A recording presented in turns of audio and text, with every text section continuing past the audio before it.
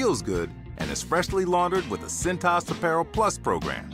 So are you ready to take on today? Visit Cintas.com. I'm ready! And get ready for the workday. Winter isn't over just yet. In Colorado, your furnace has one job: to keep you warm. If it's been a while since your last tune-up, you're rolling the dice. Stoke here. ROX Rocks Heating and Air is local and honest. Get your furnace tuned up before the cold settles back in for only $39. Call ROX Rocks Heating and Air today or schedule online. Keep your home warm, keep your family safe, but only with ROX Rocks Heating and Air. Now play that jingle. HVAC service, installation, repair. ROX Rocks Heating and Air. Hi, I'm Brad Barnett, president and founder of Mountain High Appliance. This President's Day, enjoy huge savings at all of our showrooms. Whether you're replacing a single appliance or planning a full kitchen remodel, we've got you covered. From freezers starting at $199 to complete kitchen packages starting at only $19.99. Plus, save up to $4,200 on select KitchenAid packages. And our price match guarantee means you'll always receive the best pricing. When you think appliances, think Mountain High Appliance. Mountain High Appliance, your favorite appliance store. Thank you. It's time to take care of you. Who better to help you do that than the top voices in well-being on Audible? Sign up for a 30-day trial at audible.com/wellbeing. KKFN and KKFN HD1 Longmont, Denver.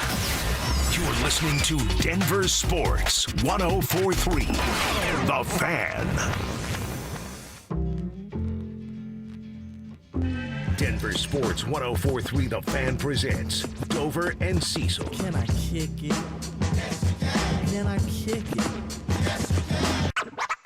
It's Friday, gotta get down on Friday. Friday, you ain't got no job, and you ain't got to do. Today's Friday. Thank God it's Friday!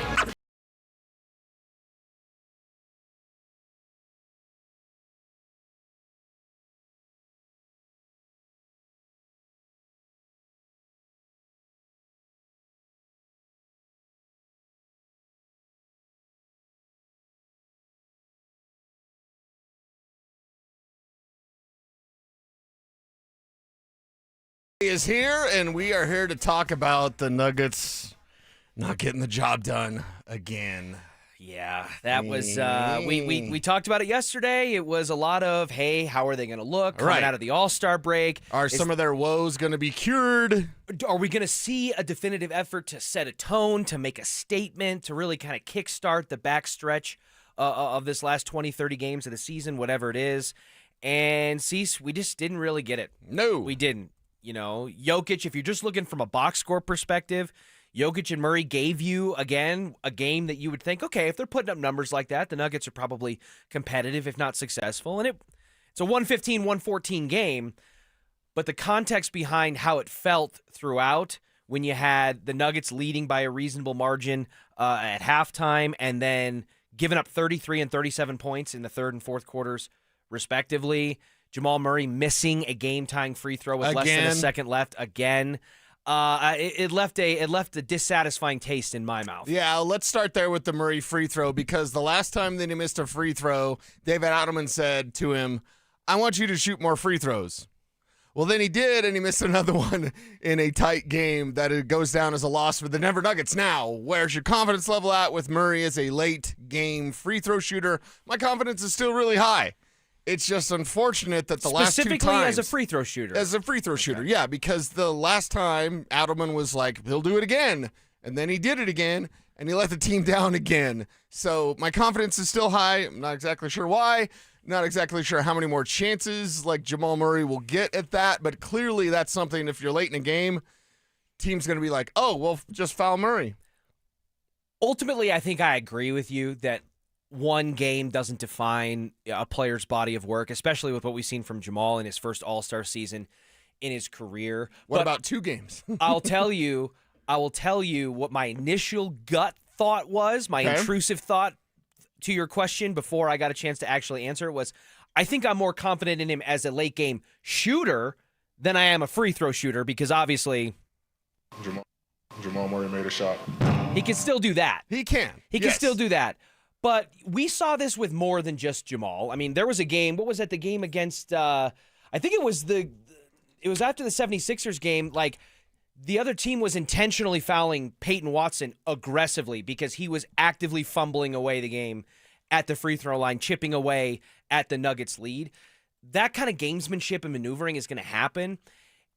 It would be hard to say you would want someone other than your big two at the free throw line with the game on the line. Like, it's going to have to really be a stretch for me after a couple of games or Jamal having a couple of bad free throw performances late in games like that to be like, no, I need Julian Strother. I need, Peyton Watson when he's Where's back. Brucey B? Where's Bruce Brown? Give me Tim Hardaway. You know what I mean? Like, It's going to be Jamal or Joker. And it should be, because you're going to kind of have to live and die by that sword. That's your two-man game. Well, those are your two guys. How do you feel about last night's game, because they died by that sword again? Like, okay, all right, it's all-star break. We wanted some difference.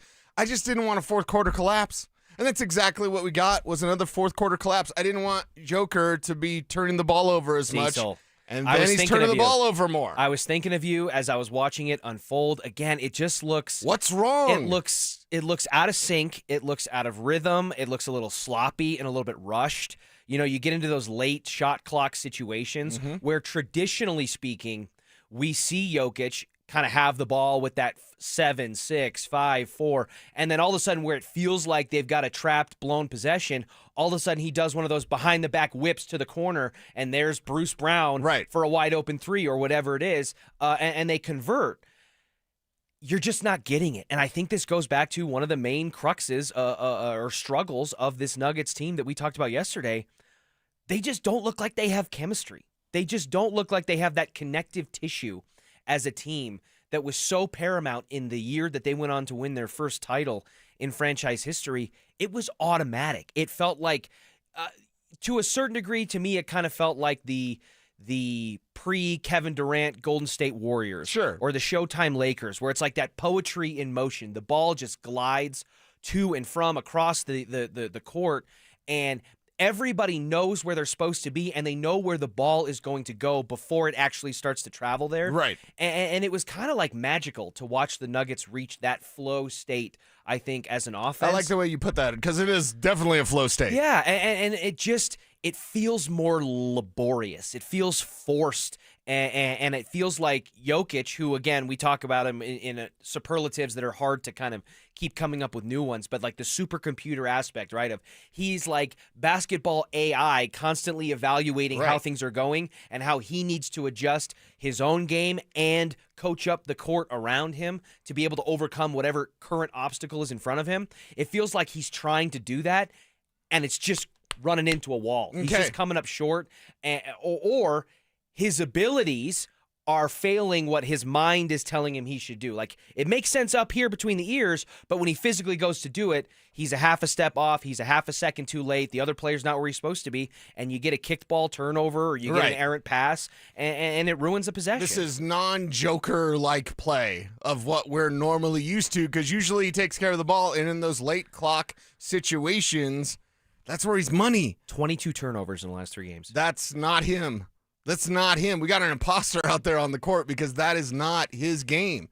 His game is to make the right pass, make the right play, be clutch in those moments, and it just hasn't been there. Now, you're saying chemistry, which in essence is going to say time is the ultimate solution, right? Just give it time. Well, to quote Martin Lawrence, someone else got your time, because time is running out. Like, the playoffs are going to be here before you know it. I know it's just February 20th. But they're going to be here before you know it. You're going to blink and be like, oh, it's ready for the postseason. You've got to get ready for that, and it's got to be now. It's post-All-Star break. You've got to be better. You've got to be sharper. And for me, I'm not sure if it's chemistry, although I don't necessarily disagree with you. But I just wonder, could Coach David Adelman be doing something differently? You think it's a stylistic thing? Maybe. Like maybe. They're just running inefficient Chemistry sets? is part of the answer. Like, that is part of the answer.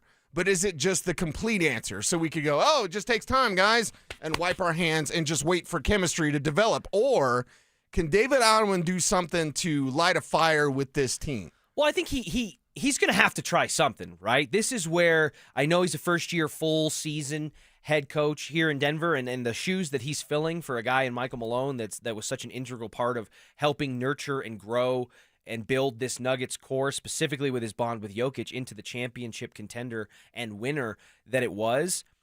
But this is where he may have to earn some stripes a little bit, because it probably is deeper than just chemistry, Cecil. It feels like there could be a mentally defeated aspect to some of this. Because to be honest with you, even if Jokic as a passer hasn't looked the way that we thought, or as a floor general when you're talking about the turnovers and the clunky play, he's not even dominating from a scoring perspective the way that we're used to. And I know, again, you can look at a box score and say, hey, 22, 17, and 6, that's good enough on most nights. It wasn't tonight, but it's also about the way that it's happening. He doesn't feel as dominant in the interior as we've typically seen him. And this wasn't a Clippers team that has Zubats, who's been a player who's given Jokic fits in the past, kind of in that Domantas Sabonis type of vibe in Sacramento. Zubats isn't there anymore. He's an Indiana Pacer, and we're still not seeing Jokic, whether it's a Sombor shuffle or when he gets into his low post game and he's able to just spin the hell out of whichever bigger, slower defender is there up against him. We just don't see it as cleanly, as smoothly, or as often as I feel like we have, and that to me points towards something a little bit more mental. Yeah, so, well, and I like what Larry's saying here in the YouTube chat. I think AG is more important to this team than anybody is saying. Yeah, missing AG and missing Peyton Watson, still killers, but we got a lot to discuss with the Nuggets. Will. So we'll get into more give Denver us your Nuggets. reaction, YouTube chat, RamosLaw.com text line. Yep, 303-713-1043. In the meantime, we'll pivot to the Denver Broncos because the odds are out and win totals are out for all 32 teams across the NFL.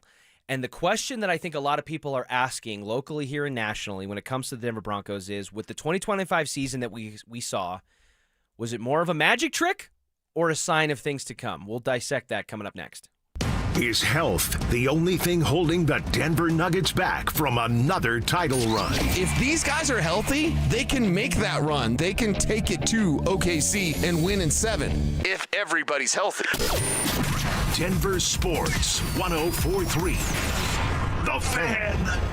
Hey, what's up, guys? It's Zach By here. For 5280 Exteriors, Colorado homes face more risk than ever from intense weather, including wildfire exposure. 5280 Exteriors prioritizes fire-resistant, non-combustible, low-maintenance exterior upgrades with reliable quality installations. Protect your home with James Hardy siding, TimberTech decking, and Pella Impervia fiberglass windows, all designed to stand up to heat, weather, and time. They also offer 60 months no-interest financing. 5280 Exteriors, the altitude of quality.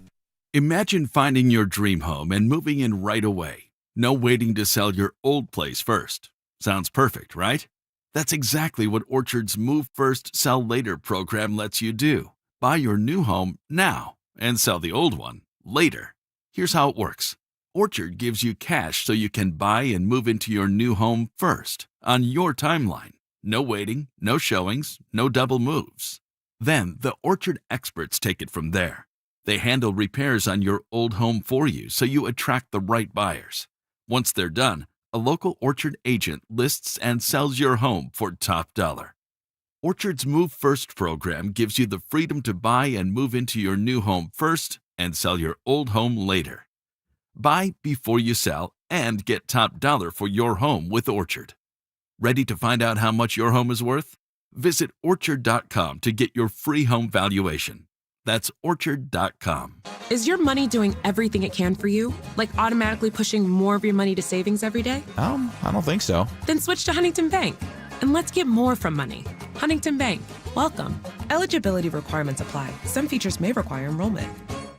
Hey guys, your boy Mark Schlereth here. Denver is Truck Month only at Bozarth Chevrolet and Celebration Chevrolet, where every new and pre-owned truck comes with a spray-in bed liner included. That's right, every new truck, every bed protected. Plus, take advantage of deeply incentivized programs on all the new and pre-owned trucks, including the new Silverado and Colorado, with offers designed for their customers to take advantage of. Work harder, play harder, drive smarter. Only at Bozarth Chevrolet and Celebration Chevrolet, your trusted partner in automotive. One iced coffee? $1, please. For real? No way. One iced coffee? $1, please. For real? No way. What a deal. Your new morning groove. Iced coffee from McDonald's, any size for just $1 until 11 a.m. Price and participation may vary. Cannot be combined with any other offer. Ba-da-ba-ba-ba. Hi, I'm Terrell Davis, two-time world champion and Pro Football Hall of Famer. There is nothing more important than your health. This February, save up to 50% off on select premium equipment. Visit one of Fitness Gallery's 7 convenient locations from Colorado Springs to Fort Collins. 2026 is shaping up to be an amazing year to buy a home in Colorado. If you've been dreaming about getting into your first place, upgrading for more space, or downsizing for a simpler lifestyle, now is a smart time to start planning. And the first step is easy. Get pre-approved. With American Financing, you can get it done in 24 hours or less, so you'll know exactly what you can afford before you start shopping. Rates have been dropping, home prices are steady, and more homes are hitting the market. You could score the right home at the right price and lock in a monthly payment that fits your budget without stretching yourself thin. And unlike renting, every payment you make goes toward your future, not your landlord's. And here's a misconception we love to bust. You do not need 20% down. Many buyers purchase with as little as 3% down. So if home ownership is on your 2026 goals list, let's make it happen. Call American Financing, Colorado's home for home loans, at 303-695-7000. That's 303-695-7000, or visit them online at americanfinancing.net. NMLS 182334, NMLSconsumeraccess.org. Stream Stokely and Evans with Mark Schlereth, Dover and Cecil, The Drive, and all your favorite shows on the Denver Sports 104.3 The Fan app. Denver Sports 104.3 The Fan. DenverSports.com and the Denver Sports app. Denver Sports 104.3 The Fan presents Dover and Cecil.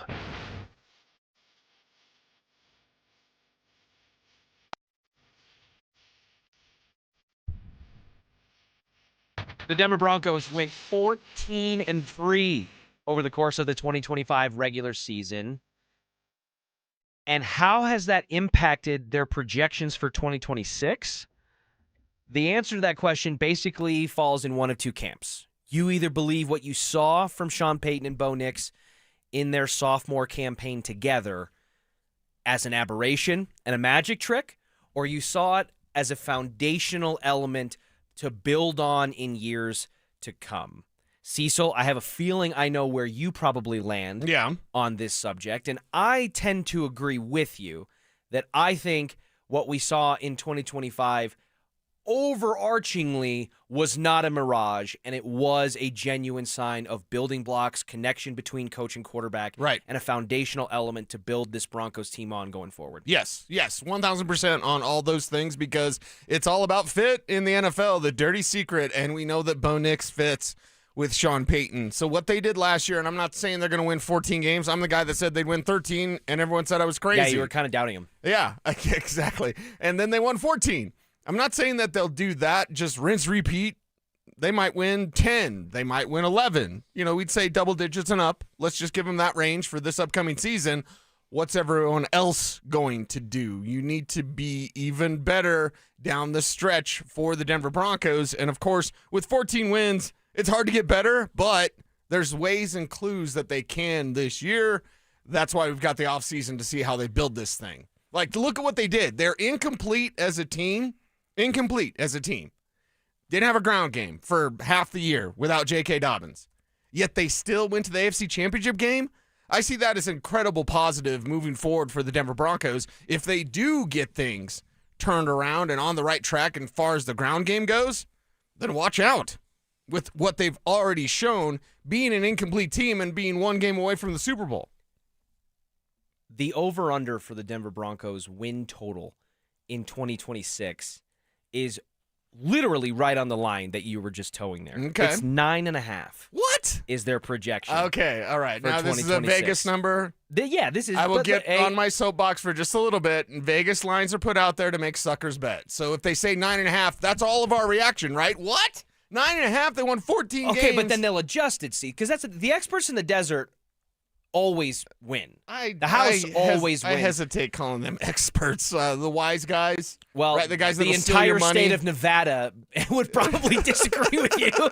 But I would take the over on that number, because I think that when you're sitting at 14-3, you're obviously a regression candidate, because you made it 14 wins and 17 tries. Like, there's not that much more ceiling to go toward. So obviously you're a regression candidate there. And I do believe that the Broncos are what we saw from them last season wasn't an aberration, and it really was, a foundational building block type of thing. But Cecil, it would be naive of us not to look around, even within the AFC West, with what we saw with the Kansas City Chiefs and wonder, could that happen to the Broncos? In 2024, the Kansas City Chiefs were 11-0 in one-score games. And the Broncos, how about last year?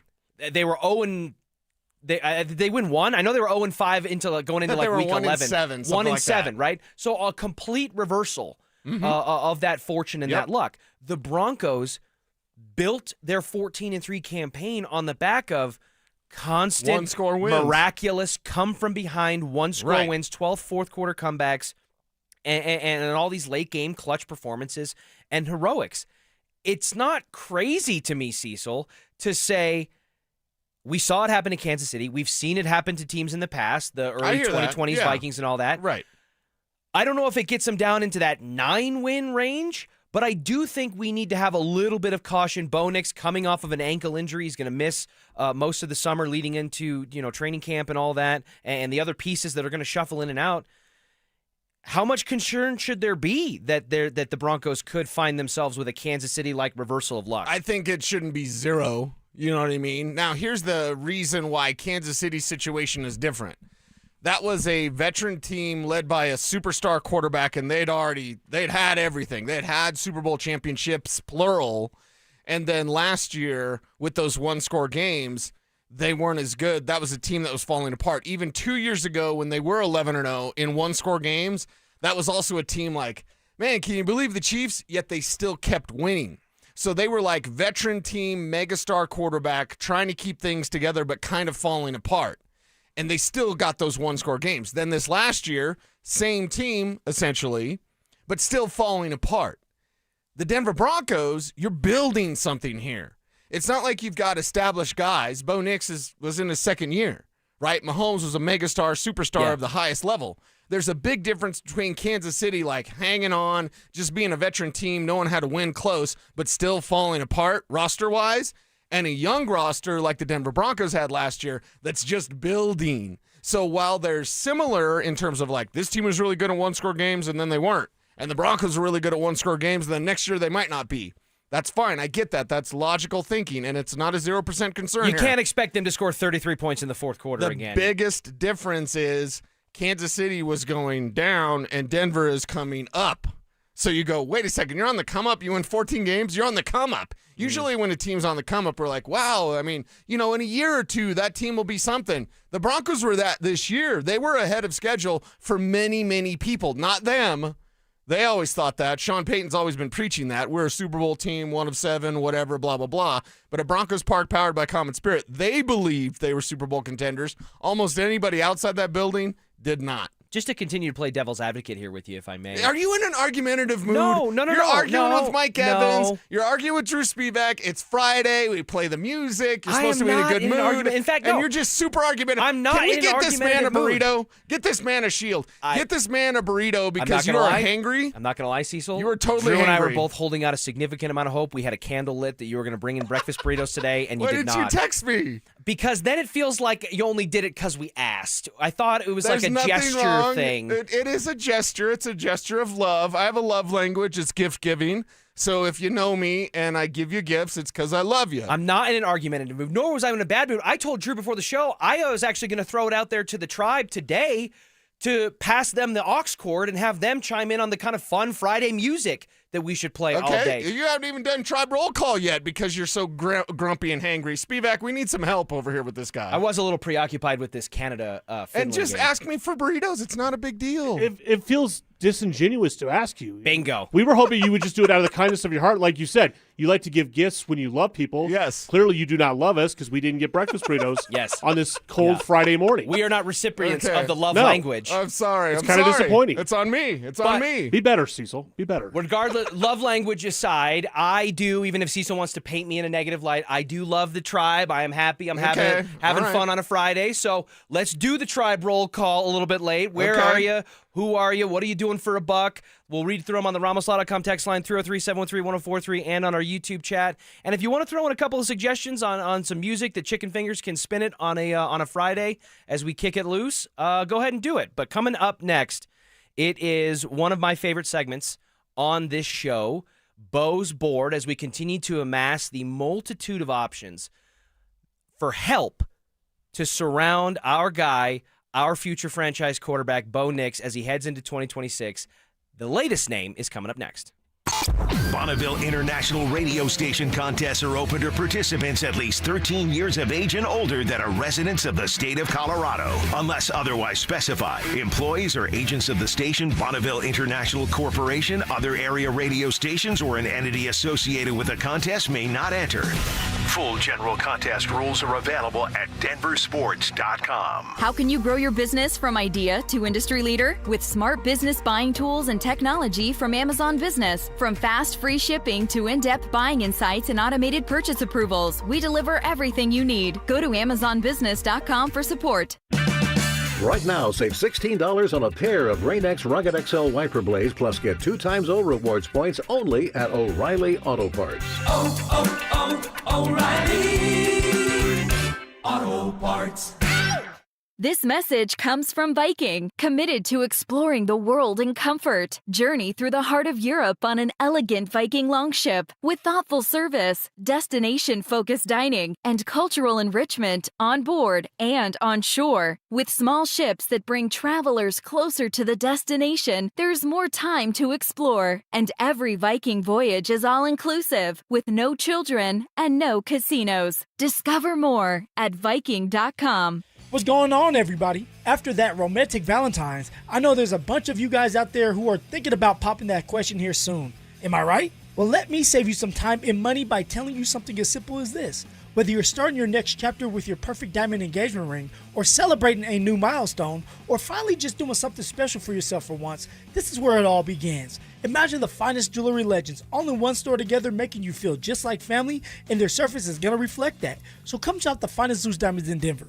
They have every size, shape, and price range you can imagine, and the largest selection of engagement ring settings I've ever set eyes on. And not only are they going to share the secrets of the business with you, they're going to give you the best price in Colorado, guaranteed. So why wouldn't you want to create moments and memories for yourself and the ones you love by going to Williams Jewelers, the official jeweler of the Colorado Avalanche, Denver's first family of fine jewelers. Located in Cherry Creek North on 3rd Avenue, and also in Inglewood and Broadway and Bellevue. And don't forget to mention my name, Philip Lindsay, when you step through one of those doors. Men, we all know how important sex is in a relationship, both for you and your partner. But erectile dysfunction ruins sex, which can often have serious impacts on your relationship as well. This is Jeff for the Rocky Mountain Men's Clinic, and if ED is a problem in your life, you understand the impacts it has on you and the one you love. But I'm here to tell you that ED is a treatable condition, and almost without exception, you can have really good sex again. At the Rocky Mountain Men's Clinic, we're experts in treating ED. We've treated tens of thousands of men with protocols that are effective in well over 90% of cases, which means if you're like most guys, good sex will be the norm. You could even last up to an hour or more and bring a level of intimacy for you and your partner that might just astound you both. It's time to have really good sex again, so call us. Just $99 gets you blood work, a medical consult, and if medically advised, a test dose. And if that test dose doesn't work in the office, your visit is free.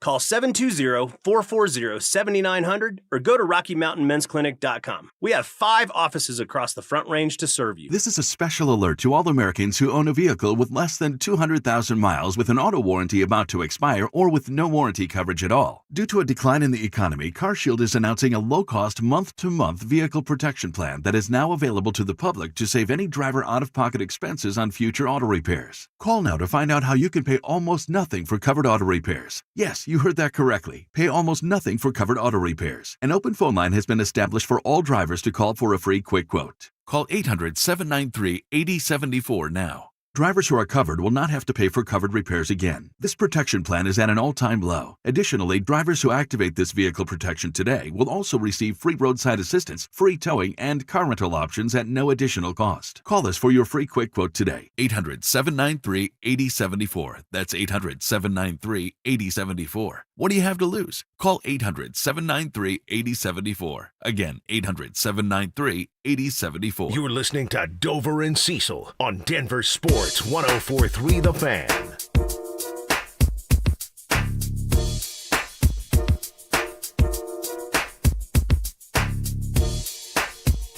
Our guy Bo Nix needs a little bit of help, I think, in 2026, and there are a variety of different positions that you could probably justify saying need an upgrade on offense for the Denver Broncos. Not that I want to take anything away from what they were able to accomplish. It didn't always look pretty, but it doesn't always have to. That was Sean Payton's. I did appreciate, and I told you, I think it was either you or Dover when I sat across from you. I said, you know what? I think Sean Payton, to me, has kind of redefined beauty standards in an NFL sense. Like, he went on that diatribe saying it doesn't have to be aesthetically pleasing.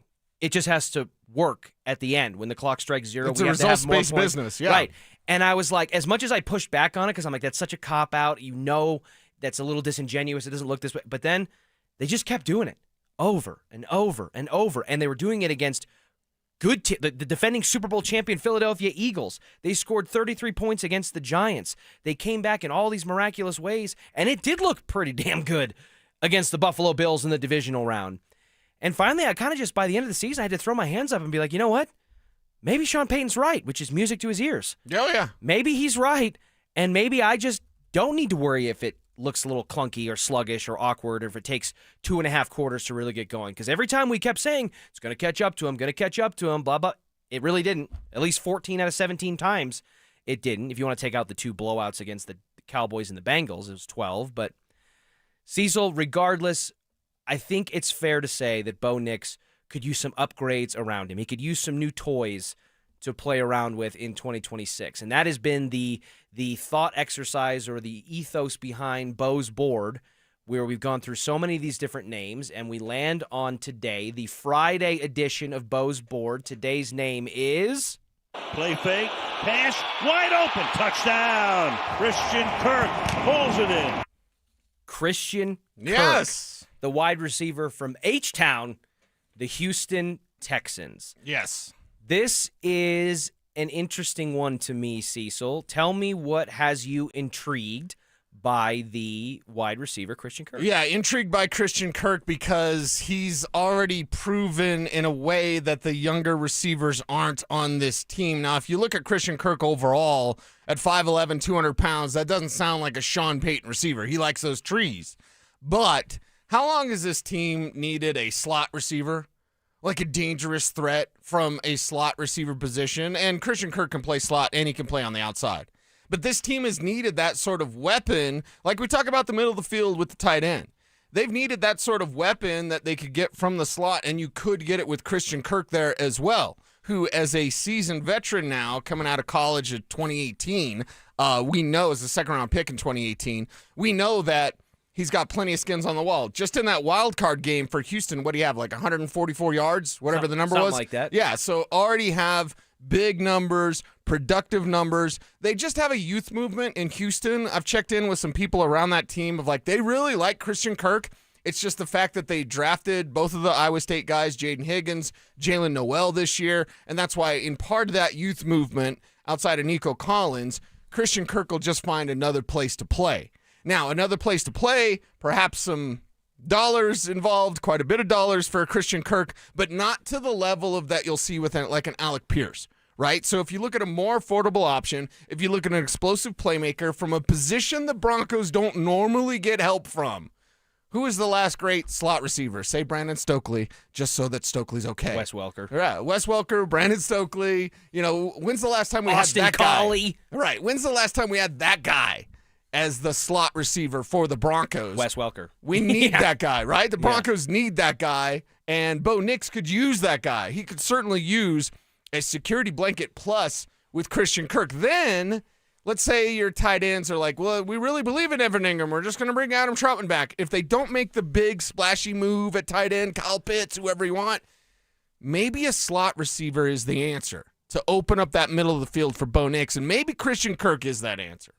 He could be, and it really is a little bit of a mixed bag from an evaluation standpoint, in my opinion, Cecil, with Christian Kirk, because you're talking about a guy that when he came into the league as an Arizona Cardinal in 2018, it really was kind of like step forward, step forward, step forward, stacking good, productive years and growing in production year after year after year, ultimately leading to him signing a $72 million contract with the Jacksonville Jaguars. And how does he respond in his first year as a Jag?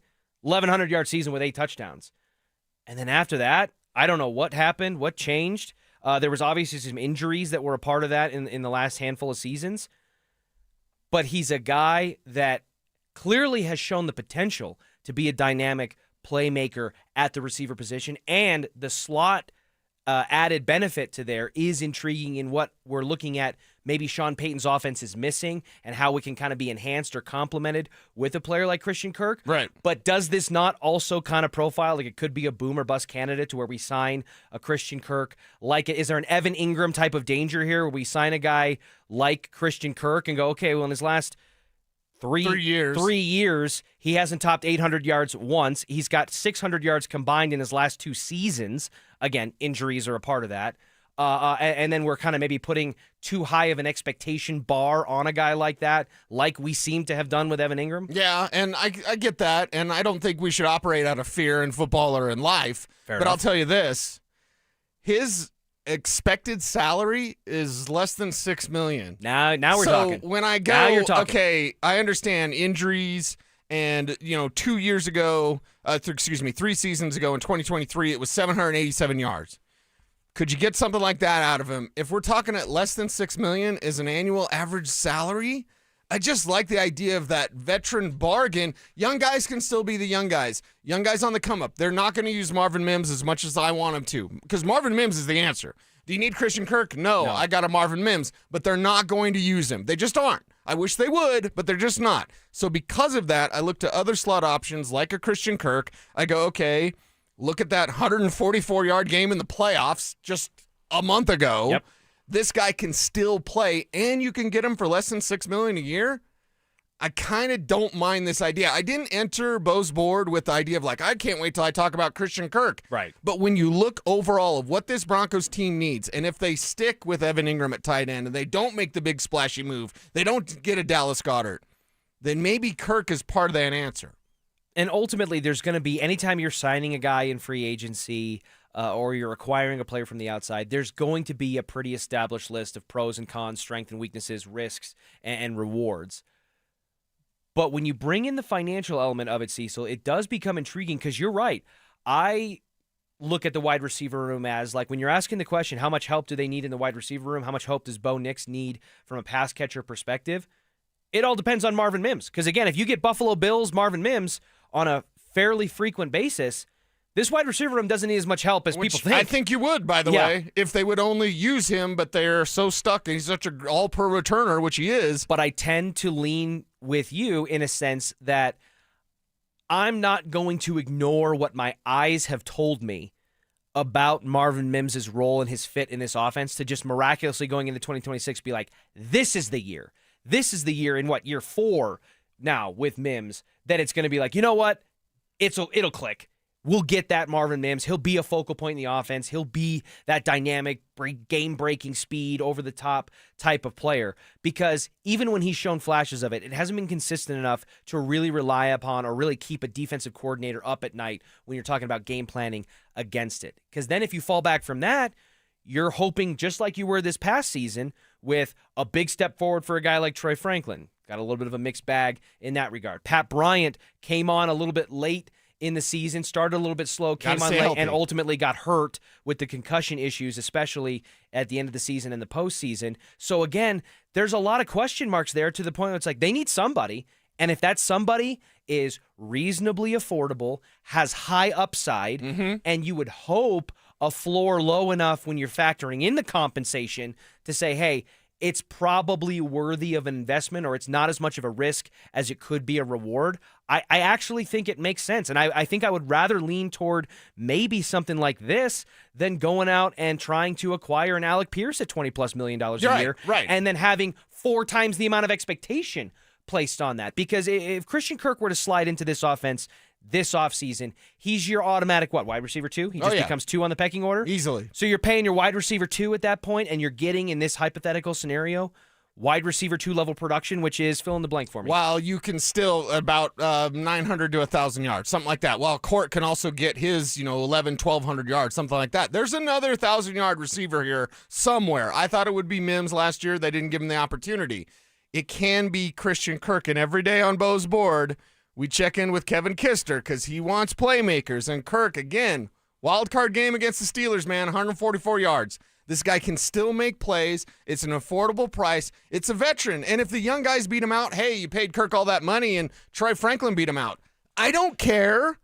But does Kevin Kistner care about Christian Kirk? Again, he's not Justin Jefferson. That's a different discussion. But can he be a playmaker for Bo Nix? The name is intriguing. Then you start looking at the numbers and his injury history. It doesn't excite me at all. You could tell from the second Kevin opened his mouth. He was not in this. He was like, he's got a great personality. I was literally going to say, it was like, he's, I'm sure he's really nice. It's not you, it's me. Like, he sounds like Jacob. He donates to our charity. Jacob. Jake, our boy Jake, update, still has not done anything to break the tie, to break up with and sever this very murky non-relationship with this woman that he's been on. So Kev's not even going to ask Christian Kirk out. It's not you, it's me. Yeah. I'm in love with somebody else. Kev's leaving Christian Kirk on So red. the idea of a slot receiver, doesn't that excite you or intrigue you? Because the young guys haven't done it yet. They haven't proven it. If they do, great. But I'm not going to sit here and go, no, they will get it. I already know Christian Kirk can play. I think the injury history's there. I mean, he had one great game in the last 2 or 3 years. He hasn't been himself. He had a 144-yard game in a playoff game. Yeah, that's the only good game he's had in 2 or 3 years. Okay, he had a 144-yard game in a playoff game. He's been working on himself. Exactly.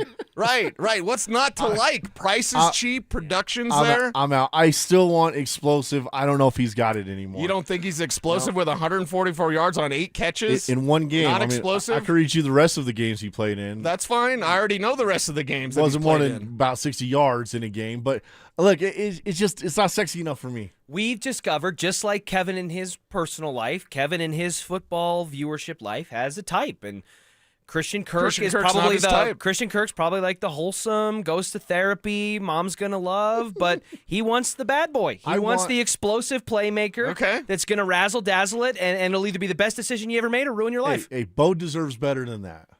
Bo deserves better. Oh, so now you're Now defending it's on Bo's honor. Now it's on Bo. Yes, you're projecting your own desires on Bo. I bet Bo would make Christian Kirk a 1,000-yard receiver again. Well, Bo will make.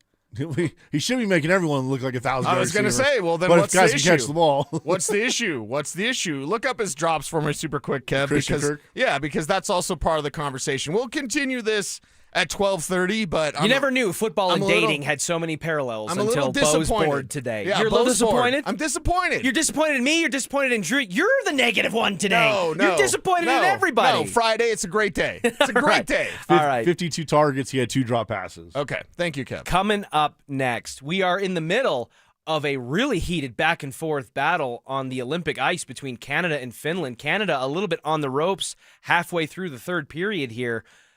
Team USA's got a game of its own against Slovakia, and some people are saying we might be in store for a trap game before this show concludes. We'll dissect that matchup coming up next. Should the Broncos consider trading one of their starters on defense? To me, there's 2 guys for one spot. One guy you took with the 83rd pick in the NFL draft, one guy you took with the 20th pick. Plus, Moss is getting ready to get paid. Barron, you got a ways to go until you have to pay him. I think it's simple. Riley Moss needs to be dealt this offseason. Denver Sports 104.3. The Fan. Amy Cox did something smart. She saved hundreds on auto insurance switching to Progressive. And with that money, she decided to treat herself to an anti-aging red light mask. Will she look like a horror movie villain every night? Yes. Will her boyfriend Kevin be scarred for life? That's certainly a risk. But it's Amy's savings, and if she's willing to risk her relationship for smooth, wrinkle-free skin, well, bye-bye, Kevin. Switch and see if you could save with Progressive and treat yourself. Progressive Casualty Insurance Company and Affiliates. Why choose a Sleep Number smart bed? Can I make my site softer? Can I make my site firmer? Can we sleep cooler? Sleep Number does that. Cools up to 8 times faster and lets you choose your ideal comfort on either side. Your Sleep Number setting. Enjoy personalized comfort for better sleep night after night.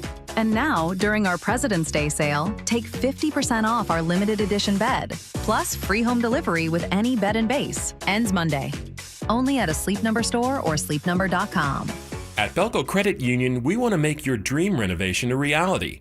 Maybe that means a modern kitchen upgrade or a luxurious new bathroom. With Belco's Home Equity Choice line, you can get easy access to funds with the freedom and convenience of a home equity line of credit, plus the security and stability of a home equity loan. Plus, Belco is also offering low rates for qualified borrowers. Learn more at belco.org/choiceline. Belco is an equal opportunity housing lender. Belco, banking for everyone. Dan Jacobs with 303 Law 4040 and Jacobs Law with another cool story to share. James called 303 Law 4040, and he's like a lot of our clients, not looking to get rich, but he just didn't want to get stuck with a bunch of medical bills. So we met with James like we do all of our 303 Law 4040 clients in person, and it's a good thing we did because we noticed James did not look so good. We sent him to the hospital to get checked out, and they did wind up admitting him. In the end, we got him feeling better and $125,000. He was over the moon. He came into the office to pick up his check and rang that victory bell. And the really cool part is James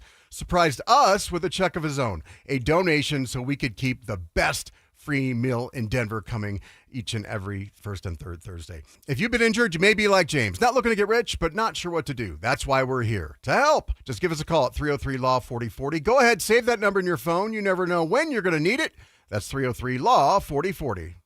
Hi, I'm Terrell Davis, two-time world champion and Pro Football Hall of Famer. There is nothing more important than your health. That's why I made the smart move to invest in fitness equipment with Fitness Gallery. It's a game changer. This February, save 25% off all primetime functional trainers, home gyms, and racks. Work out on your schedule on the equipment you choose from the safety and comfort of your own home. Save up to 50% off on select premium equipment. Visit one of Fitness Gallery's 7 convenient locations from Colorado Springs to Fort Collins. Hey guys, your boy Mark Schlereth here from my friends at Xfinity. Now, when Team USA is on, you can almost see the moment when the kid starts believing, hey, I can be next. Now, while Xfinity can't guarantee that, they can guarantee something super important. That's your internet price won't change for 5 years. No contracts, no commitments. So, while your kid's ordering online or streaming highlight reels, your Xfinity internet price won't change. It will not budge. And who knows, by the time the next Winter Olympics roll around, your kid could be getting fitted for their very own Team USA uniform. And guess what? You'll be paying the same price for reliable Wi-Fi. And there's even more to enjoy with Xfinity Gold Medal Celebration. Now through February 22nd, get our best price on gig Wi-Fi for 5 years guaranteed,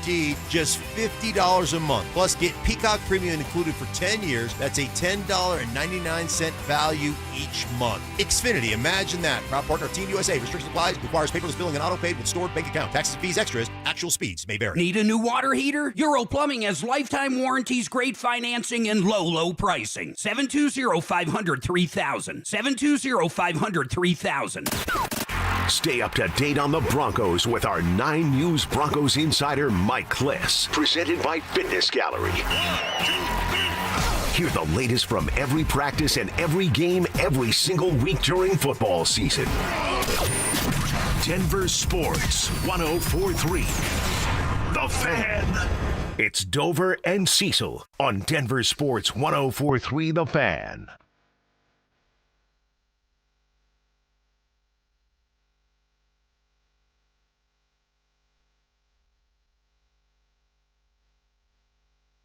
Well, like clockwork, we went into the break with Finland up 2-1. Yep. And Team Canada has now tied it up with 8 minutes and change remaining in the third period against Finland. And I got to be honest, I think I have a little bit of a bone to pick already with Team Canada because I think Finland got in their head, and I think that they kind of cheated a little bit already two periods and change into this game. Yeah. When they were, how'd they cheat? They were down 2-0, and Finland looked like they had them on the ropes. I mean, the ice definitely looked like it was tilted in their favor. They were aggressive in the offensive zone. Canada just kind of looked like they were being as reactive as possible instead of proactive, which when you have a roster that's as star-studded as Canada's, that's no small feat for a team like Finland. And then all of a sudden, there was a penalty. And I think that Brad Marchand took a dive. I think that Team Canada realized that they were on the ropes a little bit and they need to manufacture some kind of spark. And Team Canada's power play, some, including myself, are arguing that it might be the best power play lineup ever assembled in Olympic history. Right. And sure enough, just like they've done the entire tournament, 30 seconds, 40 seconds into the power play, Cale Makar rips one right through the back of the net, and it's 2-1. And then that kind of just totally changed the momentum in favor of the game. And I just feel like, I don't want to drop the C word, but it feels like they cheated a little bit. Yeah, well, it's part of the rules, right? If you're going to flop and they're going to call it, that's also part of the rules. So Team Canada, Canada, like Shea Gilgeous-Alexander. Team Canada, they were going to be there. When it was 2-0 and we came into the studio, it's like, oh, it's 2-0. Is Canada actually going to? No.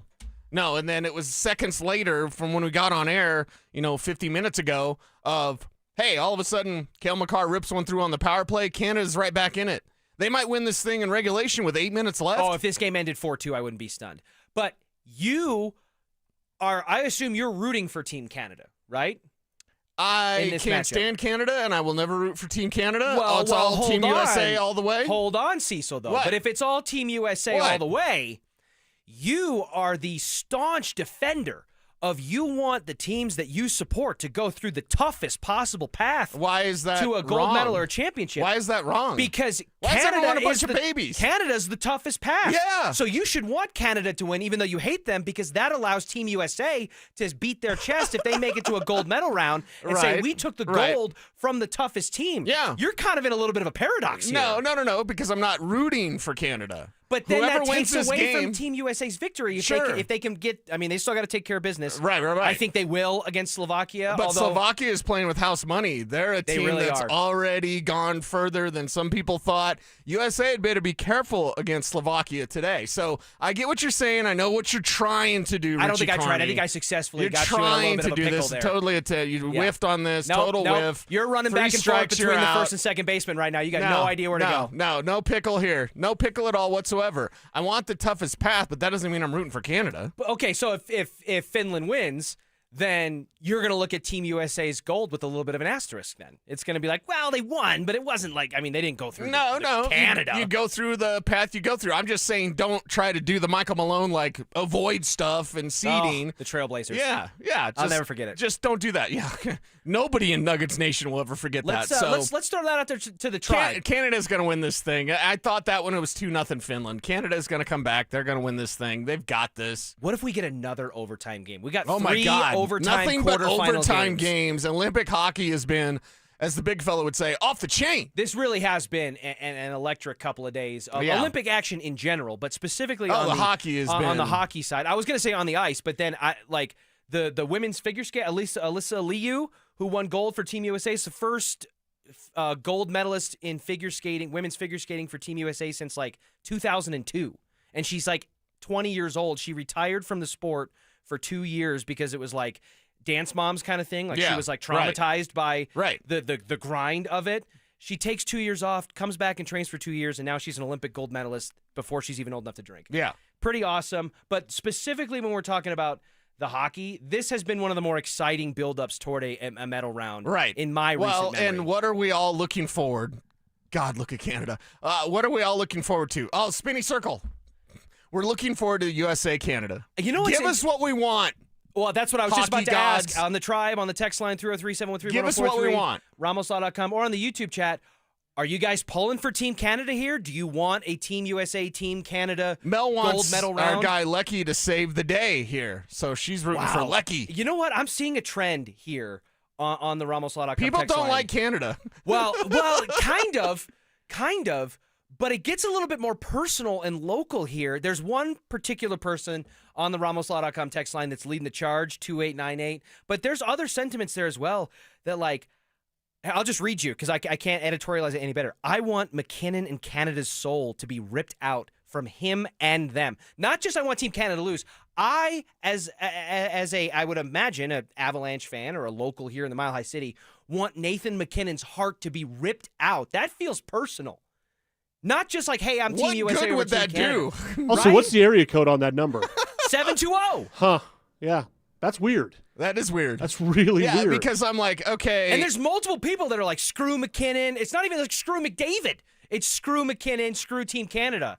Yikes. They right? got to be Stars fans that just live here with the local area code, right? Well, Stars fans are probably is it pissed. Will Peterson? Do we know? Is it Will's Arturi number? Lehkonen looks better than Let's Mikko cross-check Rantanen. it. It might be Will Peterson's number. Right. Right. Do we have, what's that reverse number search? Right, Yeah, right. whitepages.com.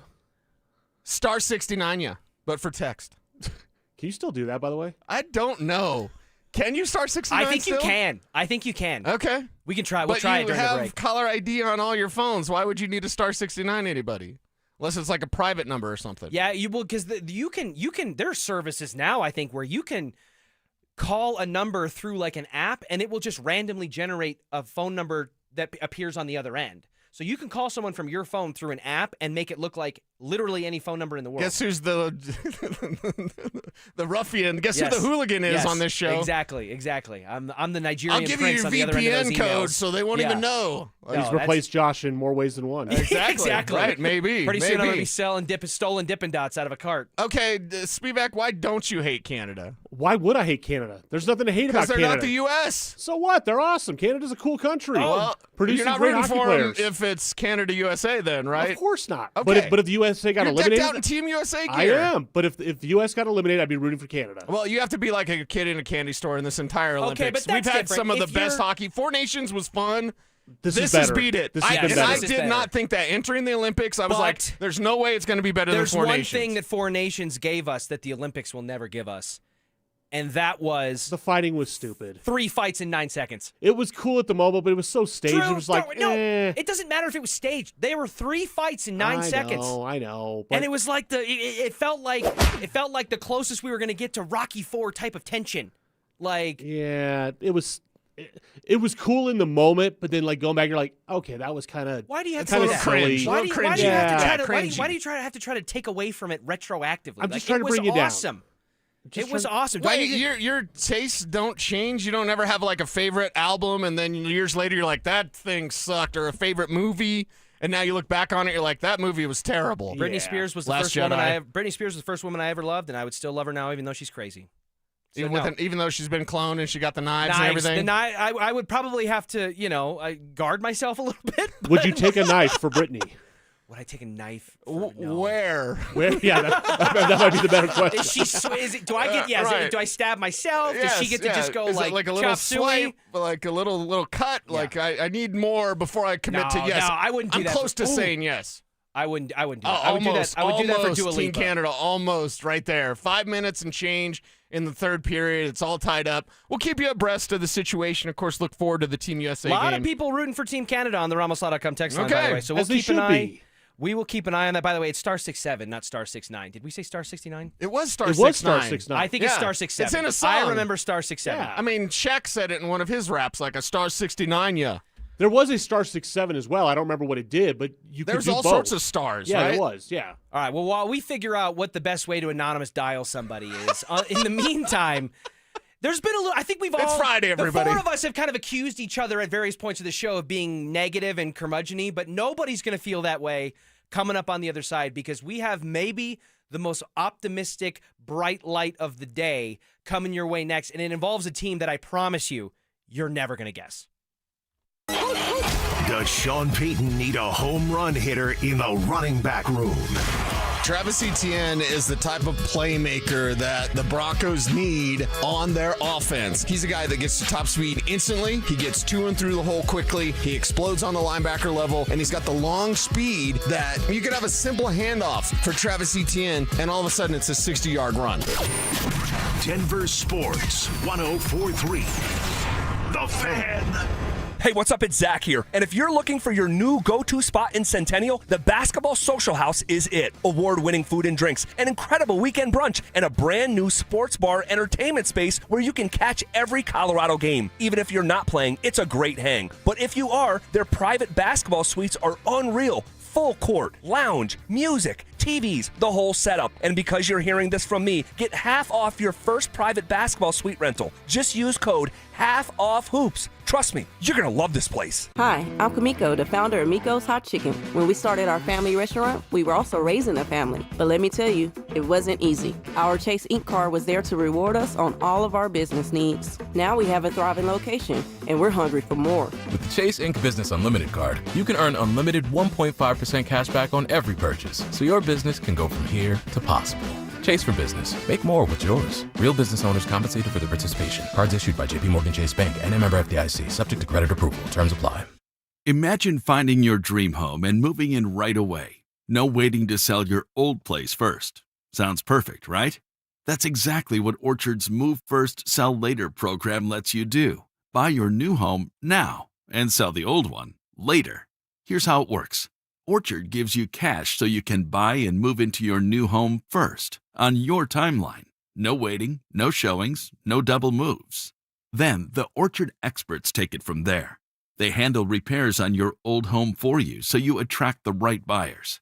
Once they're done, a local Orchard agent lists and sells your home for top dollar. Orchard's Move First program gives you the freedom to buy and move into your new home first and sell your old home later. Buy before you sell and get top dollar for your home with Orchard. Ready to find out how much your home is worth? Visit Orchard.com to get your free home valuation. That's Orchard.com.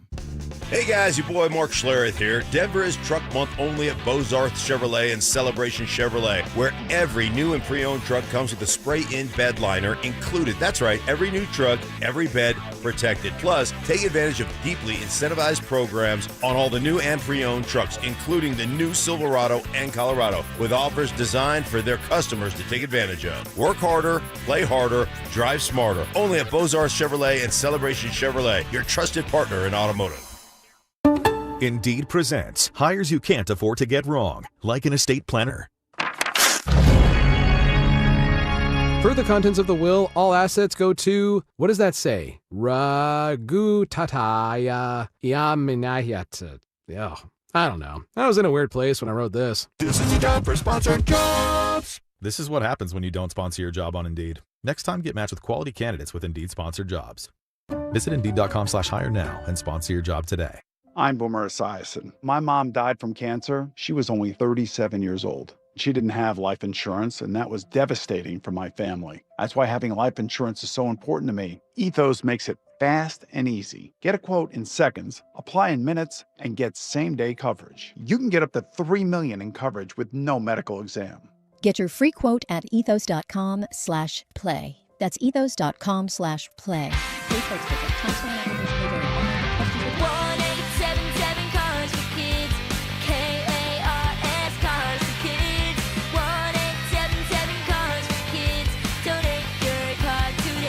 Call 877-CARS-FOR-KIDS to reach a friendly live agent. Donation's super easy, and your car can be picked up as soon as tomorrow. Call us now or go to carsforkids.org. Did you know you can donate real estate too? Are you 50 or older? This news is for you. The CDC recommends you get vaccinated against pneumococcal pneumonia. Even if you're healthy, your age puts you at risk. People 50 or older are over 6 times more likely to be hospitalized with pneumococcal pneumonia compared to adults 18 to 49. Just one shot can help protect you. Learn more and schedule at vaxassist.com. That's VAXassist.com. Sponsored by Pfizer. Get in the zone, AutoZone. Jeff's day is off to a slow start. So he heads to AutoZone, America's #1 battery destination, where Sammy, a local AutoZoner, tests his battery for free. Looks like he just needs a charge, and Sammy does that for free too. In no time at all, Jeff is back on the road, ready to finish the day strong. Free battery testing and charging at every store. No hassles, just help. Get in the zone, AutoZone. Restrictions apply. KKFN and KKFN HD1 Longmont, Denver. You're listening to Denver Sports 104.3 The Fan. Denver Sports 104.3 The Fan presents Dover and Cecil. Can I kick it? Can I kick it?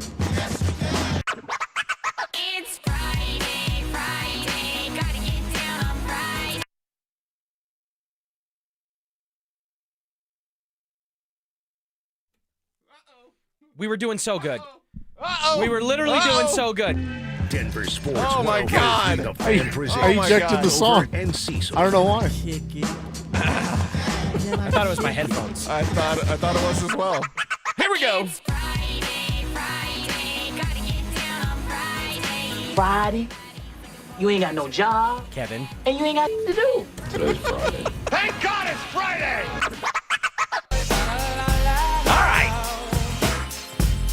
We got it in. We got the shalala. Redo. Mm-hmm. Second time's a charm. It's a reboot, as Vance Joseph would say. That'll put me in a better mood, Kev. I'm not actually in a bad mood, but any sort of Vance Joseph drop, there's something about VJ that just puts me in a good mood. That's ugly, right? The one drop that He's a tall guy. That's your first one?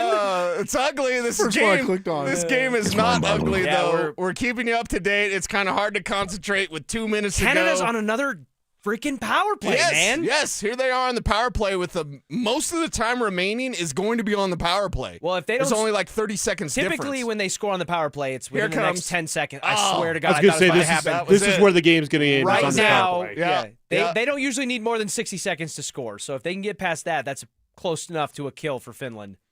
But yeah, we're keeping you abreast on Canada and Finland. We are under 2 minutes remaining in a tie game. We could get a fourth overtime Olympic hockey game potentially. Ooh, in the last they're setting that in thing the up. last 2 days, man, they are just A rifling minute it left in. on the power play, a minute 37 left in the game. All right. Well, while we're keeping an Goodness. eye on that, Goodness. Cecil, there is a source of optimism, I think. Huh?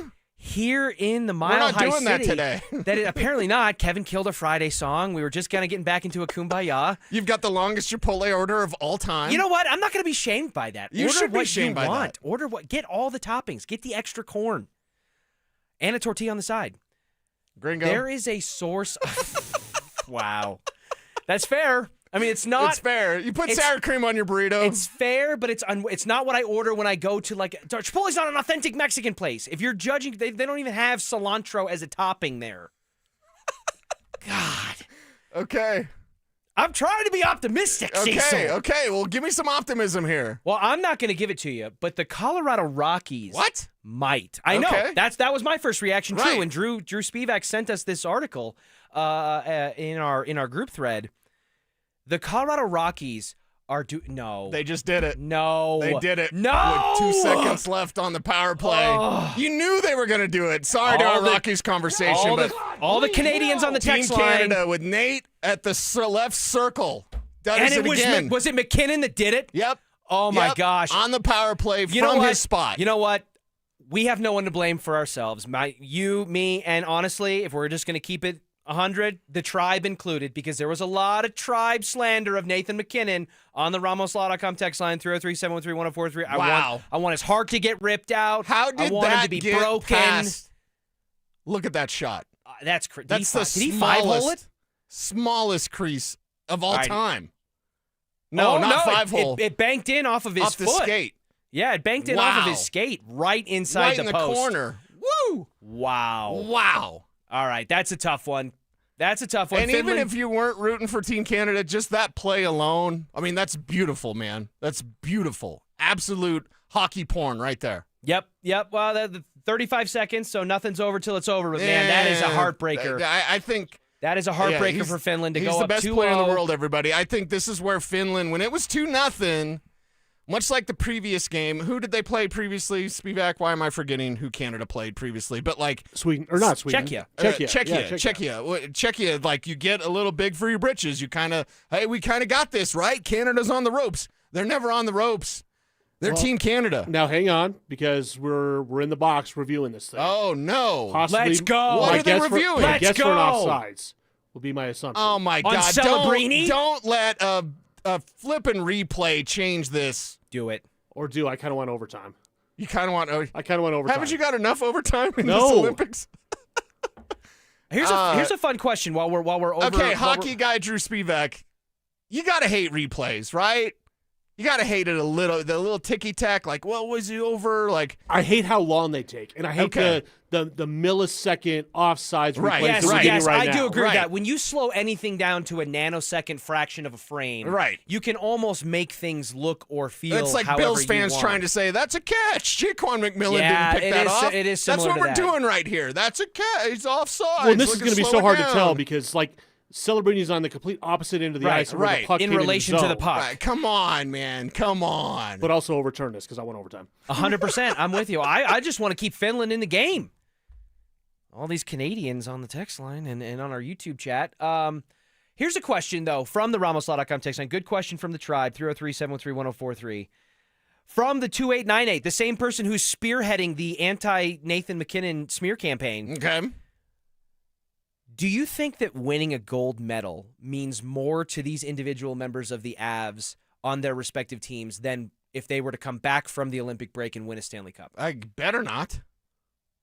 It better not. Are you telling me it does? I mean, it's obviously very important to them. I'm not telling you that it does, but if I'm going Are you talking about the inspired play we're seeing from all the Avs players, the inspired power play that we're seeing from all the Avs, regardless of their country? I'm just saying hockey, more than almost any other major professional sport, other than maybe soccer, right? There is this immense amount of overwhelming pride about playing for your country.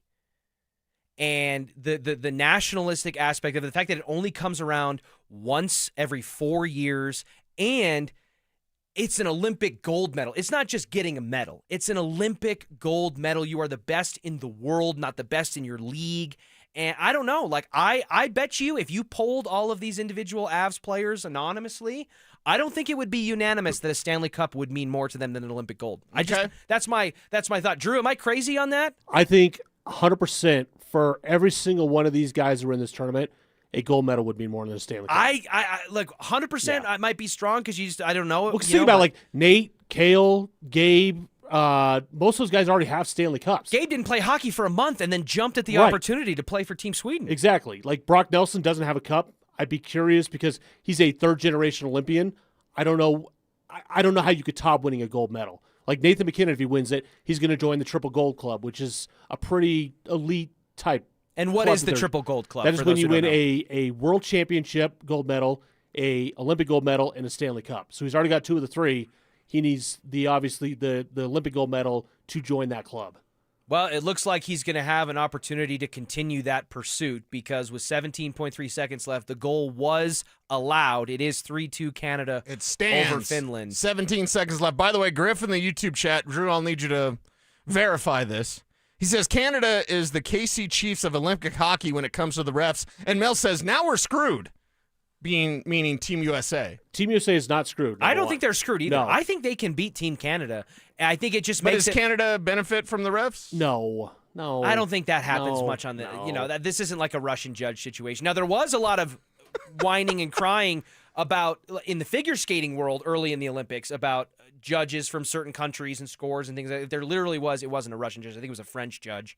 That people were crying foul over and more transparency, but I don't think you see that in an organized team sport on the Olympic stage. I just don't think it exists. All right, we didn't get to. Are you going to give me optimism? Well, I'm going to try. If Nathan MacKinnon and Team Canada don't ruin it again somehow on the other side of the break, but yes, the Colorado Rockies are doing something that I think, and many probably think, is long overdue, and I'm starting to believe it might be leading to something. That's next. Should the Broncos be aggressive in the tight end market again this offseason? I think there's some opportunities out there to kind of fix that issue if the draft is in a place where you're like, hey, I'm comfortable going up and getting Sadiq and moving up 10 spots. Like, if you're not comfortable doing that, then I think there's free agents available that would fit the bill. Denver Sports 1043. The Fan. What's up, guys? Josh Dover here. Got to talk to you about my team over at Rocky Mountain Men's Clinic. We're going to get personal, but we're in the tribe. We're the crew, right? We're homies. Want to ask you about your sex life. Is it gone? Is it gone because of something you're not doing? And that is not dealing with your erectile dysfunction. If ED is affecting you, it's time to get back to the sex, intimacy, and love that brought you and your partner closer together. You need to schedule your consult today. First visit is just $99. It includes a medical consult with a Colorado licensed provider, They'll draw your blood, tell you what your T and PSA levels are, and if medically advised, they're going to suggest you take a test dose right there in the office. If that test dose doesn't work, they don't want your money. But fellas, listen up. It works in over 90% of men, and you could be having sex as soon as the next day. Call them today. You've got nothing to lose. 720-440-7900 or visit them online at RockyMountainMen'sClinic.com. Hi, I'm Terrell Davis, two-time world champion and Pro Football Hall of Famer. There is nothing more important than your health. This February, save up to 50% off on select premium equipment. Visit one of Fitness Gallery's 7 convenient locations from Colorado Springs to Fort Collins. Cecil Lammy here for SodaWeightLoss.com, and they changed my life so much. I know how to eat, what to eat, and when to eat thanks to SodaWeightLoss.com. I lost over 60 pounds a few years ago, and I'm never going back. Having my own nutritionist made all the results. A real person, so I could go with questions, concerns, and maybe just even sometimes just need some encouragement. Join Soda Weight Loss for a short time to have results that last a lifetime, just like me. Call them up at 1-866-800-SODA, SodaWeightLoss.com. Soda Weight Loss is, say it with me, state-of-the-art. This message comes from Viking, committed to exploring the world in comfort. Journey through the heart of Europe on an elegant Viking longship with thoughtful service, destination-focused dining, and cultural enrichment on board and on shore. With small ships that bring travelers closer to the destination, there's more time to explore. And every Viking voyage is all-inclusive, with no children and no casinos. Discover more at Viking.com. You're still grooving, still connecting, still loving, still turning up, still thriving. You still got it, but your immune system, it weakens as you age. That's where vaccines come in. They help train and strengthen your immune response to fight off respiratory illnesses like flu, pneumococcal pneumonia, RSV, or COVID-19. Ask your doctor or pharmacist which vaccines you need. Book in minutes at VaxAssist.com. Sponsored by Pfizer. Dan Jacobs with 303 Law 4040 and Jacobs Law with another cool story to share. James called 303 Law 4040, and he's like a lot of our clients, not looking to get rich, but he just didn't want to get stuck with a bunch of medical bills. So we met with James like we do all of our 303 Law 4040 clients in person, and it's a good thing we did because we noticed James did not look so good. We sent him to the hospital to get checked out, and they did wind up admitting him. In the end, we got him feeling better and $125,000. He was over the moon. He came into the office to pick up his check and rang that victory bell. And the really cool part is James surprised us with a check of his own, a donation so we could keep the best free meal in Denver coming each and every first and third Thursday. If you've been injured, you may be like James, not looking to get rich, but not sure what to do. That's why we're here to help. Just give us a call at 303-LAW-4040. Go ahead, save that number in your phone. You never know when you're going to need it. That's 303-LAW-4040. Follow us on YouTube, Instagram, and TikTok at Denver Sports 1043 to stay up to date on all your local teams. Denver Sports 1043. The Fan. It's Dover and Cecil on Denver Sports 1043 The Fan.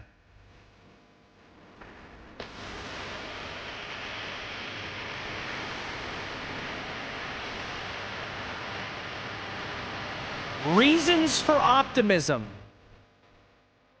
has not been something we've associated very much with the Colorado Rockies over the last half decade plus. Yeah, you're going to have to sell this for me because you're talking Rockies and optimism. And I'm like, I know it's February 20th, but all right, let me see what you got. Let me hear what you got to say about this. The Colorado Rockies have lost more than 100 games for 3 consecutive years, and it was excruciatingly painful this past season when they lost 119. And it's what prompted them to do things that, frankly, we certainly didn't expect and many thought would never happen, which is they moved on from Bud Black, they restructured and reorganized their front office, and most importantly, Cecil, they broke the decades-long tradition of being insular. They went outside the organization. They hired Paul DePodesta. They restructured their front office. They seem to be leaning more into an analytical style approach. Yeah, you got Moneyball guy, DePodesta there. And really trying to emphasize and put value on bringing in true baseball minds to be able to run things and take some of the power away from the traditional Dick Monfort, tree of power. Right. I like the start so far. There's a little bit something here. There is. Well, spring training is alive and well. Cactus League Hope ball. springs eternal. Yep.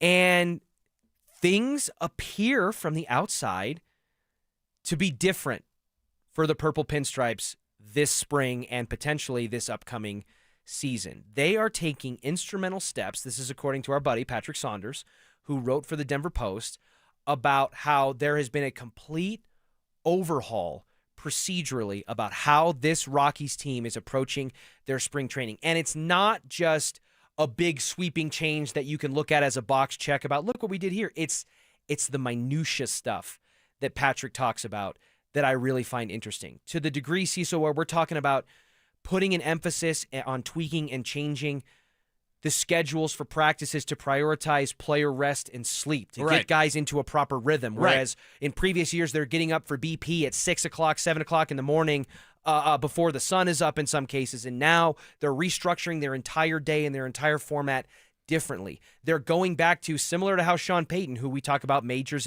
That's my favorite Kliss quote about Sean Payton, is that he majors in the minor, right? I just love that as a philosophical approach and a way to describe somebody. Right. And it kind of feels like we're having that type of approach from Warren Schaefer and this Rockies squad going into spring training. They are focusing on very specific, very rudimentary catching and fielding elements. Do you know why they're doing that? Why? They're starting from square one. They are after 3 stripping years it down to the of studs. 100 losses, you have to do this. So I appreciate that they are stripping it to the studs. They're stripping it to the studs. They talked about, Warren Schaefer talked about how when they went back and they took in the 119 loss season in mass, they realized how terrible they were as a base running team. And now they are diagramming specific drills targeted at just fixing these minor things, not worrying about how are we not going to lose 100 games or how are we going to improve, our collective batting average from X to Y, which would fall in some people's eyes under that Moneyball type of approach. Right. They really seem to be taking this spring training opportunity to break it all down and try to reform it from its individual pieces. And Cecil, I got to be honest with you, it feels almost in a weird way something that's like, oh, yeah, duh. Like, of course they should. Right. But they haven't. Yes. And they are. Well, I'm going to ask you the question, and I already know you know the answer. What's the definition of insanity? Doing the same thing over and over again and expecting different results. Being insane? The last few years of not changing anything, still losing 100, still seeing a packed ballpark at times. Like, they didn't change anything. The fact that they're changing the very basics, I think, is a good start, and it's going to take some time. This isn't something like magically the Rockies are automatically good and automatically in the wild card chase. None of that's going to happen. We know it's going to take time, and if you're a baseball fan or a Rockies fan, with these type of changes, you're willing to give them that time and not lose hope for the future. What was the most immediate thing, Cecil, that you think flipped or changed as a result of Sean Payton walking through the doors of Broncos Park powered by Common Spirit? That was immediate and evident basically in his first culture season. change. Culture change. Mm-hmm. Immediate culture change. And I feel like there is evidence to suggest that roots of that nature are starting to take hold within the Rockies organization. Take a listen to Rockies manager Warren Schaefer on with Jim Rome about the prospect of changing the culture at 20th and Blake. I mean, we have a bunch of new faces coming in. I mean, we're looking to establish a winning culture here that's sustainable. I mean, it starts day one of spring training. It starts in the off season and who we hire and just the how we go about our business moving forward. I mean, it's a big deal for us to turn this thing 180 degrees and get in the right direction. It's been going down the wrong path now for probably 3 years. So we're looking forward to getting this thing going right. So he acknowledges I love that. I do too. I really do. And I think there was a lot of people, and partially myself included, when they didn't go out outside the organization again and hire a new manager. They rolled over Warren Schaefer from the interim tag into full-time manager that was like, okay, well, they went outside for Paul DePodesta and they did some organizational things in the front office, but here we go. But you know what? The more I hear the guy talk, the more I hear and read, thanks to Patrick Saunders, the way that players like Brenton Doyle and others are talking about Schaefer and the way that he's approaching this. Yeah. There does feel like, and Brenton Doyle and others literally said it like, hey, there's energy and excitement and Right. buzz going into this. There's been spring trainings where we show up and it's like It's it's gonna a be a drag. slog. It's a slog. We're like mentally trying to prepare for the grind of what's going to be 100+ Right. lost And season. knowing that you don't have any hope. And Cecil, they may lose 100 games again this year. Right. They may lose 90 games. But I feel like we're going to have reasons to point to or suggest that things might actually be taking a step in the right direction for the Colorado Rockies in a way that they haven't in a long time. I know. And I'm excited about that. Yeah, I'm excited too because I don't know, you live downtown, the construction zone that is at Coors Field. I think we all need the orange vests and the hard hats and the lunchbox, and you just got to get to work. But this is what it takes when you strip it down to the studs. This sort of recollection, and if you look at what Sean Payton did with the Broncos, now we have to ask ourselves with the Rockies, who are those players that can be part of and really embrace that culture change? You mentioned Brenton Doyle, like, okay, that's a guy that you can look to and say, all right, you embrace this culture change. You embrace the knowledge of what you have to do and knowing that you have to do that and then buying in with that. Because part of a culture change, there's an adjustment. And the guys that don't fit, you got to get rid of. And the guys that do fit, they've got to buy in and get others to buy in. So who are those players to help buy in on this new philosophy from Walker Monfort, from Warren Schaefer, from Dee Podesta? We're fixing to find out. But it is refreshing to know they're doing this. Here's the quote from Brenton Doyle. The energy is great around here. The vibes around When's here. the last time that's been said? Exactly. And it's so simple. And again, I know there's probably people listening who are like, oh, yeah, it's great. They're happy. That's what he's supposed to They're say. getting paid tens of millions of dollars. Right. I don't care, man. It hasn't been this way. Whether it should be, it's obvious, it's small, it's minor, it's major, whatever. It hasn't been that way. And there is such a missed opportunity for baseball fandom of a real sense, not just ballpark fandom, because Right. Coors Field is amazing. Right. But a real, true missed opportunity and a dormant fan base that loves baseball. And it's been awoken so few times in the last decade plus that it just feels like a disservice to me in a certain degree. And you're right. I lived half a mile from Coors Field for 3.5 years. And I was part of I raised my hand. I used to say I raised my hand to be a part of the problem. I used to go to games fairly frequently during the summertime when they were bad because it's just a good time. Yeah. And it's just fun. And I didn't want to have to sacrifice that with the outside harebrained hope that it was going to make a difference or mean something. So the fact that hopefully the turnstiles can continue to keep turning over at 20th and Blake, but they can start to, beginning in the 2026 season, start to building block forward and put meaningful steps toward bringing winning baseball back to Colorado potentially, has me excited. And call me an optimist, call me crazy, whatever, I'm into it. So we will see how that progresses over the course of the spring and into the summer. But coming up next, should the Denver Broncos do a factory reset on one specific position group this offseason? I will bounce that question off of you and Cecil coming up next. The champ! Are you ready? Do you consider yourself a super fan? Well, now's your chance to prove it. It's Denver Sports 104.3 The Fan Super Fan Send-Off, presented by 303 Law 4040, sending you to Las Vegas for the biggest pro wrestling event in the world. A pair of 2-night event tickets, airfare, and hotel all included, plus a $500 Visa card. So get in the ring and enter now at DenverSports.com/superfan. That's DenverSports.com/superfan. Comcast Business helps turn today's small businesses into engines of modern business. It's how restaurants become reliably up and running neighborhood favorites. How retailers become seamlessly restocking, cyber-securing, must-visit shops. And how healthcare offices become the data managing caregivers that we all depend on. With reliable connectivity, enhanced cybersecurity, advanced fiber solutions, and Wi-Fi backup, Comcast Business is powering the engine of modern business. Powering possibilities. Now through March 22nd, switch to Comcast Business and get started with 150 megabit internet plus Security Edge for $59.99 a month for 12 months with a 2-year agreement. Or ask how to lock in your rate for 5 years on a qualifying internet bundle and get a $500 prepaid card when you add 2 lines of mobile. For a limited time only. Call today. Restrictions apply. New customers only. Requires paperless billing and automatic payments with bank account. Equipment, taxes, and other fees extra. After promo, regular rates apply.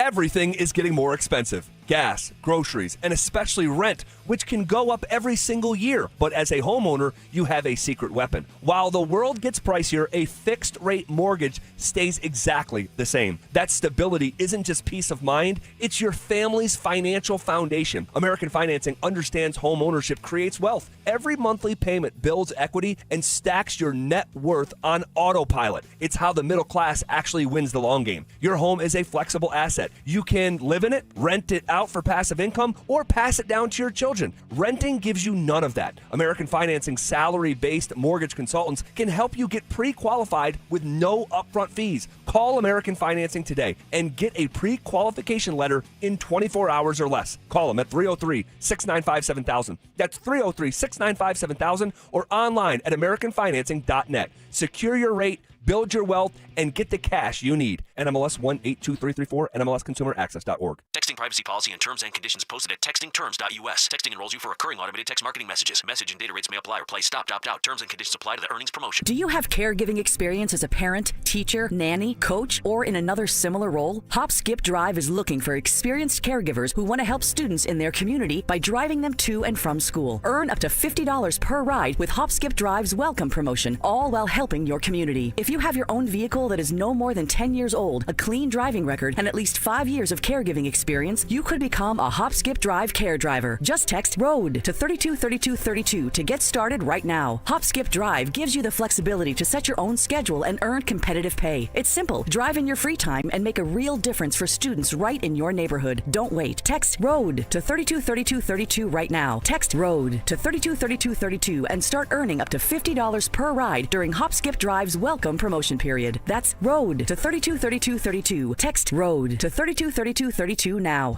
Hey guys, your boy Mark Schlereth here. Denver is Truck Month only at Bozarth Chevrolet and Celebration Chevrolet, where every new and pre-owned truck comes with a spray-in bed liner included. That's right, every new truck, every bed protected. Plus, take advantage of deeply incentivized programs on all the new and pre-owned trucks, including the new Silverado and Colorado, with offers designed for their customers to take advantage of. Work harder, play harder, drive smarter. Only at Bozarth Chevrolet and Celebration Chevrolet, your trusted partner in automotive.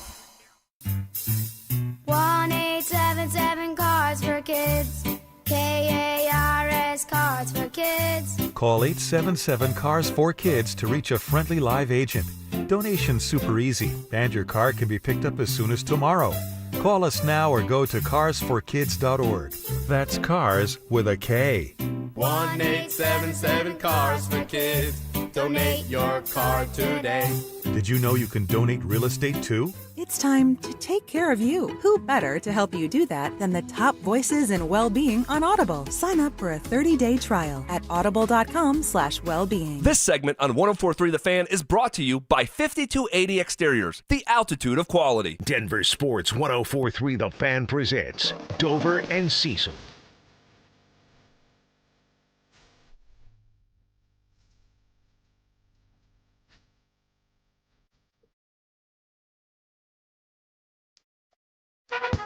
Is it time to blow it up? Is it time for a factory reset at one particular position on the Denver Broncos roster? Richie Carney sitting in for Josh Dover alongside Cecil Lammy. I'm talking about the inside linebacker room, Cecil. Is it time to go Spanish Buzz? Just reset the factory settings. Okay. Because of the stars that have theoretically aligned. You've got Alex Singleton up for a contract extension. Justin Sternad up for a contract extension. Dre Greenlaw, a free agent signing, but somebody that is within the realm of possibility, especially after shedding the Russell Wilson dead cap burden, where if you wanted to potentially pivot and move toward a Devin Lloyd or a different free agent linebacker this offseason, you could shoulder that dead cap burden and do so if you weren't pleased with, from a health standpoint or a production standpoint, what you got from Dre Greenlaw. And that's three major contributors in your inside linebacker room. Doesn't mean you have to blow it up. Doesn't mean you have to keep more than one, keep two, keep them all. But I simply want to ask the question, Cecil, for a position group that the Broncos have struggled with for so many years now post-Super Bowl.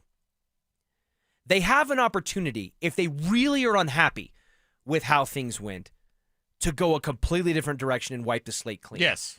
Do you think there is justification to warrant that consideration? Yeah, I think there is, and this whole entire room could look completely different because even though he's signed through 2027, let's start with Dre Greenlaw, you've got an out and only $4.3 million, only $4.3 in dead money. That's very affordable, Yes. as weird as that sounds, with $4.3 million, but he's on the books for 10-3. You can have a $6 million savings with a post-June 1 designation for Dre Greenlaw, and his post-season comments. You and I have actually really been able to discuss this.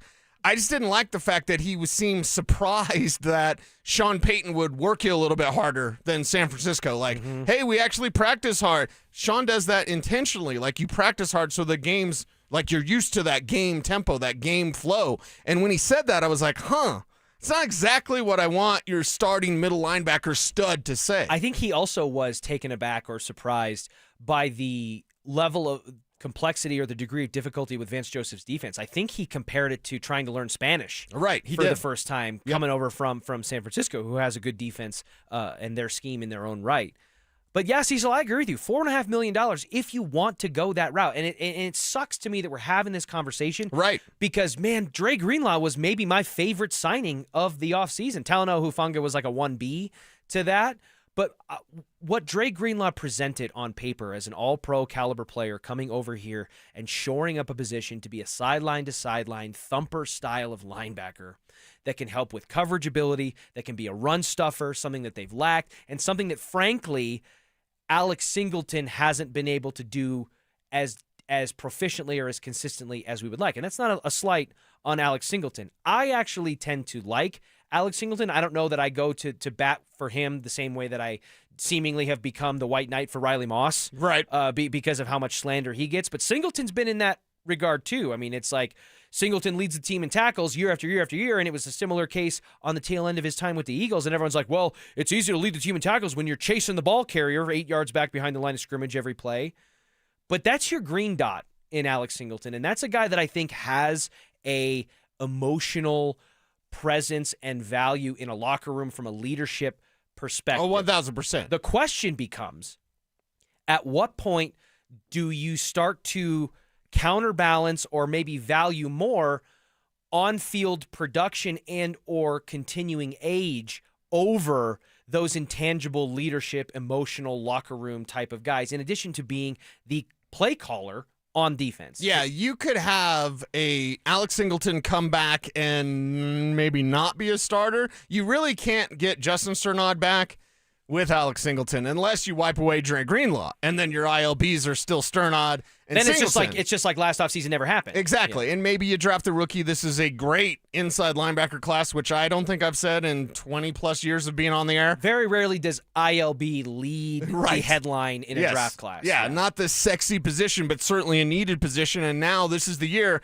Last year, the Broncos kind of ignored tight end in the draft until Caleb Lohner, which is just a garage project. I certainly hope with this historic ILB class that they do not do that. Doesn't mean C.J. Allen, the Georgia kid in the first round, like Daniel Jeremiah's most recent mock draft Kev was talking about, like, okay, is that a case that could go? I know Anthony Hill, the Texas kid, has been mocked to them there at 30 as well. Jacob Rodriguez in the second round from Texas Tech. So you've got a bunch of different options, but what's the best option? To me, the best option includes Alex Singleton in some role, form, or fashion, and here's why. He's a future coach on this team. And he can't be a player coach. That's not allowed by NFL rule anymore. But you want that sort of leadership. You want that green dot, and then you want someone who's better in coverage. Because it's not the tackling and the run stuffing. We know that he's top of the top right there. He still can get it done, still can be productive. And Mace had the numbers, DenverSports.com. You look at the passer rating allowed when you're the closest defender. Alex Singleton's almost the worst inside linebacker in the league when it comes to that. So can you get a young guy to develop behind him? Jacob Rodriguez in the second round seems to make a lot of sense, a guy that stood out at the Senior Bowl and on film for the Red Raiders at Texas Tech. That's an option. Devin Lloyd is the big money option I know a lot of Broncos fans out there want, which means number one on Brandon Stokely's wish list right if there. you're going to be getting a Devin Lloyd, and I think you made a promo of Stoke talking about Devin Lloyd, if you want to go spend that money on ILB, I get it, as long as it includes Alex Singleton staying and a young guy drafted as well. And that's no slight against Justin Sternad. I just think the best combination includes having that veteran presence. And maybe you think Sternod could be that. His number for Justin Sternod actually isn't projected to be that much. You're going to pay up for Devin Lloyd. You're going to pay up a little bit for Justin Sternod. You're going to get Alex Singleton on a deal. What is Sternod's ballpark projections expected to be? Because you're looking at Alex Singleton. I'm looking at Mace's article at DenverSports.com right now. He's coming to the conclusion of a 3-year, $18 million contract. That's $6 million a year. Even That's for Sternod? No, this is for Singleton. Oh, for Singleton. Current contract, 3 years, $18 million. Even for math geniuses like me, $6 million a year. His spot rack projection currently, according to Mace, $4.7 million. So you're actually going to get him on a lower AAV than what you're currently paying him. That, to me, is a big bonus or plus in the argument toward keeping a guy like Alex Singleton. But I will say, for a guy like Justin Sternod, who's not quite yet on the quote-unquote wrong side of 30, he will be by the time the 2026 season rolls around, but you got a guy that's a couple years younger and is probably factoring, even though he's going to get paid more than the 1 year, couple $1 million type of situation that he's on. Spot Track has him for Justin Sternod projected at $3.8 million annual average, which I think is really low. Devin Lloyd is $20 million, by the way. Yeah. And then Alex Singleton, as you mentioned, is at $4.6 million. So you'd actually get Justin Sternod on a lesser deal, and this is just a projection from Spot Track. I actually think it's wrong. I think that if you're Sternod, you could push for $5 million, maybe $6 million, something like that. Maybe that's a little bit too much, but I don't think you can get him for 3.8. That's for sure. And here's why I want a young player with Alex Singleton. Because of Justin Sternod. Mm-hmm. Sternod learned so much from Singleton. Like, you could think, okay, now you've got the mentor. Now he's the leader. I get that, but how are his kind of leadership and coaching capabilities? I already know that Alex Singleton can coach up a young player. It's why I want a rookie to go alongside with Singleton and then maybe make that splash move for Devin Lloyd if you decide to move on from Dre Greenlaw. So you would prefer a combination of, like, you'd be willing to cut bait with Sternod and Greenlaw and keep Alex Singleton and try to pair him with either like a Devin Lloyd plus a draft pick or something of that nature? I think your best plan, let's say you keep Greenlaw, right? And they say, let's just keep him around, and now he's used to the system, whatever. Now he's speaking Spanish. So you say, Orle pues, and you go, let's get it done. That means alrighty then. I always make all of my Mexican friends laugh anytime I say Orle pues, because they're like, you're so dumb. You're so dumb. I'm just saying, alrighty then. Alrighty then. How about you keep Alex Singleton, even if you keep Dre Greenlaw, and still get that rookie? I think your answer for the Broncos ILB position must include Alex Singleton, merely for his leadership and coaching almost presence, because I think he's a future coach on this team. There's also an availability aspect to it too. Alex Singleton has been remarkably available, and in the he came back from testicular cancer and missed a game in 2 weeks. Yeah, not even two full weeks. And obviously he came off of a knee injury, tore his ACL, or played an entire game with a torn ACL and led the team in tackles in that game, and then comes back the next year and looks at like he hasn't lost a step. So I think that I can understand people wanting to go the direction of a Justin Sternod because, to your point, he's come up under Alex Singleton. He has looked good in every most spot duty that he's been asked to do. He's looked like a capable inside linebacker in a starting capacity. He's a couple years younger. He's even cheaper than Alex Singleton, even if Singleton's on the cheap. But I just don't know if I want to give away the green dot and potentially disrupt some of that connective tissue on a Broncos defense that helped carry them to a 14-3 record. So we will see how the Denver Broncos approach every position on their roster, but specifically the inside linebacker room, which has so many different variables and options with which they can exploit. Coming up next, it is 11:45 on a Friday, and just like every weekday here on Dover and Cecil, that means it is time to check our X. That's next. He's Bo Nix, the most proven quarterback from his draft class. So I got a guy in Bo Nix who's thrown the most touchdowns, who has got a low interception rate, who's got the lowest sack rate, and the most wins. And what do I value in football more than any other projection or forecast? Production. Am I concerned about the injury stuff? I am. But if we're re-ranking this class, I would take Bo Nix number 2. Denver Sports 104.3. The Fan. Cashback is not available on gas in New Jersey and Wisconsin. couponing. Wow, you didn't strike me as the coupon type. Just trying to stay ahead of inflation. Gas, groceries, everything. It's all more expensive. I need to save wherever I can. Have you tried Upside yet? Upside? What's that? It's a free app that I use that pays cash back for every gallon of gas I buy. You've got to buy gas to get around anyway. Might as well get paid for it. Come on, does that really add up to anything? I've already made around $200. The extra cash helped pay down my bills, and I even had a little extra left to treat myself. And the Upside app is free? Totally free, and the cash back is real. You can transfer the cash right to your bank account. I'm downloading Upside right now. Download the free Upside app now to earn cash back every time you buy gas. Use promo code ENJOY to get an extra 25 cents per gallon on your first tank. You can cash out anytime right to your bank, to PayPal, or a gift card for Amazon and other brands. Just download the free Upside app and use promo code ENJOY for a 25 cents per gallon bonus on your first tank. That's code ENJOY for a 25 cents per gallon bonus.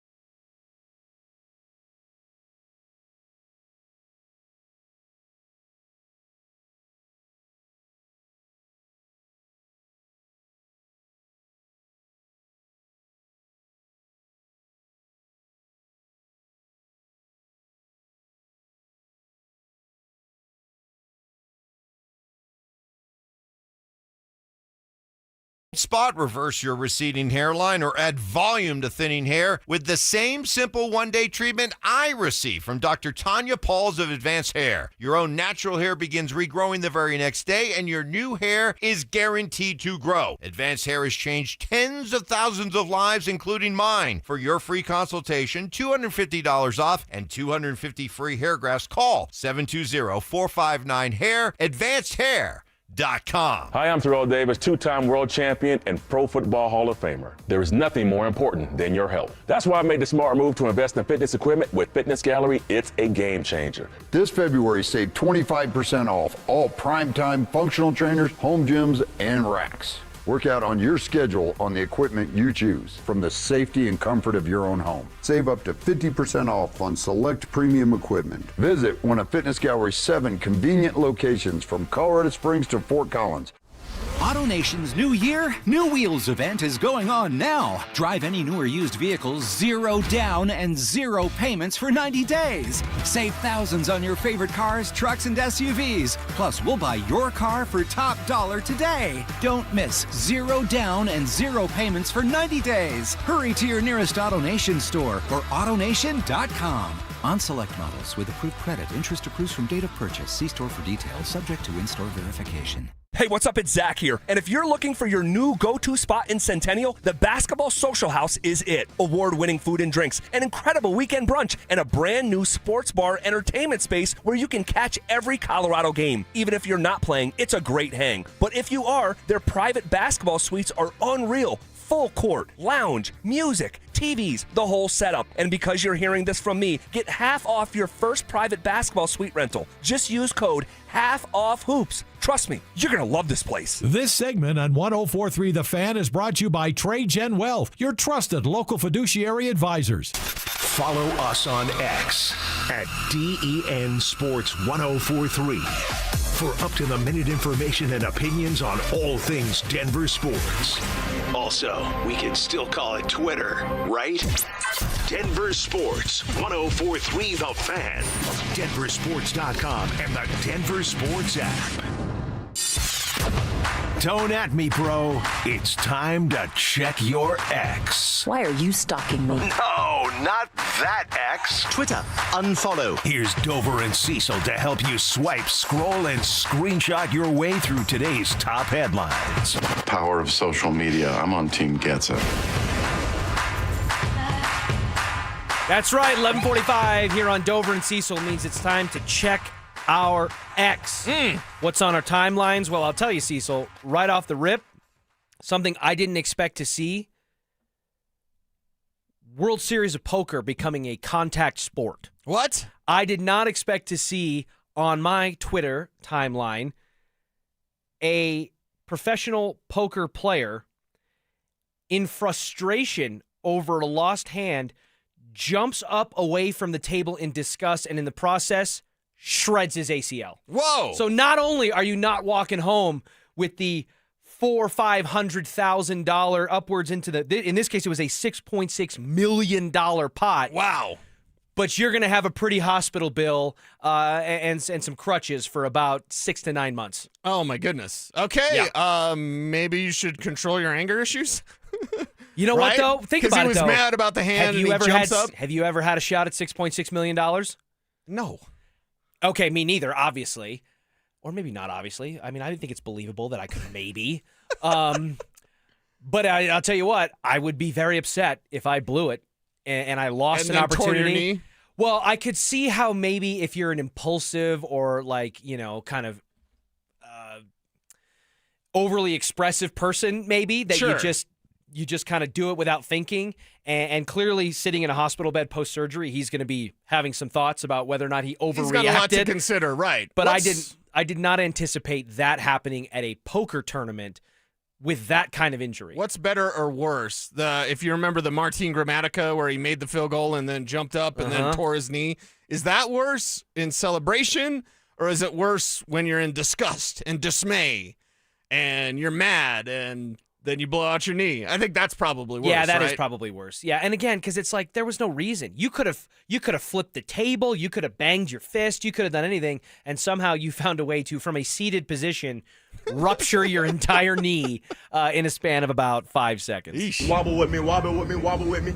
All right, it is unfortunately or fortunately, depending on my timeline, I certainly was pulling for Team Finland in this Canada-Finland matchup, but Twitter and the collective social media / internet collectively is ablaze with praise for one Nathan MacKinnon, who put the dagger in Team Finland's heart to allow Canada to continue advance toward their medal round. Again, Cecil, this just feels like the latest installment of the Avalanche are Thanos. They are unstoppable. You can spread them out across all their different national teams, and each of them individually is going to dominate for their respective countries, and Team Canada was a certainly well-represented aspect of that, as was Team Finland, who has 2 members of the Avalanche on it. This was a very burgundy and blue heavy matchup that we saw earlier today. But yeah, Cecil, like we talked about yesterday, Nathan MacKinnon ripping the game winner, Arturi Lehkonen hitting a game winner yesterday to put Finland in position to play Team Canada here. All eyes are going to be on the Avs coming out of this Olympic break, and anything short of a Stanley Cup victory, in my opinion, is going to feel very, very hollow. Yeah, and it's something where the pressure's on high because you're an absolute wagon. You better perform like it. Before the Olympics, you could take a little bit of a slide. Now, post-Olympics, you better be sharp. Wobble with me, wobble with me, wobble with me. What's on your timeline, Cease? Okay, first off, are you a Wizard of Oz fan? Define fan. I'm familiar. Do you enjoy it? Do you like The Wizard of Oz? Sure. Okay, sure. Like once a year you watch it, or I don't know every about other that. year? I'm sure. Okay. Yeah. Wizard of Oz turns 87 this year, and back in 1998, when they had like the TV guides and everything, when you just had the description on the TV, you press guide. Yep. This is how somebody on Turner Classic Movies described it. Transported to a surreal landscape, a young girl kills the first person she meets and then teams up with 3 strangers to kill again. You know what? That's strikingly accurate. If you really Colorado Rocky this thing and strip the Wizard of Oz down to the studs, right? That's kind of what it is. It's a murder movie. Yeah, it's about a young girl murdering. Because I do think when I watched it, I was pretty young. I was a kid when I first watched it, and I got to be honest, it's shocking how fast everyone moves past the fact that the wizard or that the house lands on Glenda, the bad witch. And they're just right from the onset, and it's like they're dancing the yellow brick road and having fun, and her legs are literally sticking out from under the front porch, and no one's like, should we do something about this? No. Yeah, and then you bring up teaming up with the 3 friends, and you know they all have their different vices, and their different problems, and you know there's not a lot of where was PETA when it came to the flying monkeys. Wait, you've never done the Dark Side of the Moon thing to match it up with the Wizard of Oz? I think it's already done on Pink YouTube, Floyd? so you could just watch the Wizard of Oz with Pink Floyd matched up to it. You've never done that? No. What is it? What is that? Wait, you don't know about that? No, is it some hidden message type of thing? No. If you play Dark play Side the of the record Moon, backwards? No. If you play Dark Side of the Moon, it matches up almost immediately to every scene in Wizard of Oz. What is that? Okay, but what does that mean? Like it matches That up, means like the theme of the song matches what's going on the screen? Yes. That's psychotic. You've never done that? No. Who has done that? A show of hands in this room? Everyone knows about that. No. Pink Floyd talks about flying monkeys? Yeah. And murder? Yes. No. And money.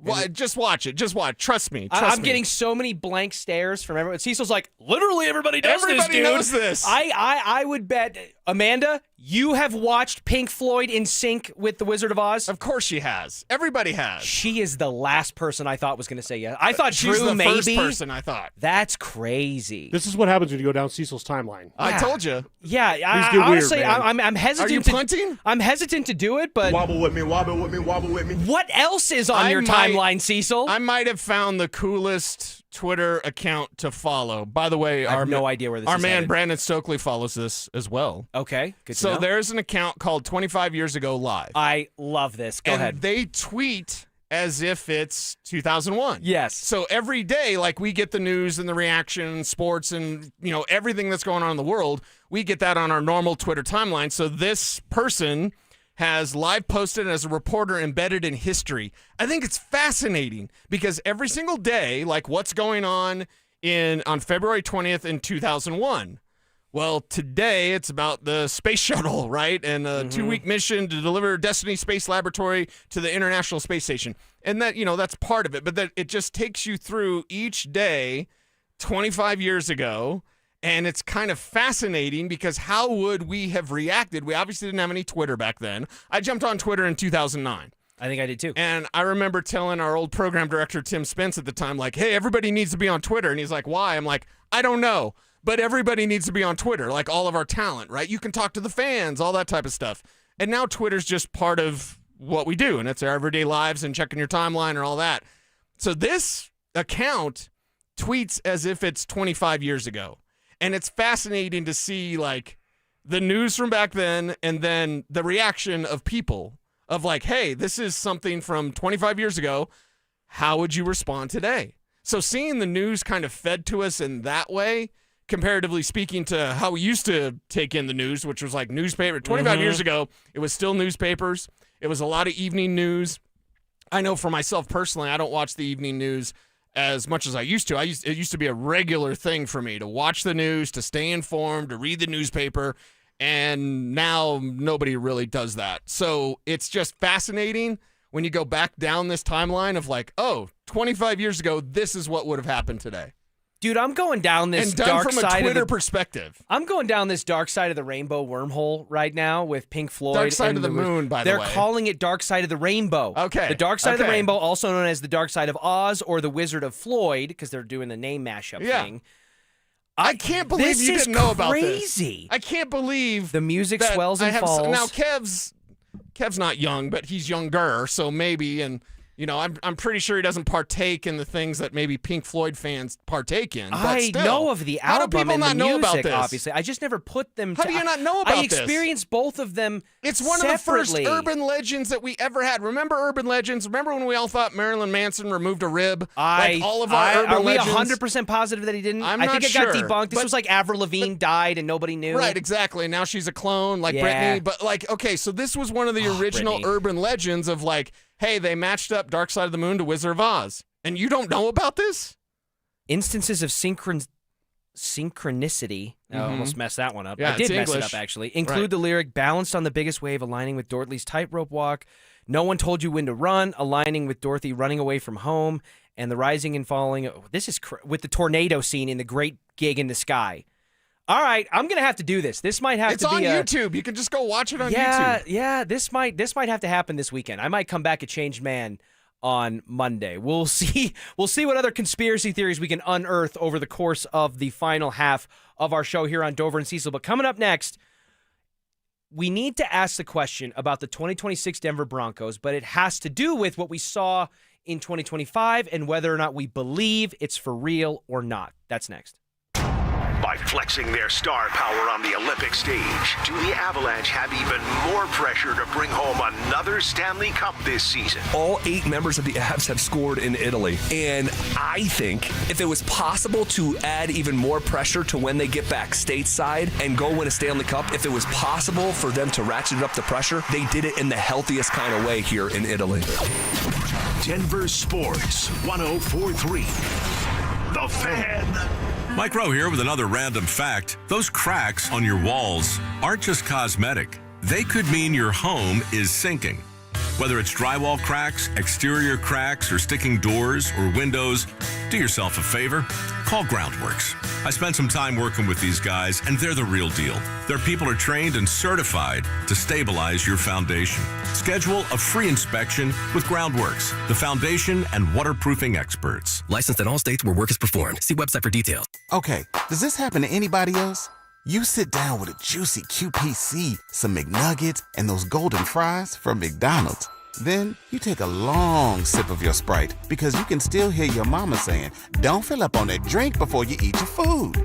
But you're grown now, so you do what you want. Share and share alike with the 20-piece McNuggets from McDonald's for just $6. Limited time only. Price and participation may vary. Cannot be combined with any other offer. Ba-da-ba-ba-ba. This is the story of the one. As the purchasing manager at a manufacturing plant, she knows the only thing more important than having the right safety gear is having it there when you need it. That's why she partners with Grainger for auto reordering, so her team members can count on her to have cut-resistant gloves on hand, and each shift can run safely and efficiently. Call 1-800-GRAINGER, click Grainger.com, or just stop by. Grainger, for the ones who get it done. Wesley Financial Group is not a law firm, and Chuck McDowell definitely not an attorney. This is Chuck. If someone talked you into buying something really silly and you want to get out of that silly little thing, my advice, get the facts. Call me and I'll send you our timeshare exit kit absolutely free. Inside, you'll learn how timeshare works and all your options for cancellation. Call Wesley now for your free exit info kit. 800-290-7100. That's 800-290-7100. Wesley is a truck driver. I drive a truck, and I love what I do. A truck driver with IRS troubles. They told me I owed them $43,000. It got really bad. Quite a few letters in the mail. They were talking about wage garnishment, coming after my house, my car. Yeah, they don't play around. I seriously thought that I was going to lose everything. One sleepless night, Wesley finally made a call to Optima Tax Relief at 2 a.m. Kind of figured I'd get a machine, but I didn't. I actually got to talk to an actual person in the middle of the night. He found just what he was looking for. Oh, they were great people. You need a team of people that know what they're doing. Optima Tax, they know what they're doing. Optima Tax Relief came through with flying colors. I saved an incredible amount of money. Happy don't even come close. I was absolutely overjoyed. Take Wesley's advice. If you're in any kind of trouble with the IRS, call Optima Tax Relief. Don't trust anybody else. Call Optima for a free consultation. Call 800-343-6460. 800-343-6460. 800-343-6460. Optima Tax Relief. Some restrictions apply. For complete details, please visit OptimaTaxRelief.com. Low testosterone can be a real problem for many men. It causes poor sleep patterns, decreased energy, low sex drive, and it makes it really hard to stay in shape. And as we all know, a healthy body is very important to our overall health and well-being. This is Jeff for the Rocky Mountain Men's Clinic, and if some or all of these symptoms sound like you, we can likely help you be done with low T. We can also help you lose weight, support your metabolism, improve your gains in the gym, and more with our new targeted body composition plans featuring GH peptides, NAD+, GLP-1s, PDA, and more. Our low T protocols, applied in conjunction with our body composition plans, will help most men see real improvements, true weight loss, higher energy, improved sleep, stronger workouts, and a renewed sex drive as well. Your initial visit is just $99 and includes blood work and a medical consult. And if you start on treatment the same day, your visit is free. Call 720-440-7900 or go to RockyMountainMen'sClinic.com. Featured therapies are compounded and have not been evaluated nor approved by the FDA. Provider prescription required. See website for details. KKFN and KKFN HD1 Longmont, Denver. You are listening to Denver Sports 104.3. The Fan. Denver Sports 104.3 The Fan presents Dover and Cecil. Can I kick it? Can I kick it? It's Friday, Friday. Friday, you ain't got no job, and you ain't got to do. Today's Friday. Thank God it's Friday!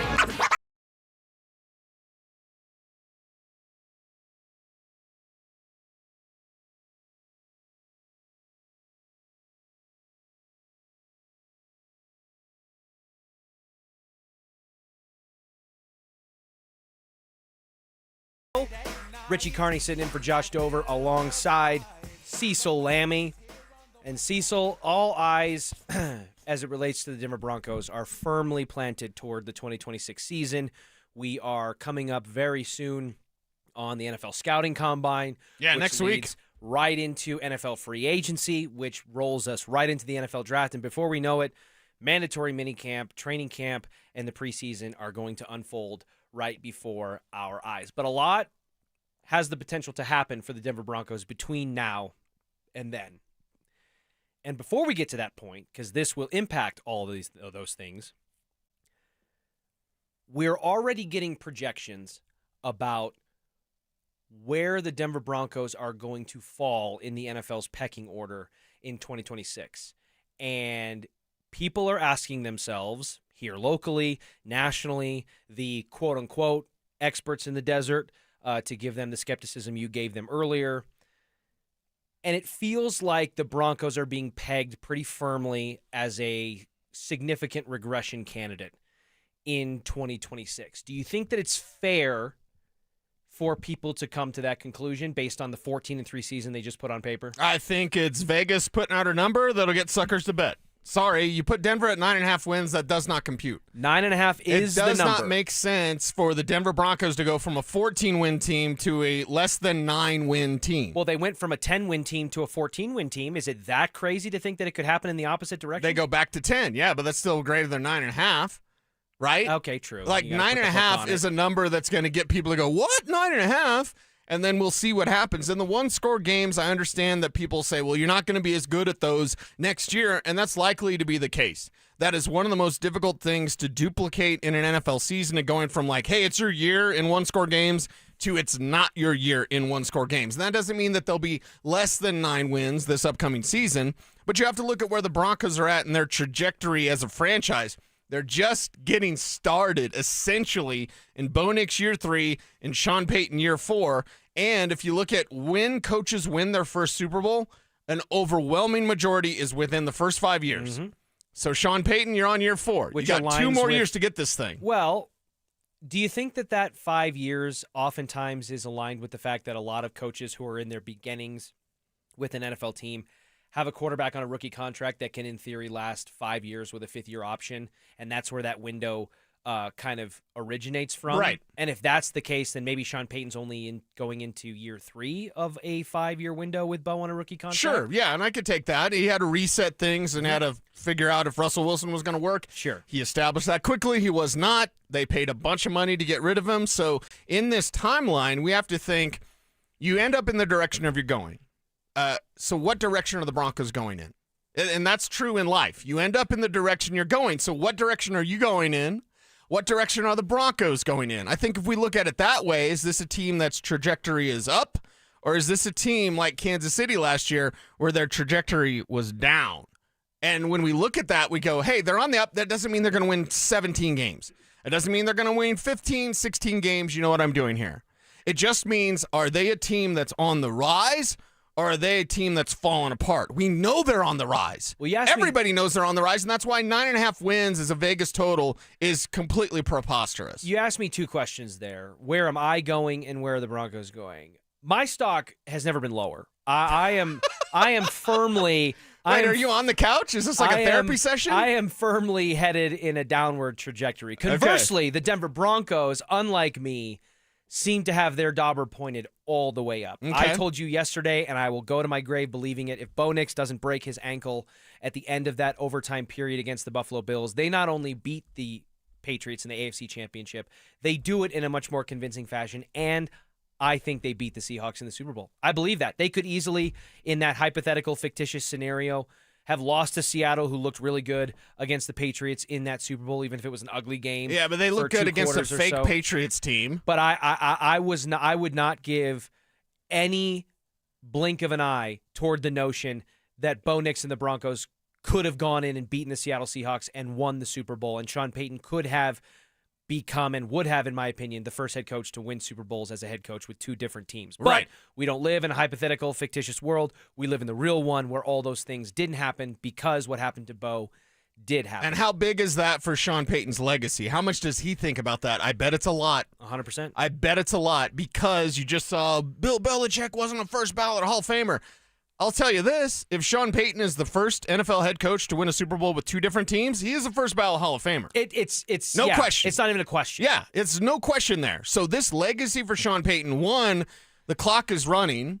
You know, we know he's not going to coach forever. Does he coach into his 70s like Pete Carroll? How'd that work out, right? Look at what the Raiders had to do in moving on from Pete Carroll after 1 year. So with Sean Payton, the clock is literally ticking. With Bo Nix in this rookie contract, the clock is literally ticking. It's time to get it done. And last year was the beginning of the window. Now, is it wider open next year? Probably not. Why? Because things are going to be different, and the rest of the AFC is going to be better. I think the window, I mean, once you establish that the window is open, it starts to close little or a lot every single year after year. That's how it works. Very rarely do you have a team that's in a championship window where not only is the window open, but it is jammed off the hinge to the point where you don't think it can close. The NFL has such a high turnover rate from a roster and, frankly, a personnel perspective. And coaching at times. Year after year after year, that the game board, to use Sean Payton's analogy, it shakes up every single year. Right. There's it's no, like an Etch-a-Sketch. There's no reasonable expectation to say, oh, yeah, well, because they did it this year, they're definitely going to do it next year, which I think is part of the skepticism behind the Denver Broncos. But skepticism to 9.5? Come on, dude. I tend to agree with you. When I see the number 9.5, to me, that says I think the Broncos are a huge value and a steal to be a 10-win team after coming off of a 14-win season. I see 9.5 and I have a guttural reaction. It makes me sick. That being said, it's, I think, at least naive not to even acknowledge what we've seen happen around the NFL with teams from a year-over-year basis, even within the AFC West. When you look at the Kansas City Chiefs, they, Cecil, in 2024 went, 15-2. They would have been 16-1 if they didn't bench the starters against the Broncos and allow them to get into the playoffs. Right. So that was a de facto 16-1, real 15-2 team that was 11-0 in one-score games. Sound like the 2025 Denver Broncos at all? They were nails in one-score games. Yep. They were unbelievable in the final 2 minutes of halves and overtime, which was a complete script flipped to how they were every other minute of the game. But it amounted to 14 wins in 17 tries, 12 of which came in come-from-behind fashion. Well, the next year for the Chiefs, 1-9 in one-score games. So all the pixie dust and magical voodoo powers that they had going on over there in Kansas City, it ran out the following year. Not to say that it's going to happen to the Broncos coming off of their 2025 campaign in 2026, but that kind of luck run out potential combined with the fact that they're going to be playing a first place schedule, and that was some of the people who in Bo Nix's rookie campaign when they eked out the 10-7 wild card berth against Buffalo in round 1, it was, well, they played the horrible NFC South and they only played X amount of teams with a winning record and yada, yada, yada. The Chiefs benched their starters. So there is going to be plenty of evidence to point to that says, hey, the Broncos may have a significantly more difficult time getting to the level that they got to in 2025, running it back next year. Yeah, and running it back next year means, are you still on the rise? And that's where this offseason, that's incomplete, obviously. We haven't even got to the Combine, which starts next week. But if you make the right moves, if you add the right pieces, maybe it's a Devin Lloyd, maybe it's a Kyle Pitts, maybe it's drafting Kenyon Sadiq, whatever that answer is, you can answer the question more accurately. Are they on the rise still? And even if their draft is like average and their free agency period is kind of like average, I think the answer can say yes. Assuredly, we can say yes, this is a team on the rise, because Kansas City, when they were great in the one-score games, they were a team with a veteran superstar, megastar quarterback that was just kind of hanging on. They didn't have the talent that they really needed to make that push, and they still made it, you know, in incredible ways, because that's Kansas City. With Andy Reid and Pat Mahomes, they're always going to be dangerous. Denver last year, it was the opposite of that. That wasn't a team with a megastar quarterback that just knew how to win. that was a team that was just figuring it out.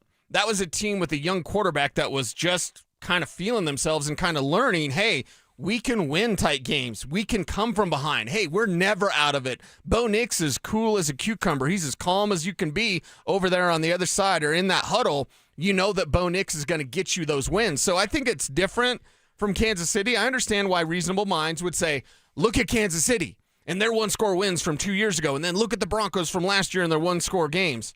I understand that, but I think it's apples and oranges because you had one team hanging on and you have one team that's just figuring it out.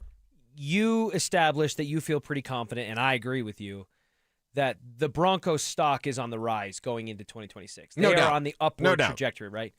Would you say the same thing about the New England Patriots, given what we saw in the contrast between what we saw in the regular season versus how Drake May and company looked in the playoffs, including the Super Bowl? Is the dauber pointed as firmly up for the Patriots as it is for the Broncos? No, it's a false positive in Vic Fangio parlance.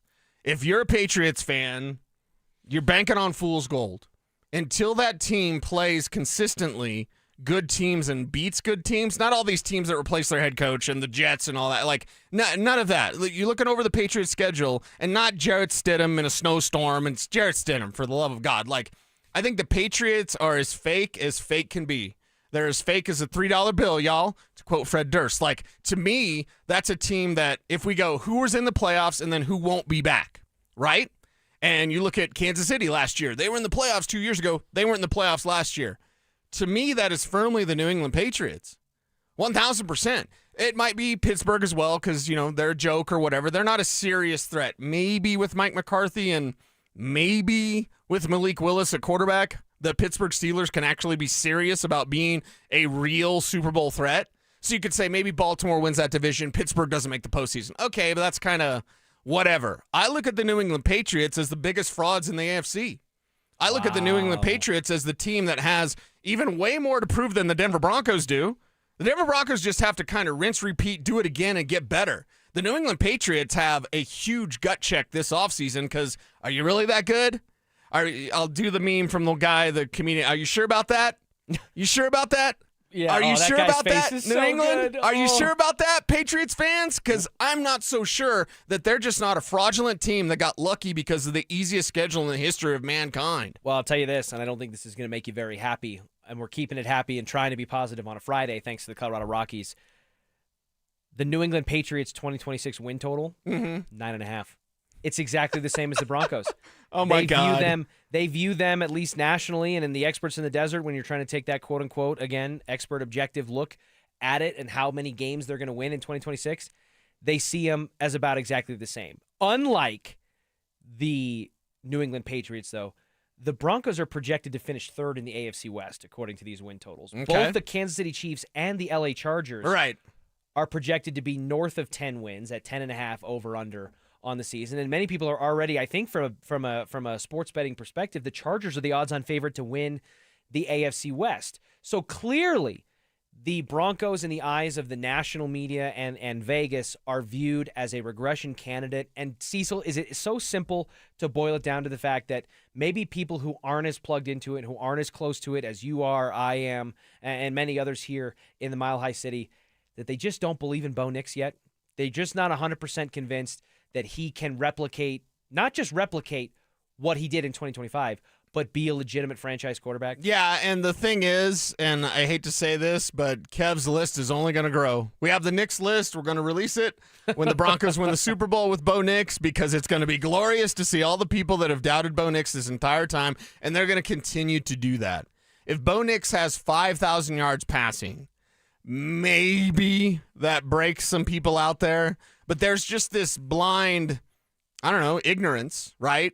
Because they're ignoring the fact that Bo Nix is a megastar quarterback on the rise, a top 5 quarterback in this league. The Broncos got him, and I think you still hear, he was the 6th guy. I think you still hear, but Todd McShay had a 3rd-round grade. You still hear that junk, that crap, that garbage nonsense that we all had to hear from people that weren't informed and did not put in the research and did not put in the time to study who Bo Nix was as a person and as a quarterback and how his fit with Sean Payton helps put him in that position as a top 5 quarterback in this league. So I hate to break it to you, Broncos country.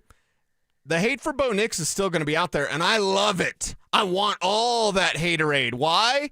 Because their tears are going to taste so great. When the Patriots are like the Commanders this year, and listen, I love Jaden Daniels. There is no Jaden Daniels slander on this show, but you see how the Commanders fell apart. I'm not predicting injury for Drake May, but with fake May and that Patriots team, they're Creaky in the chat room saying they're going to get housed next year.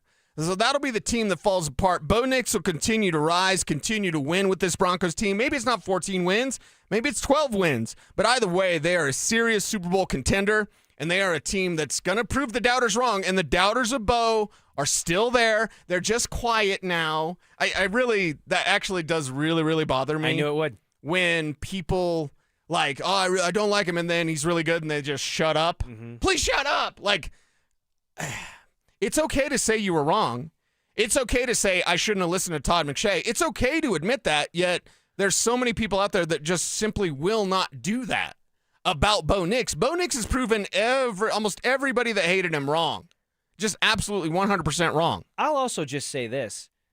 How much bad quarterback play do you have to watch as an NFL fan, as an NFL commentator, observer, media member, whatever, before you just start to lose sight of what a good quarterback looks like? Frankly, I think it should be the opposite. I think given the fact that quarterbacks are overdrafted more than any position in the National Football League, and the way that these guys are thrown out there to the wolves with these terrible organizations, a lot of the times it's the same 5 organizations over and over and over again. Here comes the Browns again. Exactly. For Bo Nix to be a guy who was not just the 6th quarterback taken off the board in what was heralded as one of the biggest draft classes and best quarterback draft classes since the 1983 draft. Yeah, since 83.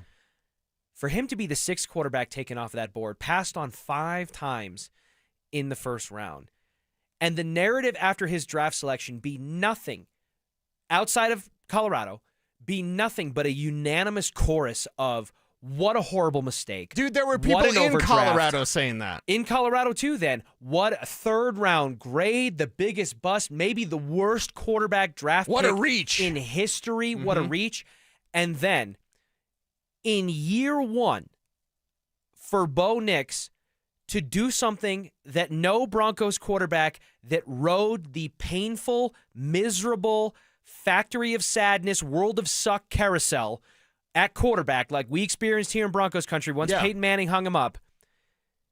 And in his first year, combined with the head coach that took a chance on him, break the streak of losing seasons that had gone on since 2016. Break the streak of postseason appearances that had gone on since they went on to win Super Bowl 50. And yes, that ended in pretty emphatically frustrating fashion, getting blown out by the Bills in the wild card round. But then to run it back in year 2, as a sophomore, when we're talking about sophomore slumps as the common narrative for year 2 quarterbacks and young guys trying to find their footing in the NFL, his slump is to help his team go 14-3, earn the number 1 seed in the AFC, get a first-round bye, go toe-to-toe with Josh freaking Allen. Yeah, MVP literal Josh Superman. Allen. Literal Superman at the quarterback position, physically doing things we haven't seen a quarterback do maybe ever, but definitely not in recent history over there in Buffalo, and beat the Buffalo Bills 33-30 in shootout fashion and only have his year cut short because of an injury in his ankle. If you are watching Bo Nix do what he's done for the last couple of years, and the way that he has had to, as a young quarterback, rookie and sophomore, put an entire offense virtually on his shoulders. Yes. Not just as a passer, but as a runner. Bo Nix was the most effective runner the majority of the time in his rookie campaigns, running back room with Javonte and Jaleel and Audric Estime. And even with the additions of R.J. Harvey and J.K. Dobbins, who went down 10 weeks in, it was Bo Nix's legs more often than not, especially post JK, that were bailing them out. And it's part of the reason why he got hurt against Buffalo. Yes. Because of all the designed quarterback runs and Sean Payton trying to turn that loose and let it all out there. If you're watching Bo Nix do that over the course of 2 seasons and you still don't have any inkling of respect or belief or acknowledgement to give credit to that as a budding franchise quarterback, then there's nothing else he's going to be able to do to show you that. Right. So it's a moot point if we're going to go on and on about like, hey, are people still going to doubt him? I encourage people to doubt him. I encourage people to doubt it. Go ahead. He's going to make you look bad. As long as you admit you're looking bad, then that's okay. Because Bo Nix, that's what he does. And I remember, I'll use the line from Josh Allen at his pro day. And I asked him about proving the doubters wrong. He said, actually, I do it to prove my supporters right. I do believe that Bo Nix has that sort of mentality as well. It's a glass half full way to look at it. Yeah, and Bo Nix already said he plays for an audience of one. That's his Lord and Savior, Jesus Christ. So, okay, so he's going to go out there and he's going to perform and he's going to play at a high level, and he's going to do it because the people that support him know what he can do. He knows what he can do. It's that ultimate confidence of I know I'm good. I'm going to go play good football. Not that I hope I'm going to be good. I hope this thing works out. There's really none of that. There's nothing but assuredness and certainty when it comes to Bo Nix and his playing style, and it's why it trickles down to the rest. Broncos Maniac in our chat room says he's a badass. Yeah, you can describe Bo Nix as a badass. Listen, do I know beyond a shadow of a doubt that Bo Nix is going to hoist a Lombardi trophy for the Denver Broncos? No, I don't. I believe that he will. I believe that Sean Payton and Bo Nix and the Walton Penner family ownership group collectively, along with George Payton, pass the confetti test for me. I believe they are going to, as a foursome or as a conglomerate, win a Super Bowl and bring a Lombardi trophy here to Denver. But I don't know that to be a fact. I don't know that Bo Nix is going to go down as the second best quarterback in franchise history behind John Elway, or how he's going to rank among those annals. But I know that given the better part of the last decade of football that we've watched here in Broncos country, thus far, up to this point, to me, he's looked like nothing short of the water in the desert or the answer to the prayer that so many in Broncos country have been begging for. Yeah. That we had to watch the swings and misses from Trevor Siemian to Paxton Lynch to Case Keenum to Jeff Driscoll to Brett Rippon to Mark Sanchez to Joe Flacco. However, Brandon Allen, the gamer. Wow, I was going right? to say, did you going to get Brandon Allen in there? You did. To Kendall Hinton / Phillip Lindsay. The amount of pain and suffering in this franchise, and I say that literally because it was emotionally painful, in my opinion, to be a Broncos fan for the better part of the last 7 or 8 seasons prior to Bo Nix and Sean Payton's arrival. It really was. It was, and even the moments we thought were hope and a glimmer of optimism, like the Russell Wilson trade or Case Keenum coming off the Minneapolis Miracle season and all that, it just came crashing down so epically bad and fast and fiery. We haven't had any of those thoughts. So much of that has been washed away in the last 2 seasons, to the point where it's not even like a trigger response or one of the first things that comes to my mind anymore. There isn't a whole lot of PTSD. There maybe was in year 1 because you're still learning how to love again, right? Because love and dating has been a common theme of the last 48 hours on this show.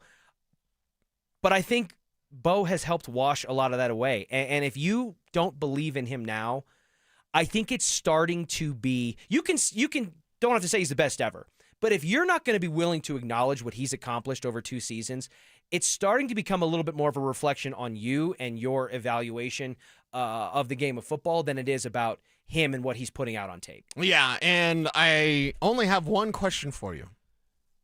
Only one question. Okay. After your diatribe there, why number 2? Oh, you mean as the best quarterback in franchise history? It's a fun, off-season conversation. What would it take for Bo Nix to be the best Broncos quarterback ever, even above John? Look at Kev. Isn't he on pace?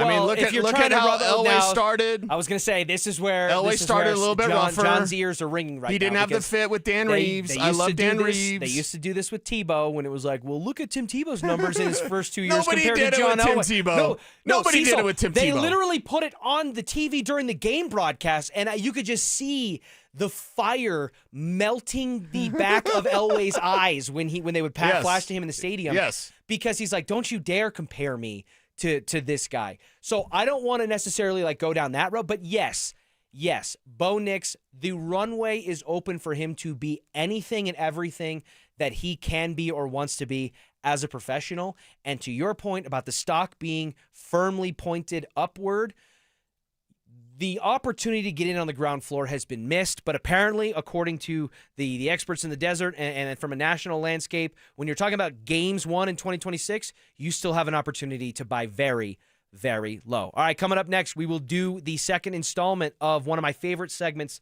here on Dover and Cecil. That is Bo's Board, as we continue to throw names out into the ether that can help one Bo Chapman Knicks get things back on track in 2026. That's next.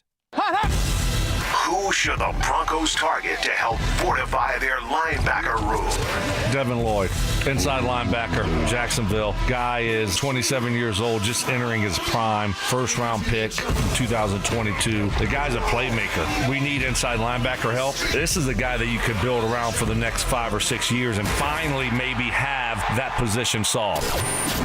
Denver Sports 104.3. The Fan. Hey guys, your boy Mark Schlereth here for my friends at Xfinity. Now, when Team USA is on, you can almost see the moment when the kid starts believing, hey, I could be next. Now, while Xfinity can't guarantee that, they can guarantee something super important. That's your internet price won't change for 5 years. No contracts, no commitments. So, while your kid's ordering online or streaming highlight reels, your Xfinity internet price won't change. It will not budge. And who knows, by the time the next Winter Olympics roll around, your kid could be getting fitted for their very own Team USA uniform. And guess what? You'll be paying the same price for reliable Wi-Fi. And there's even more to enjoy with Xfinity Gold Medal Celebration. Now through February 22nd, get our best price on gig Wi-Fi for 5 years guaranteed, just $50 a month. Plus, get Peacock Premium included for 10 years. That's a $10.99 value each month. Xfinity, imagine that. Proud partner of Team USA. Restrictions apply. Requires paperless billing and auto-paid with stored bank account. Taxes, fees, extras. Actual speeds may vary.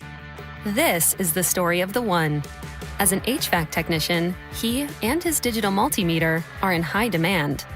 So when a noisy office HVAC turns out to be a failing blower motor, he doesn't break a sweat. With Grainger's easy-to-use website and product information, he selects the product he needs to keep everything humming right along. Call 1-800-GRAINGER, click Grainger.com, or just stop by. Grainger, for the ones who get it done. Why'd I go to the doctor? Working on the farm, my heart kept skipping a beat. I didn't think much of it, but my daughters made me get checked out. Turns out I have atrial fibrillation, which increases the risk of stroke about 5 times. Symptoms like irregular heartbeat, heart racing, chest pain, shortness of breath, fatigue, or lightheadedness can come and go. But if it's AFib, the risk of stroke remains. If you have symptoms, contact a doctor. I'm so glad I did. Visit notimetowait.com. Sponsored by Bristol-Myers Squibb and Pfizer. President's Day means all 2025s need to go at Siltahar Motors. This month, get up to $10,000 off or 0% financing for 72 months on all remaining 2025 Ford F-150s. Search all available 2025 inventory and pricing at sthmotors.com and get an instant quote for top value for your trade-in. Siltahar Motors is Colorado's most trusted dealer for over 66 years. No cutting corners, no corporate games, just real deals from real people. $10,000 off your next F-150 at Siltahar Motors. Get everything you want out of a dealership. Imagine finding your dream home and moving in right away. No waiting to sell your old place first. Sounds perfect, right? That's exactly what Orchard's Move First, Sell Later program lets you do. Buy your new home now and sell the old one later. Here's how it works. Orchard gives you cash so you can buy and move into your new home first, on your timeline. No waiting, no showings, no double moves. Then the Orchard experts take it from there. They handle repairs on your old home for you so you attract the right buyers. Once they're done, a local Orchard agent lists and sells your home for top dollar. Orchard's Move First program gives you the freedom to buy and move into your new home first and sell your old home later. Buy before you sell and get top dollar for your home with Orchard. Ready to find out how much your home is worth? Visit Orchard.com to get your free home valuation.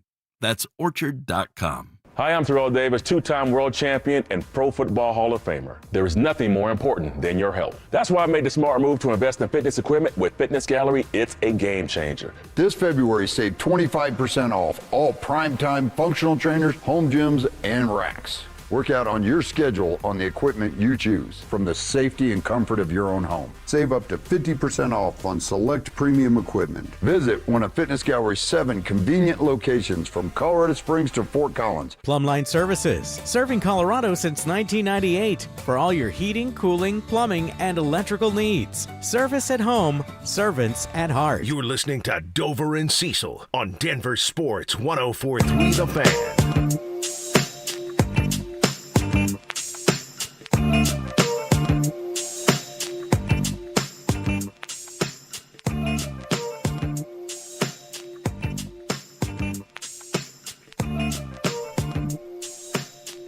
Well, we just spent the better part of the last half hour or so saying in no uncertain terms that if you can't acknowledge what you've seen and we've seen collectively from Bo Nix through 2 years and how that puts him firmly on track to be a budding franchise quarterback and legitimate quarterback of a contender in the National Football League, there's not much else I think that he or I or Cecil or anybody can tell you or show you to change your mind. However, that doesn't mean that he doesn't need some help.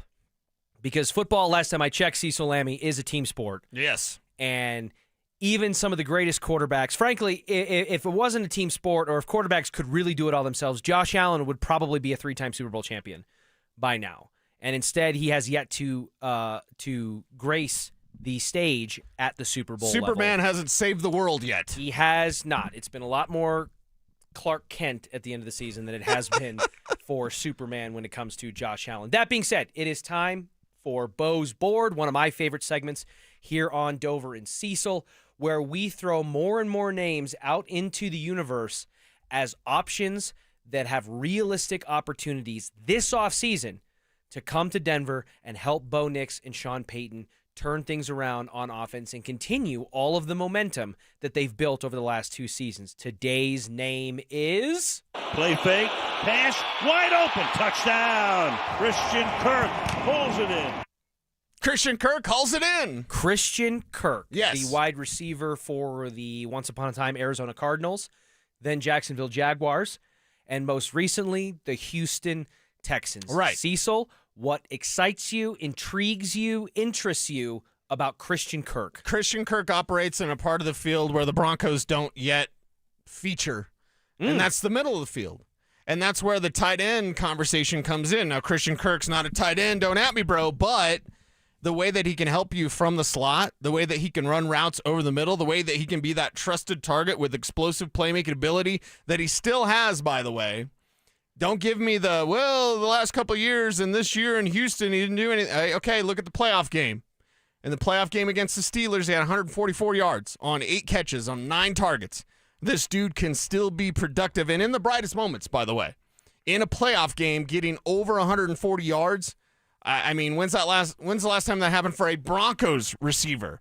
So I think we all should look at Christian Kirk a little bit differently, especially when you factor in the salary. More on that in a little bit, but where he operates on the field and the routes that he runs, he can be a security blanket for Bo Nix, but he also can be a playmaker for Bo Nix. And that's something that I think all of us are looking for this offseason. Where's the playmakers? Where's the beef? Where's the guys that can flip the field? Where are the players that when the chips are down and you need to move the chains and it's 3rd and 8, it's where a guy like Christian Kirk in the middle of the field can come in for you in a place that the Broncos have regularly ignored, not because of Bo Nix, but because Evan Ingram doesn't get open. They don't have a slot receiver of note. They don't use Marvin Mims enough. More Marvin Mims is always the answer, but it's not their answer, so I'm looking for other answers, and that could be Christian Kirk. I agree with you on the Marvin Mims front. He continues to be one of the more puzzling members of this Denver Broncos team in terms of the fact that you can clearly see that he's got the ability and the potential to be a significant part of an NFL offense. He's already a all-pro in the return game at the NFL level, and he possesses, from a speed standpoint and a skill set standpoint, the opportunity to be a threat to an opposing defense. We've seen it in tantalizing fashion throughout pockets of his tenure here in Denver, his take the top off the defense, breakaway speed, the home run ball that he had against the Cleveland Browns in that shootout with Jameis Winston and Jerry Jeudy, the 2 miraculous touchdown passes in what ultimately ended up being a loss to the Cincinnati Bengals, but was one of the more exciting games of that season, win or loss.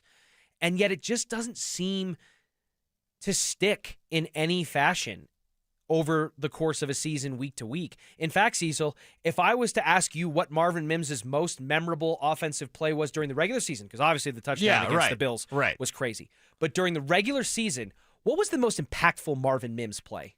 On offense? Yeah. You got crickets. He didn't do as much as they needed him to do. To me, it was a play that wasn't even intended for him. Okay. It was the play when he ended up sliding onto his knees and catching the ball short. Yes. That catching a ball that was overthrown to, I believe, Troy Franklin. It was Troy Franklin, of course. I think it was Troy, yeah. Was the intended target, and it was misthrown by Bo Nix, and Marvin Mims just happened to find himself in the position to catch the ball in what became, I believe, a first down. But again, it was a crucial play in a critical situation as a part of one of their fourth quarter comebacks, one of 12 that amassed their 14 wins, and it wasn't even a play that was designed for him. Right. So that tells you all you need to know about Marvin Mims. And they didn't use him enough. And I agree with you. There's nothing that you should see with your eyes up to this point that would suggest that all of a sudden in year 4 with Mims, it's just going to click. I just don't believe it to be so. I don't. And if that's going to be the case, then this wide receiver room does need help, because you can't just sit on your hands or embody the definition of insanity and just say, hey, we're going to get another big step from Troy Franklin. We're going to get another step, a sophomore step from Pat Bryant. We still have Cortland Sutton. He's going to be our guy, and we'll figure the rest out. We don't know what it's going to look like at tight end. We don't have a true wide receiver, too. We don't really have you can't do that. So Christian Kirk does profile because of his slot ability in the middle of the field that you laid out, and because of the affordability that it's, at least for now, speculated that he's going to be available for, to make sense, Cecil. I mean, we're talking about a guy that's going to be, what, less than $10 million a year? Yeah. Yeah, a guy that's going to be at $6 million a year. I love the price tag. I love the fact that if your young players, let's say they do use Marvin more, or let's say Troy Franklin does start making more plays, and Pat Bryant stays healthy, Bryant's a different conversation because I feel he could eventually be a number 1 receiver in this league, but that's for another time. But if the young guys come up and you add Christian Kirk and then Marvin Mims beats him out or Troy Franklin beats him out, good. That's what you should want to see. But I don't want to go into this season with, hey, we don't know about slot receiver. We don't really look at it. We kind of ignore it. And we hope that Troy Franklin gets it. We hope that maybe, and I think it's all on them in Marvin Mims. It's not on Marvin. It's all on them. But I know it's a guarantee with Christian Kirk. So it's not the sexiest name, Kevin Kistner. And I can tell, when bring up 1 touchdown, I was like, oh, Kev doesn't like this. Because you make the intro of, like, it's 1 touchdown for Christian Kirk. It's over in, like, 2 seconds. So I kind of know where you're going with this. But again, kind of like the Austin Eckler thing, it's a thought experiment. And what do the Broncos need? I like the idea of a veteran that can still get it done. Don't give me the season-long stats. I can go through all of everything that Houston had to go through. I can talk about C.J. Stroud being not a great quarterback. I can talk about Jaden Higgins and Jalen Noel being much better prospects as those rookies from Iowa State came in and made plays for the Texans. So I don't need to hear that, Kev. But just on this thought experiment with Christian Kirk, is it a yay or a nay from you? Well, so you don't want me to use my argument. You don't want me to debate with you then. No. I don't think there is an argument. The best way to win an argument is to prevent one from happening. Well, and that's true. Don't you even think about arguing with me. Also, I can just point back to the playoff game. Like, the season-long stuff is the season-long stuff. I can point back to that game and say, I get it, though, he had Cecil. 144 yards in a wild card game. I get it, though, Cecil. But in Kevin's slight defense, not to make his argument non-existent argument for him, I do think there's potential for the Christian Kirk path to be explored. And then looking back on it, we're like, okay, we brought in a guy that in his first year in Jacksonville, after signing a $72 million contract, had 1,100 yards and 8 touchdowns. And then he basically amounted to 1,100 or 1,200 yards over the next 3 seasons combined. Couldn't stay healthy for an entire season in any of those 3, and we're going to expect him to come in and just walk in and be our wide receiver 2? That's just Evan Ingram 2.0. Slot receiver, but still. Kev, what do you think? Yeah, what Richie said. Wide receiver 2 by production. Oh my God. Wide receiver 2 by production. I don't right? need you guys teaming up against me here on Bo's board. Hey, I got you, Kev. My thing is the production's not there anymore other than that one playoff game. That's a pretty big deal, right? One game. What did he do in the next playoff game? game. What did he do in the next game? A playoff game. What did he do in 144 yards. And the next game, he went 2 for 20. They need help. They need help in that wide receiver room, no matter how you slice it, whether it's Christian Kirk, whether it's Alec Pierce, whether it's another wide receiver in the NFL draft, or maybe a wide receiver disguised as a tight end like Kyle Pitts going down the Evan Ingram path, perhaps. Once again, bottom line is they're going to have to do something in that room, in my opinion. They can't just sit on their hands, so it's going to be fascinating to see how they approach it, starting with free agency and then the draft in just a handful of months. Coming up next, we got a story coming out of college football that I can't believe is happening again, and it does raise some potentially fair questions about what's going on up in Boulder and whether or not one particular thing needs to change. That's next.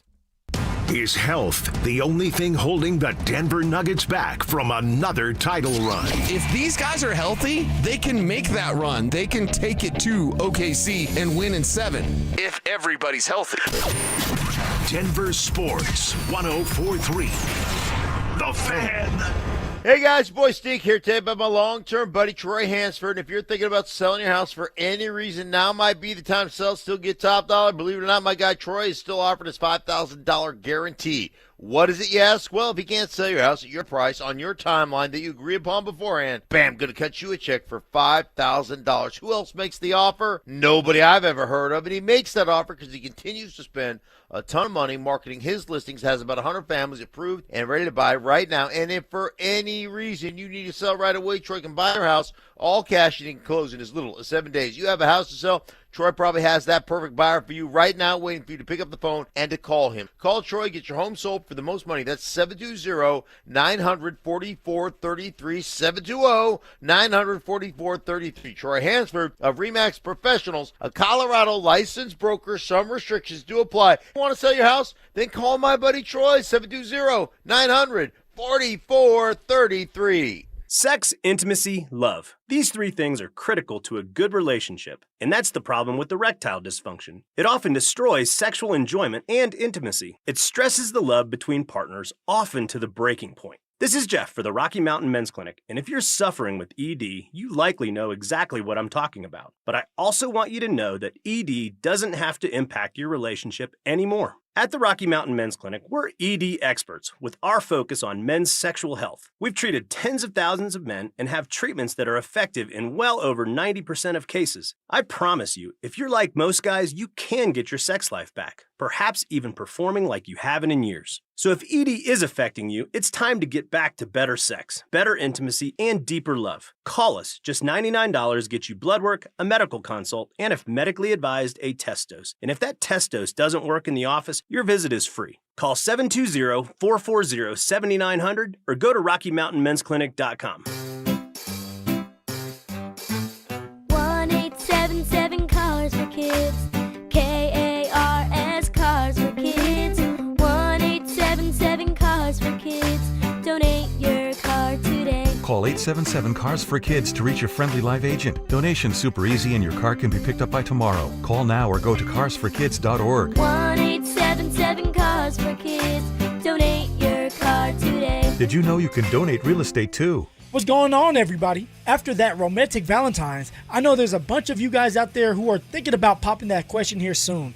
Am I right? Well, let me save you some time and money by telling you something as simple as this. Whether you're starting your next chapter with your perfect diamond engagement ring, or celebrating a new milestone, or finally just doing something special for yourself for once, this is where it all begins. Imagine the finest jewelry legends all in one store together, making you feel just like family, and their surface is going to reflect that. So come shop the finest Zeus diamonds in Denver. They have every size, shape, and price range you can imagine, and the largest selection of engagement ring settings I've ever set eyes on. And not only are they going to share the secrets of the business with you, they're going to give you the best price in Colorado, guaranteed. So why wouldn't you want to create moments of memories for yourself and the ones you love by going to Williams Jewelers? the official jeweler of the Colorado Avalanche, Denver's first family of fine jewelers, located in Cherry Creek North on 3rd Avenue, and also in Inglewood and Broadway and Bellevue. And don't forget to mention my name, Philip Lindsay, when you step through one of those doors. Babe, your arms look amazing. Working out is paying off. Thanks. I just wish my chest matched. No matter what I do, I'm frustrated with my man boobs. Hey, don't beat yourself up. More than half of men have gynecomastia. It's gland tissue, not laziness. Same thing is happening to my friend Trisha's husband. He went to Dr. Cameron Dastry at Modern Surgical Arts of Denver. For real? You get good results? He got great results. Call him, honey. Call today. They're offering complimentary consultations for the fan listeners. 303-470-3400 or at modernsurgicalarts.com. Stream Stokely and Evans with Mark Schlereth, Dover and Cecil, The Drive, and all your favorite shows on the Denver Sports 104.3 The Fan app. Denver Sports 104.3 The Fan, DenverSports.com, and the Denver Sports app. It's Dover and Cecil on Denver Sports 104.3 The Fan.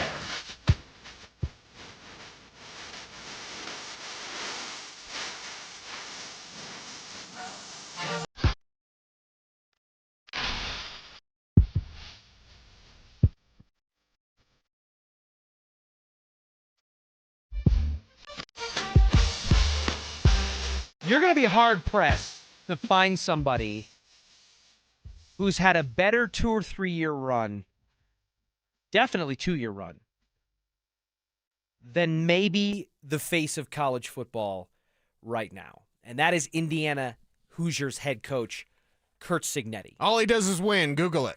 Literally. That is one of the coldest lines in recent sports history. To in a professional interview setting, in response to a reporter asking about why someone should come to your program. You're from JMU. This is the Big Ten. You're taking over a program like Indiana, which is not somewhere that the top-tier college football talent typically go. And your response is, because I win. Google me. Oh, my gosh. I just gave myself chills impersonating him. Yeah, and then he backs it up because we know that locally Deion Sanders will say some things that are pretty cool at a press conference, rhyming or something, and then he doesn't win. So there's a difference. You know what else backed up for Curt Cignetti? The friggin' Brinks truck. Because let's just take a look at Curt Cignetti's timeline over the last couple of years here. In 2023, Curt Cignetti came over from James Madison University to Indiana on a 6-year deal worth $4.5 million per year.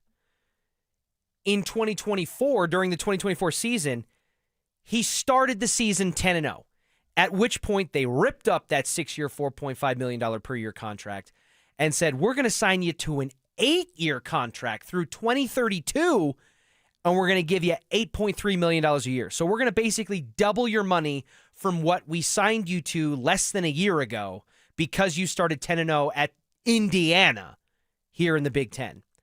Then in October of 2025, Cignetti again agreed to a restructured contract that is 8 years, now running through 2023, and they raised his salary to $11.6 million, the third highest paid coach in college football. Well, this week, Curt Cignetti got another raise. Indiana, because of a good faith negotiation in his contract, a clause that they put in there for this exact stipulation, they won the national championship. They are the top team in college football. He's now been bumped up to $13.2 million per year. He's the highest paid coach in college football. Wow. And frankly, he should be. But you want to talk about making $670,000 in 2022, 2023, and now you're waking up in February of 2026 and you're making $13.2 million a year as the head coach of the reigning college football playoff national champions. Hard to find a bigger, we talked a lot about trajectories when it comes to the Broncos, stock options. You end up in the direction you're going. What direction is Curt Cignetti going? He's going nowhere but up. And I got to be honest with you, Cecil, as frustrating as it may sound or as cynical as it may come across, you know what the first thing I thought of when I found out that Curt Cignetti got another raise was? Does Coach Prime need a pay cut? Curt Cignetti has been given hand over fist millions of dollars over the last 2 or 3 seasons because he's earned every penny of it. And Yes. we used to say that about Coach Prime when he first got here because of the influx of talent that came in at the transfer portal, all that Louis luggage that he brought with him, and the way that he flipped what was the absolute dead-on arrival Colorado Buffaloes, the worst program arguably in the Power 5 coming off of a 1-win season with Carl Durrell. He made them not only relevant, but exciting again. What about last year? Exactly. When it was about the same as it was before Dion was here. It feels like the shine has significantly started to wear off. And I'm sure on the RamosLaw.com text line 303-713-1043 or on the YouTube chat at DenverSports 1043, there are going to be members of the tribe here who are going to say the same things that we've heard over the last 3 years of, you guys are crazy, there's no way they're worse off with him than they were without him, and for what he's brought from a revenue standpoint to the university and all that. I got it. The eyeballs are there. They're not there as much as they were 2 years ago. Right. But they are still there, and there are more eyeballs there than there ever would be had he not been here. Yeah. But I'm sorry. If it makes me a Coach Prime hater, a Buff hater, whatever it is, it's a results-based business in college football now more than it ever has been because it's barely college football anymore. It is a feeder pro league for the NFL. The NIL money, the Wild West of the transfer portal, eligibility battles left and right. So how has Cignetti done it in difference to how Prime doesn't do it? Well, That's the examination. Well, Kurt Cignetti never went in front of a microphone. He did say, I win, Google me. That's why you should come to my school. Right. But he never stepped in front of a microphone and said, I don't think I've ever been a part of a team that had culture, which Coach Prime did. Yeah. And it's like, gosh, Dion, I swear, I remember you being a part of some pretty significant Cowboys and 49ers teams that I'm pretty sure they knew what they were about. They had some culture, right. They knew what they were about, and they were very successful because of it. He also hasn't stepped on a landmine that he basically put down by saying all these things and putting these things out in the universe and then falling short of those expectations and then getting defensive when he doesn't meet it. Kurt Cignetti's a football coach. Coach Prime, to me, is not a true football coach. Doesn't mean that you have to be a football coach to win. You can be a CEO figurehead type. I firmly believe that. But so much, if you're going to go down that path, relies on the people you put around you, from your coordinators to the members of your staff, etc. And that's where Coach Prime has fallen short, in my opinion. They haven't figured it out. Now, maybe with the new go-go offense and all that they're going to bring in, getting rid of Pat Shurmur, probably a year too late, things could turn in a positive direction, and I hope that they do. But, man, Coach Prime is making so much money. He may not be making Kurt Cignetti's $13.2 million. That's pretty close. It's close enough for the results to be better than what they are. Yes. And they can't afford to fire Coach Prime. I get that. And that's the bed that they made, and they're going to have to sleep in it, they being the Colorado Buffaloes. But, man, when I'm seeing Kurt Cignetti get paid $13.2 million to take Indiana football, the worst college football program historically in the Power 5, now Power 4, and make them national champions, undefeated national champions? Take the other step. You're short selling Cignetti. He can make Indiana a powerhouse in college football. Think about that. In the Wild West, the NIL, and everything that you just described, right? It's so difficult. I mean, is Alabama going to be a powerhouse again?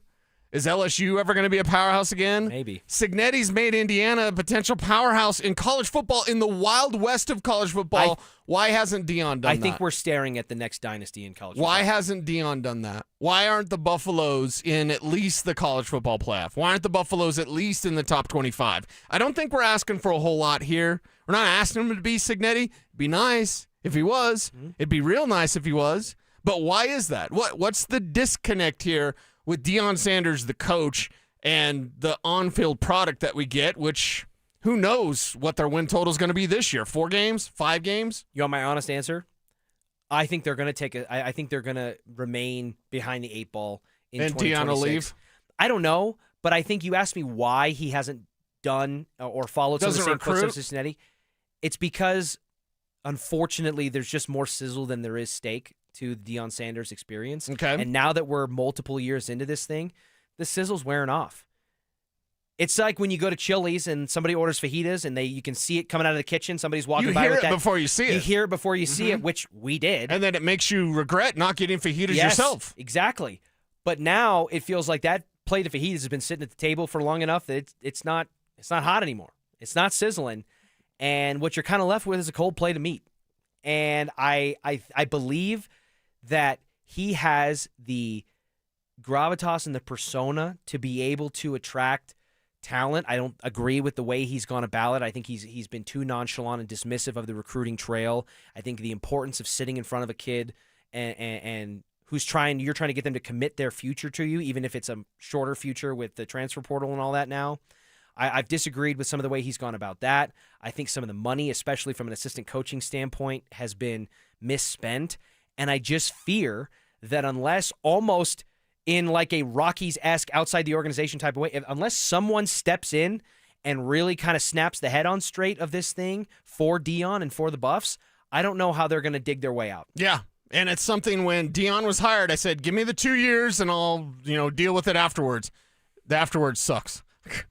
It just does. All right, a little bit of a bad taste in the mouth there if you're a Buffs fan, and I agree with you, but I promise it comes from a place of love. It comes from a place of wanting the Buffs to be good. Nobody was a bigger fan of the move for Deion Sanders at the onset than me, but I also am not going to just close my eyes and say that they shouldn't be able to expect or accomplish more than what we've seen. So that might have been a little bit of a downer, but what's coming up next, I promise you, is going to turn things around in significant fashion, because there is a source of optimism here in the Mile High City that is coming from a source that I promise you aren't expecting. That's next. Should the Broncos consider trading one of their starters on defense? To me, there's two guys for one spot. One guy you took with the 83rd pick in the NFL draft, one guy you took with the 20th pick. Plus, Moss is getting ready to get paid. Barron, you got a ways to go until you have to pay him. I think it's simple. Riley Moss needs to be dealt this offseason. Denver Sports 104.3. The Fan. Joe Fallon did something smart.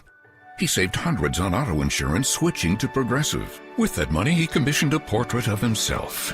Does Joe already know what he looks like? Yes. Do guests know what he looks like? Also yes. But not as art.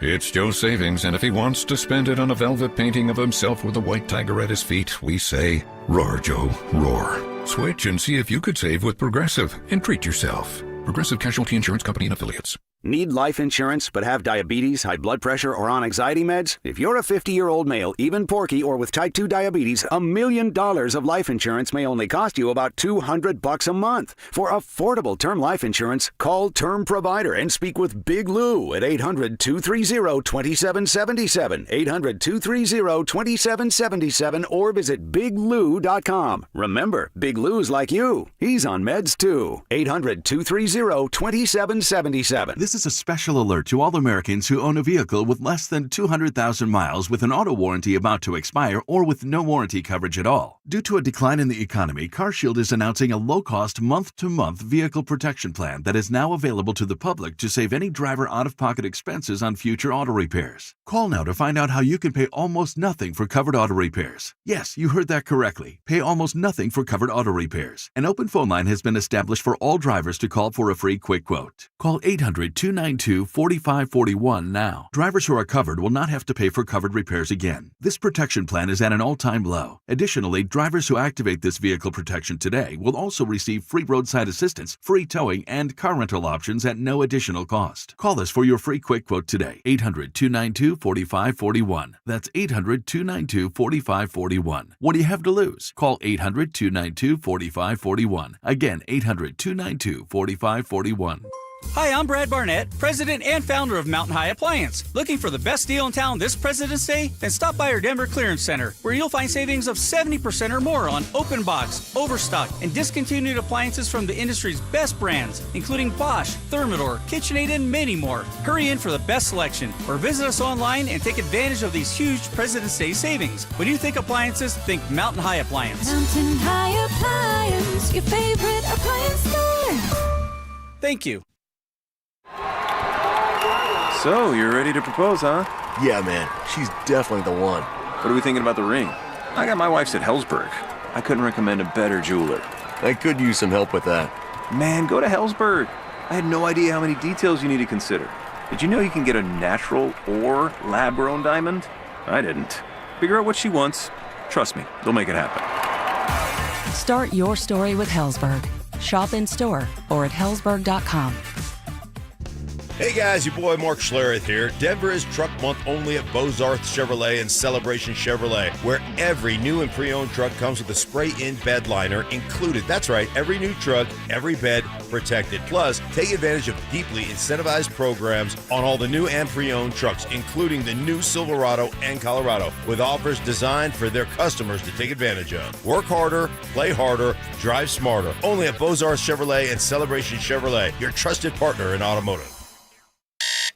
One iced coffee? $1, please. For real? No way. One iced coffee? $1, please. For real? No way. What a deal. Your new morning groove. Iced coffee from McDonald's, any size for just $1 until 11 a.m. Price and participation may vary. Cannot be combined with any other offer. Ba-da-ba-ba-ba. KKFN and KKFN HD1 Longmont, Denver. You're listening to Denver Sports 104.3 The Fan. Denver Sports 104.3 The Fan presents Dover and Cecil. Can I kick it? Can I kick it? It's Friday, gotta get down on Friday. Friday, you ain't got no job, and you ain't got to do. Today's Friday. Thank God it's Friday!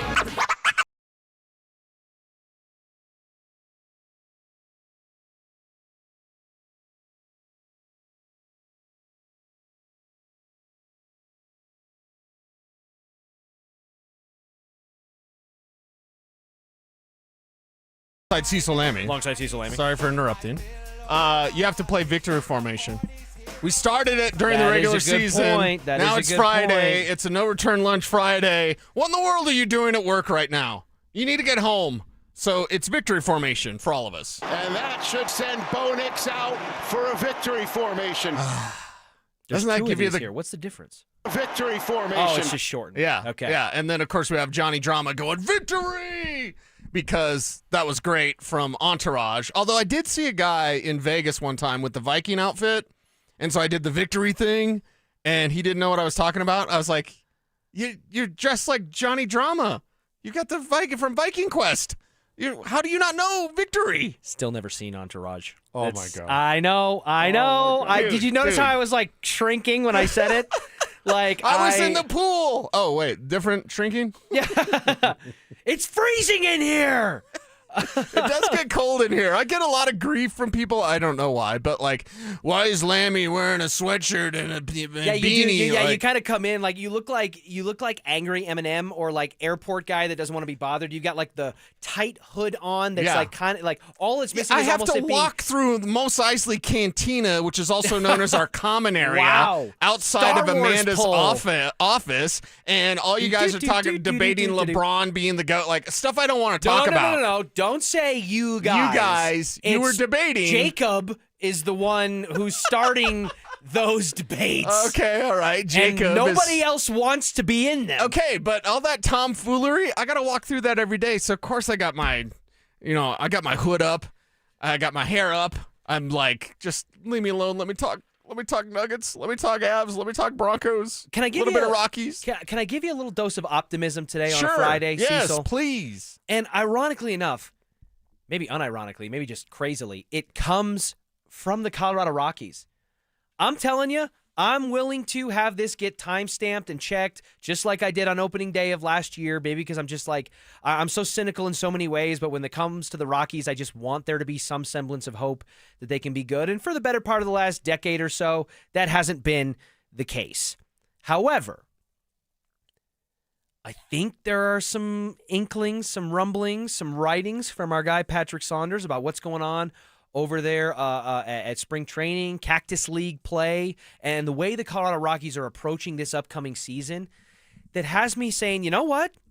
Maybe things are potentially trending toward an upswing at 20th and Blake. Now, what does that look like? I don't know. They lost 119 games last year, and they've lost 100 plus for 3 straight years. Right. So I'm not talking about, game 163 or a postseason berth or anything like that.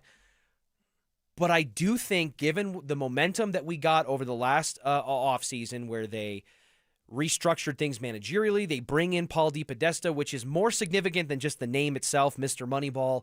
It is the fact that they went outside the organization. Right. They broke that insular mold that has just suffocated them from any chance of success. And now, based on accounts from Patrick Saunders out there at spring training, from the words of Brenton Doyle, from the words of Warren Schaefer, and others, Hunter Goodman, things feel and look different out there for the Colorado Rockies. They are breaking this thing down to the studs, it seems, Cecil. Well, you know why they did that. And I'm glad that you mentioned going outside the building. Of course, that's a huge thing. But you know what that inside the building stuff was besides nepotism? BS. That too. Yeah. But the other thing was it was their comfort zone. Yeah. Like, we're just comfortable doing this. Why do we want to do anything else?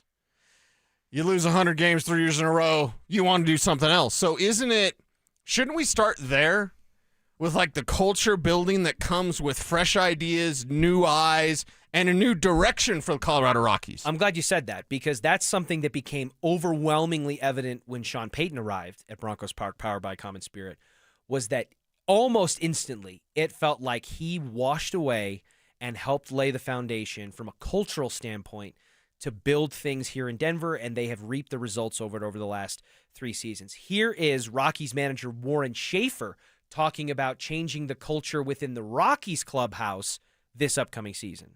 I mean, we have a bunch of new faces coming in. I mean, we're looking to establish a winning culture here that's sustainable. I mean, it starts day one of spring training. It starts in the off season and who we hire and just the how we go about our business moving forward. I mean, it's a big deal for us to turn this thing 180 degrees and get in the right direction. It's been going down the wrong path now for probably 3 years. So we're looking forward to getting this thing going right. Got to turn your mic on to do radio. a complete 180. Do you know what that means? They're almost completely in the wrong. Yeah. It's not like a little bit of a shift or 45-degree angle or 90, 180. Yeah. You got to redo everything. We're not crossing things out in red pen. We're rewriting the book. And I don't want to get too heavy, especially on a Friday, and we're celebrating, we're having fun, we have optimism with the Rockies. But they say with, let's say, addiction or problems, the first thing is admission, right? Mm-hmm. Isn't that admission of just how wrong things have been with the Colorado Rockies? Isn't that the first step? The first step isn't being like, no, we're fine, and it's a little bit of bad luck and whatever, and Chris Bryant banged up. Like, there's so many excuses that Schaefer could have had, that DePodesta could have. There's so many excuses that you could just line up a list and be like, well, what had happened was, I don't think that's any of that. From what Schaefer said there, if you're talking about a 180-degree turn, I think language is very, very important. If you're talking about that 180-degree turn, that's everything's got to change. Everything's got to be different. And as you live your life through the rule of natural law, better choices equal better results, right?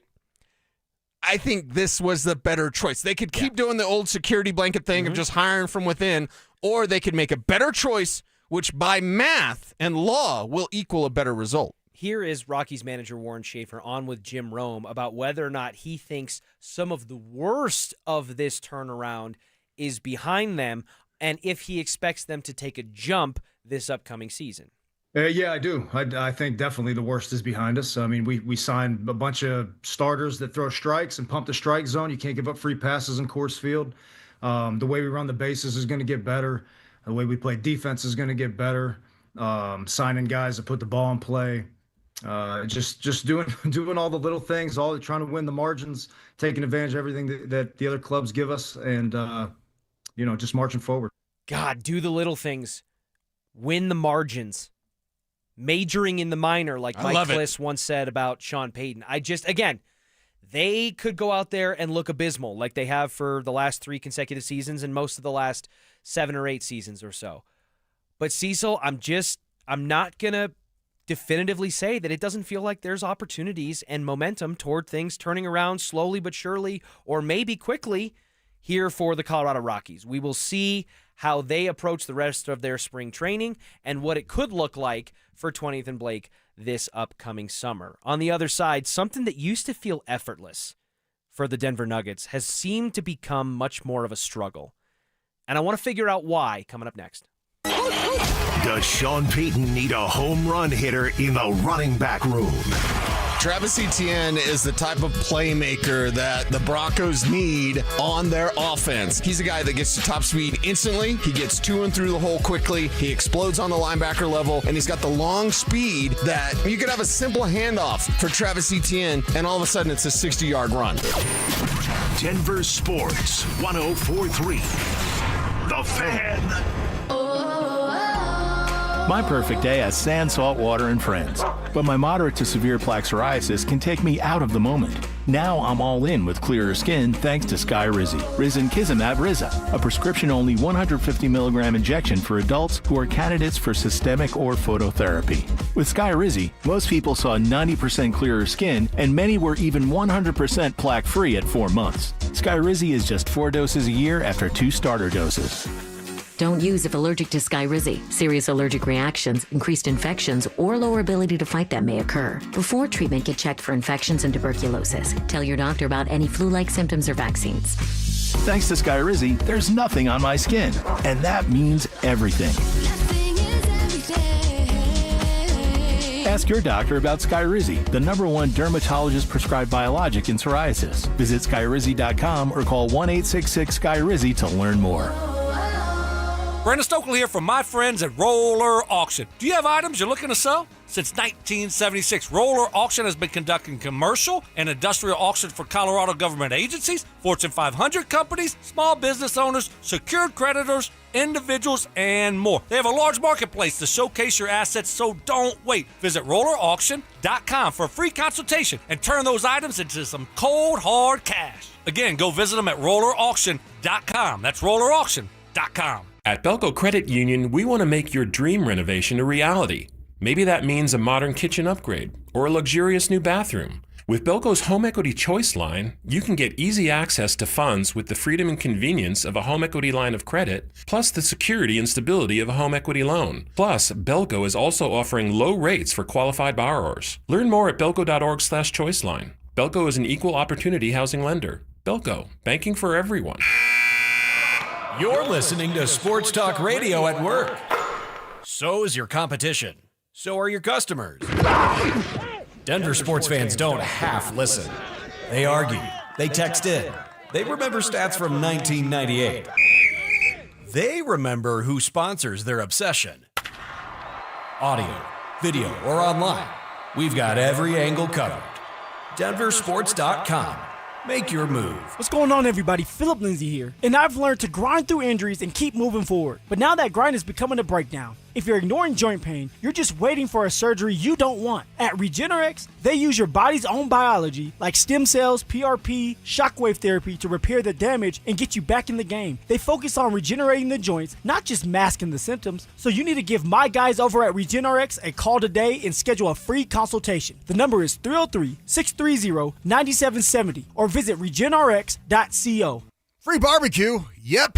Absolutely free barbecue. Hey, everybody, Dan Jacobs, the barbecue lawyer at 303 Law 4040. It's 2026, and we are taking our free meal program to the next level, and I want you to help spread the word with me if you can. I got a brand new smoker, and this thing's a beast. It's over 6 feet tall, so we can cook that 1,000 pounds of free barbecue each and every month. Here's what you do. It's Eastern Hills Community Church, 4 to 6 p.m. every first and third Thursday. I'm smoking up delicious pulled pork or my addictive copycat Chipotle recipe, and we're serving it up for free. You just get in line, you pop the trunk, we put free groceries in your trunk, and then we ask you how many meals you need for the night. It's that simple, no questions asked. It's at Smoky Hill and Arapahoe Road every first and third Thursday, 4 to 6 p.m. Help us spread the word, and if you have any questions, you can always call me. The barbecue lawyer's number is 303 Law 4040.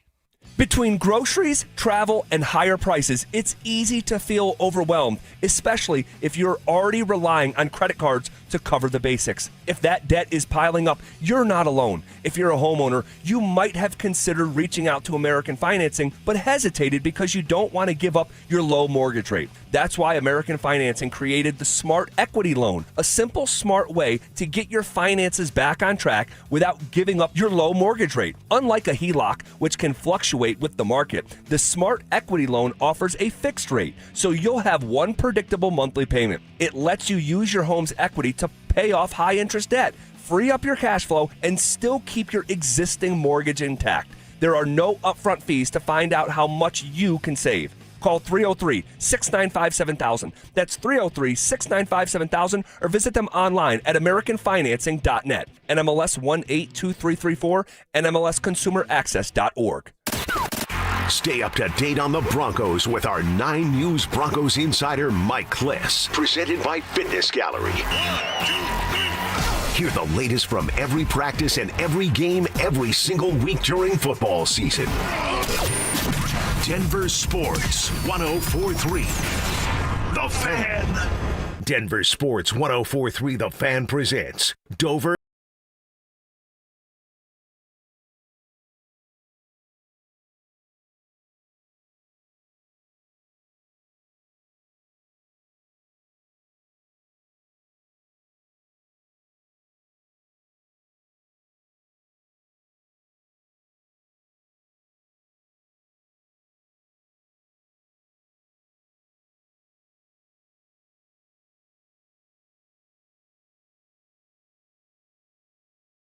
Make sure that I call all wrestling superfans, because we have your chance here at Denver Sports 104.3 The Fan to go to Las Vegas for the biggest pro wrestling event in the world. It's the Superfan Send-Off presented by 303 Law 4040.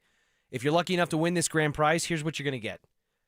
Pair of 2-night tickets to the event, round-trip airfare for 2 from Denver to Las Vegas, and a 2-night hotel stay, plus a $500 Visa gift card, just for good measure. For more information and to enter, head to denversports.com/superfan. All right, Cecil. There was one thing about the Denver Nuggets that just felt like it was so automatic, it really didn't even register in your brain as something you had to factor in for years and years leading up to and including the year they won their first title in franchise history. It was the two-man game with Jokic and Murray. Unstoppable two-man game. Unstoppable, arguably the best two-man game that we've seen since Karl Malone and John Stockton, right? Maybe. Certainly, maybe better than those two. Certainly in that conversation. I'd say they're better than those two, mainly because I hate Karl Malone and John Stockton. So, well, that two-man game and the successful offensive deployment of Jamal Murray and Nikola Jokic, the way that they were able to just take over basketball games, led the Denver Nuggets to be one of the best clutch time teams in the NBA. When it was 5 minutes or less, 2 minutes or less in a quarter, in a half, in a game, there were few teams that could match them. If you were dead even with the Nuggets going into that period of time within the game, you might as well chalk it up to an L. You got because beat. They were just going to out-execute you. Yes. They had so much synergy and connective tissue. Oh, my God. Now you sound like a suit. We've been 2 days, brother. We've been vibing. Synergy. We've been sharing texts with each other, like synergy showing each other is such screenshots. A buzzword. That wasn't my intention. Right. But So now, all of a sudden, we get to the last hour of the Friday show, and you're talking like a suit now. Come on, brother. Come on. Kev, I think he was sitting on that. I think he was waiting to pounce on me about something, and he realized that we've only got a couple segments left. It was like, I haven't done it yet, so let me just do it. But you haven't sounded like the suit that you are until right now, talking about synergy, paradigm shift, outside the box. Paradigm shift. Okay. Now you got me in my head about word choice. It was so automatic, Cecil. Okay, yes. The Thank way that they could just take over games in those closing minutes, and whether it was final minutes of regulation, whether it was an overtime period, you always knew that if it came down to the final seconds, possessions, minutes of a game, and you could put the ball in Jamal Murray and Nikola Jokic's hands, they were going to go out and find a way to win it, either themselves or by finding the perfect play, finding the open man, and converting when it counted. That's not who the Denver Nuggets are today, right now, in February of 2026. They're very, very different now. They're 14-14 in clutch games this season. That's not great, Bob. By the way, Team USA's already scored. Let's go. 1 goal on 6 shots. Yeah, there you go. We are barreling toward it. Oh, is it fight?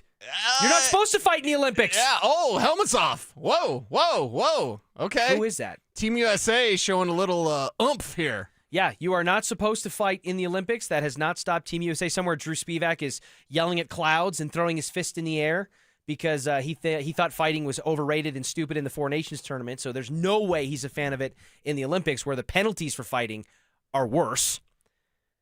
But back to the Denver Nuggets, Cecil. They're 14th in the NBA at 14-14, which is a lot of 14s, in clutch games this season. Yeah. And I don't know that you can, honestly, if you've looked at the body of work for the Denver Nuggets over the course of this 2025-2026 season, say that you feel overwhelmingly confident in the closing ability of Nikola Jokic and of Jamal Murray as that what was once the best two-man game in basketball, in my humble opinion, to close out games anymore. I feel like what was once automatic for this team is now a really big question mark, and it's unsettling to me. So what's the difference? Jamal Murray is new.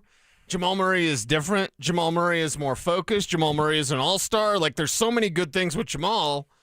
Are we going to say this is on Adelman? Are we going to say that Joker's banged up? Are we going to say Joker is maybe not playing as sharp as he needs to be? Certainly the turnovers. You had the number earlier. What is it in the last 3 games? 22 turnovers in 3 games. That sounds like a made-up number. Like, he's got 22 turnovers in 3 games. That sounds ludicrous, right? At a minimum, it doesn't sound like something you would attribute to Nikola Jokic. No, not at all. So what's the difference? Everything you're saying is true. They're not the same team as they were in clutch time and being 14. You don't want to be this 14er. 14-14 in clutch games and clutch moments? That's not the Denver Nuggets. So what's different? If you're asking me what's different or what's the root reason behind it, you talked about, is it an Adelman thing? Is it a Jokic lingering injury type of thing? Is it health? Is it whatever?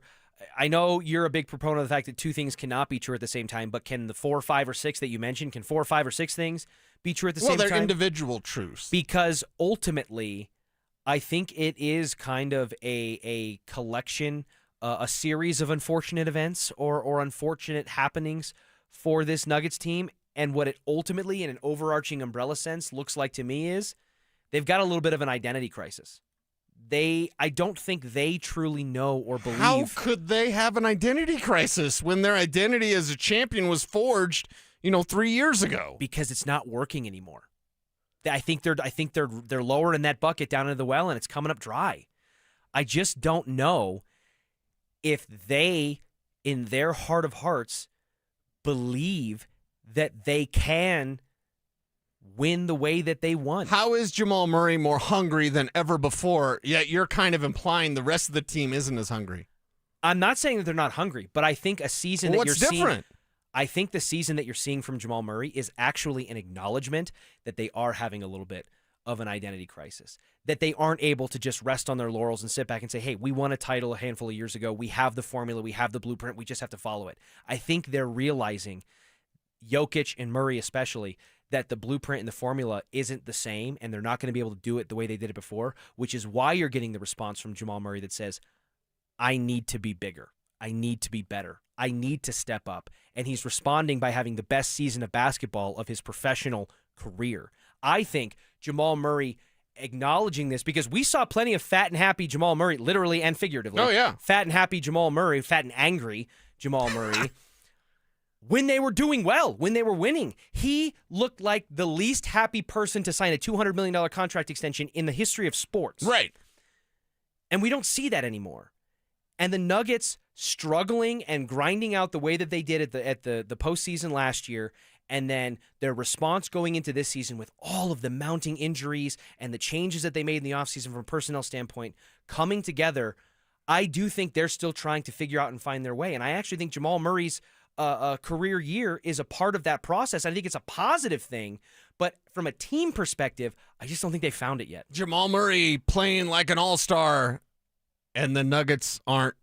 I'm not saying they're falling apart, but they're not as strong as they used to be. Isn't that ironic? Anil Apiro said it earlier this week, and I actually kind of agree with him. If you're going to use a Gen Z type of term, the vibes are a little off. It does feel like there's a little bit of a weird aura or a cloud around this Nuggets team. How do you change that? I don't want to sit in the muck and the mire and be like, the vibe's off, the vibe's off. Hey, yeah, baby. Something's wrong. Change it. David Adelman, it's on him. Yeah. It's on David Adelman to change it. It's not as, it can't be as overhaul at this point in the season or where they're at with the title contention window where it is. There isn't a strip it down to the studs right now like the Colorado Rockies are doing. There could be a little bit of a come to Jesus, which would involve a little bit of David Adelman. It could involve a little bit of Jamal Murray and Nikola Jokic from a leadership perspective on this team, maybe Aaron Gordon as a part of that core as well, to say, hey, guys, listen, we got to buckle down. We got to pull up our bootstraps, and we got to figure out how to do this a different way. Look around the room at the talent that we have, both in the core that remains post-Michael Porter Jr. trade and with the acquisitions that Ben Tenzer and Jonathan Wallace brought in, the depth from a scoring perspective that they were able to acquire, that we've seen even in last night's game against the Clippers do what they were intended to do. It could require a little bit of that. And I don't 100% know in my brain right now how I would articulate it if I was in the weeds with them, down in the foxhole with those guys. But something has to give, because this doesn't look like the Nuggets team that won a title in 2023. And it doesn't look like a Nuggets team that, if they don't change anything, is going to be able to repeat without a pretty significant uphill battle. All right, coming up next, do the Denver Broncos need to hit the full reset button, factory reset on one specific position? That's next. Should the Broncos be aggressive in the tight end market again this offseason? I think there's some opportunities out there to kind of fix that issue if the draft is in a place where you're like, hey, I'm comfortable going up and getting Sadiq and moving up 10 spots. Like, if you're not comfortable doing that, then I think there's free agents available that would fit the bill. Denver Sports 104.3. The Fan. For many of us, it's happened before. Your hair is thinning, crowns disappearing. Maybe the hair loss has you feeling your identity is lost altogether. The solution that worked for me, it's an incredible yet simple one-day treatment that starts growing your own natural hair the very next day. And it's guaranteed to grow for life. It's the Advanced FUE from Advanced Hair. We've all seen the pills and lotions that come with monthly subscriptions. They help retain what you have, but what if you want your own natural hair permanently in specific areas? From Advanced Hair's state-of-the-art facilities to world-class Dr. Tanya Paul's, it's not maybe your hair will regrow. It's guaranteed that your new hair will grow. You decide how much, how thick, and where. It's why Advanced Hair is the winner of Westward's Best of Denver. For your free consultation, $250 off and 250 free hair grafts, call 720-459-HAIR. That's 720-459-HAIR or advancedhair.com. Let me ask you something. Is your money doing everything it can for you? I don't know. How would I know? Is it automatically saving for special events and keeping you posted on its progress? Like at Huntington Bank? Oh, no. Is it tracking your spending so you can make the best choices at the mall? Nope. Or setting limits on your teenager's debit card? Definitely not. Then it could certainly be doing more. Yeah, sure sounds like it. Let's get more from money. Switch to Huntington Bank. Welcome. Eligibility requirements apply. Some features may require enrollment. Hi, I'm Terrell Davis, two-time world champion and Pro Football Hall of Famer. There is nothing more important than your health. This February, save up to 50% off on select premium equipment. Visit one of Fitness Gallery's 7 convenient locations from Colorado Springs to Fort Collins. Hey, what's up? It's Zach here. And if you're looking for your new go-to spot in Centennial, the Basketball Social House is it. Award-winning food and drinks, an incredible weekend brunch, and a brand new sports bar entertainment space where you can catch every Colorado game. Even if you're not playing, it's a great hang. But if you are, their private basketball suites are unreal. Full court, lounge, music, TVs, the whole setup. And because you're hearing this from me, get half off your first private basketball suite rental. Just use code HALFOFFHOOPS. Trust me, you're going to love this place. Men, we all know how important sex is in a relationship, both for you and your partner. But erectile dysfunction ruins sex, which can often have serious impacts on your relationship as well. This is Jeff for the Rocky Mountain Men's Clinic, and if ED is a problem in your life, you understand the impacts it has on you and the one you love. But I'm here to tell you that ED is a treatable condition, and almost without exception, you can have really good sex again. At the Rocky Mountain Men's Clinic, we're experts in treating ED. We've treated tens of thousands of men with protocols that are effective in well over 90% of cases, which means if you're like most guys, good sex will be the norm. You could even last up to an hour or more and bring a level of intimacy for you and your partner that might just astound you both. It's time to have really good sex again, so call us. Just $99 gets you blood work, a medical consult, and if medically advised, a test dose. And if that test dose doesn't work in the office, your visit is free. Call 720-440-7900 or go to RockyMountainMen'sClinic.com. We have 5 offices across the Front Range to serve you. 1-877 Cars for Kids.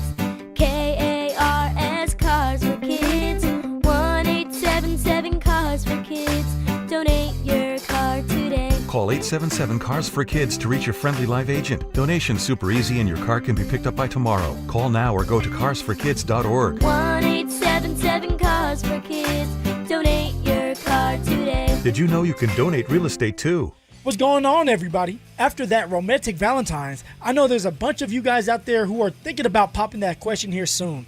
Am I right? Well, let me save you some time and money by telling you something as simple as this. Whether you're starting your next chapter with your perfect diamond engagement ring, or celebrating a new milestone, or finally just doing something special for yourself for once, this is where it all begins. Imagine the finest jewelry legends all in one store together, making you feel just like family, and their surface is going to reflect that. So come shop the finest Zeus diamonds in Denver.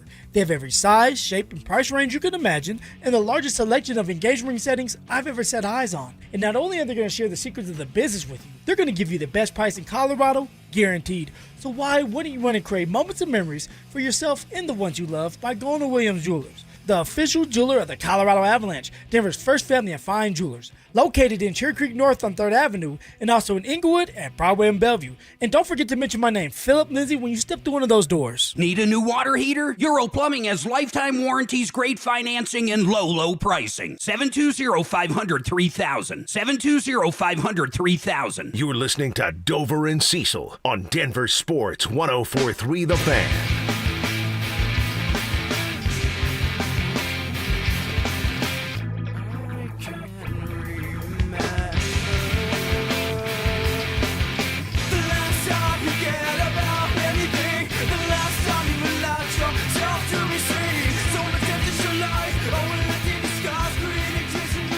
The Denver Broncos have an opportunity, if they want, to just hit the reset button and blow it up at one specific position group this offseason. So the question becomes, should they or shouldn't they? Before I unpack this with Cecil Lammy, Richie Carney sitting in for Josh Dover, want to make sure I call all wrestling super fans, because Denver Sports 104.3 The Fan has your chance to head to Las Vegas for the biggest pro wrestling event in the world. It's the Superfan Send-Off presented by 303 Law 4040.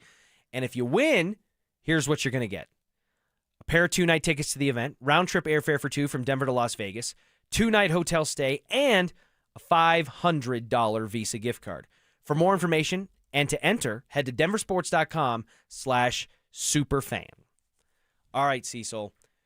The position group on offense that arguably has the biggest opportunity for change on the Denver Broncos, I think it's fair to say, is the inside linebacker room. Yes. Because you've got two guys in Alex Singleton and Justin Sternad that are on expired contracts. They are headed to free agency unless the team acts accordingly.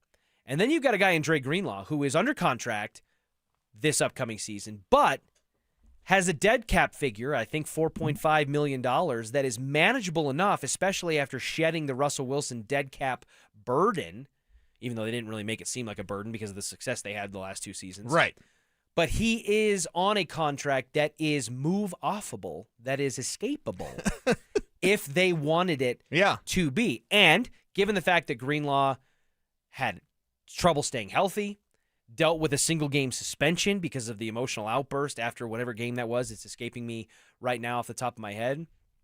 And the performance maybe not living up to the preseason hype or expectation, fair or otherwise, of what many of us thought it would be. Are you saying you have buyer's remorse on Dre Greenlaw? I don't know that I would go so far as to say remorse. Really? But, I'm not. Guy barely played and then got suspended, and then after the season said, "We practice hard here. I can't believe it." And it was like learning Spanish to learn Dennis Joseph's defense. Right.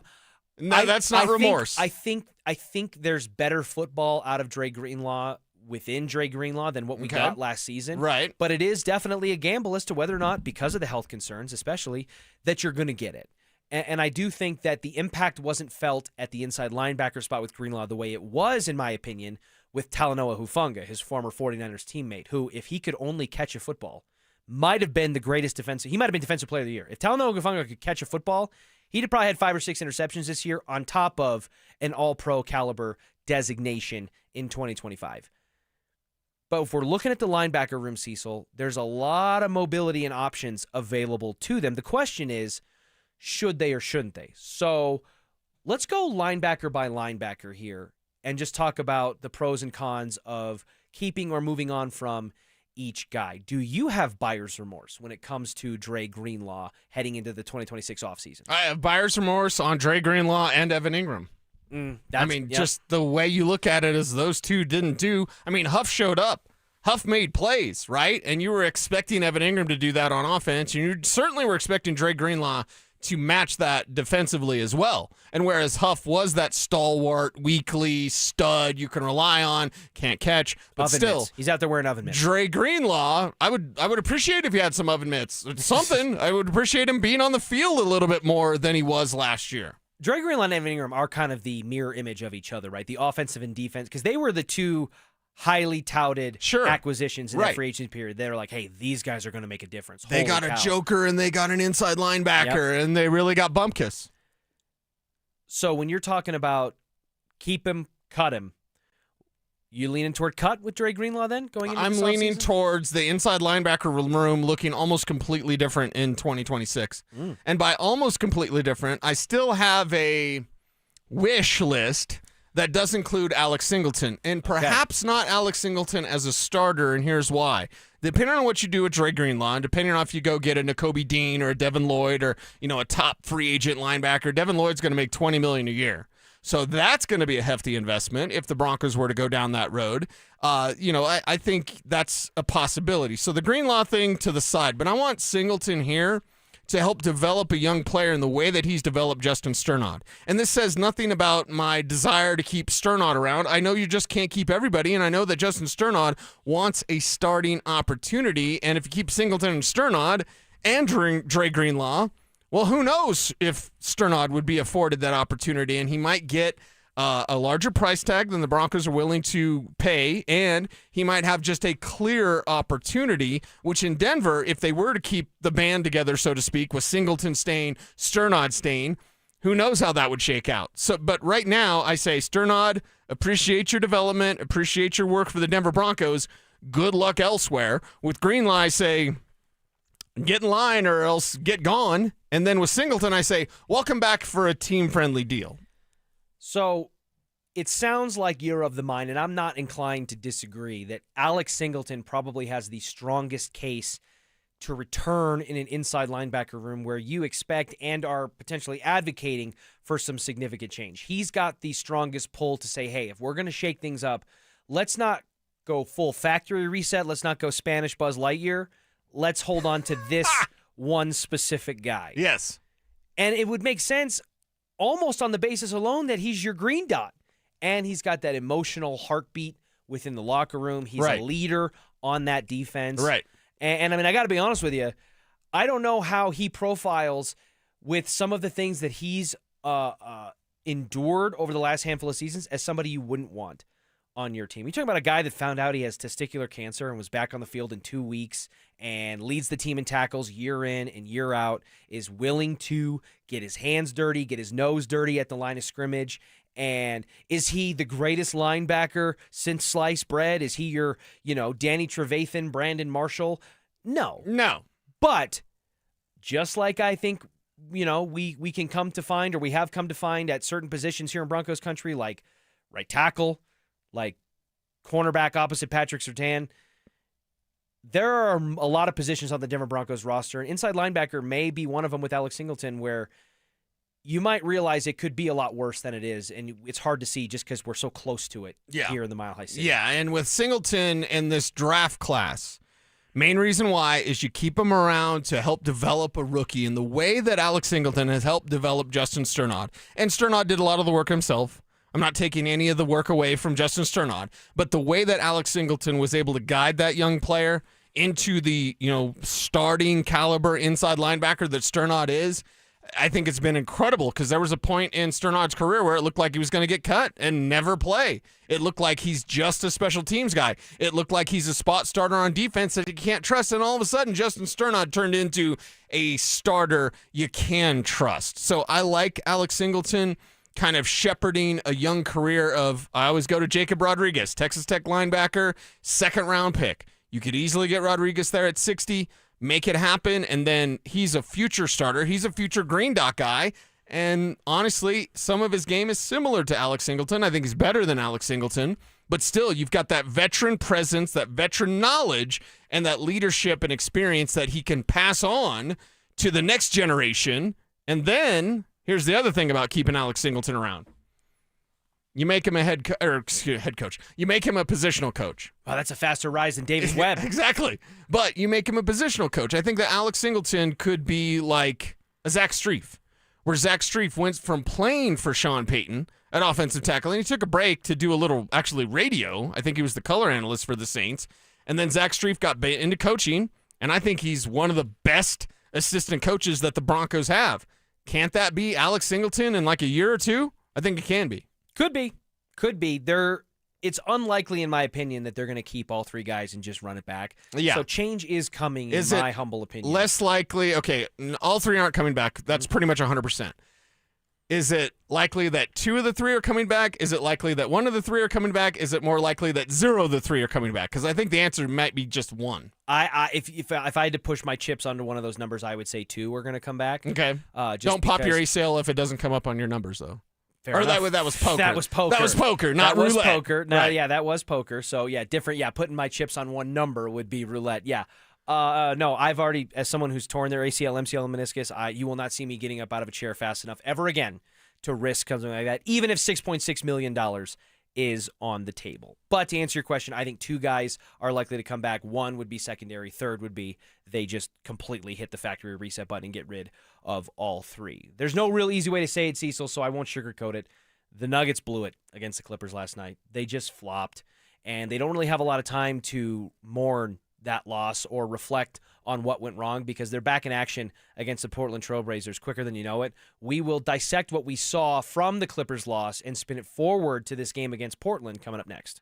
The champ! Are you ready? Do you consider yourself a super fan? Well, now's your chance to prove it. It's Denver Sports 104.3 The Fan Super Fan Send-Off, presented by 303 Law 4040, sending you to Las Vegas for the biggest pro wrestling event in the world. A pair of two-night event tickets, airfare, and hotel all included, plus a $500 Visa card. So get in the ring and enter now at DenverSports.com/superfan. That's DenverSports.com/superfan.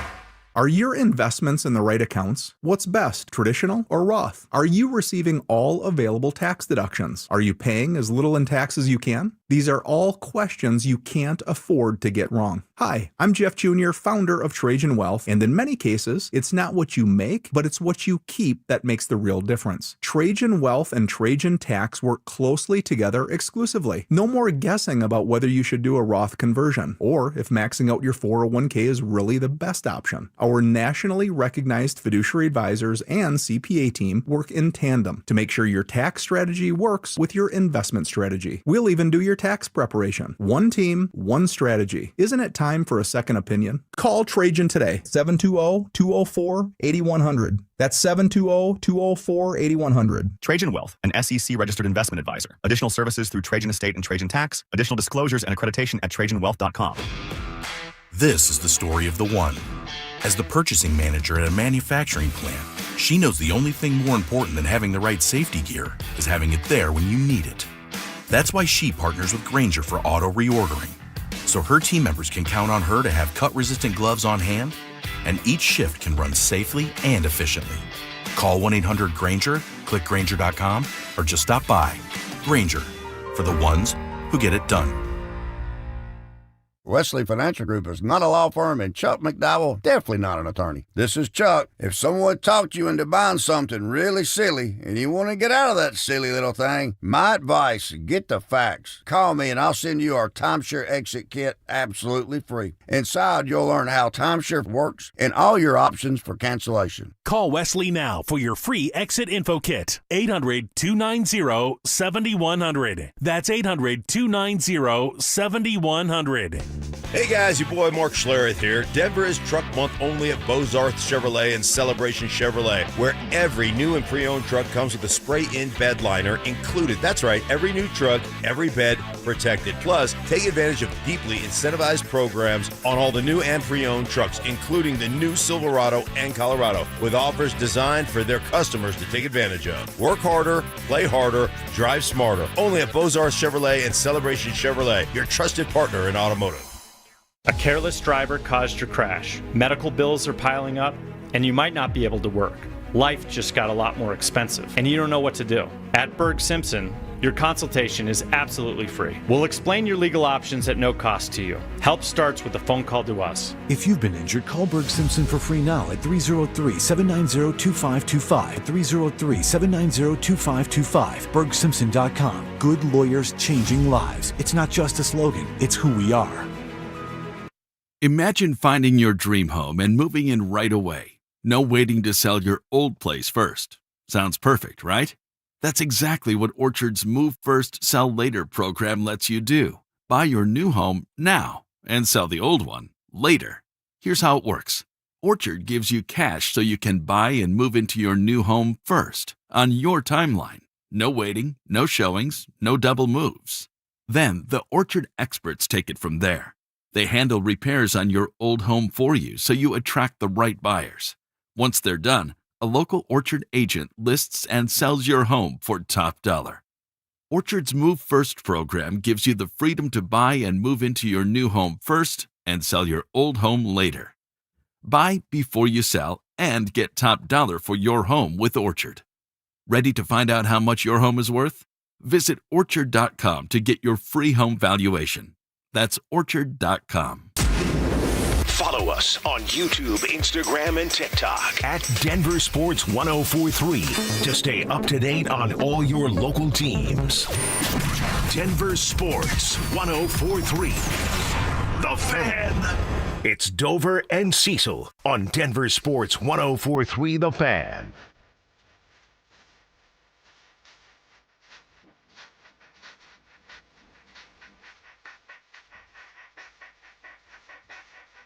The first game back post All-Star break for the Denver Nuggets did not go the way that we had hoped. You're going to end a Friday show like this? No. Well, maybe. Maybe. I have it in my back pocket that at some point over the next 13 minutes, Team USA is going to score. And that's going to allow me to pivot away from. But we got to talk about it, Cecil. We got to talk about what we saw from the Nuggets last night. And if we expect what we saw to continue going forward in the second game of a pretty tough 3-game road trip for the Nuggets and the backstretch of the season, where I'll be damned if there's not a lot on the line for this Nuggets team. That is in full championship or bust mode with the mentality that they set and the offseason moves that they made, combined with the injuries that they've dealt with and the pending potential departure of a guy like Payton Watson.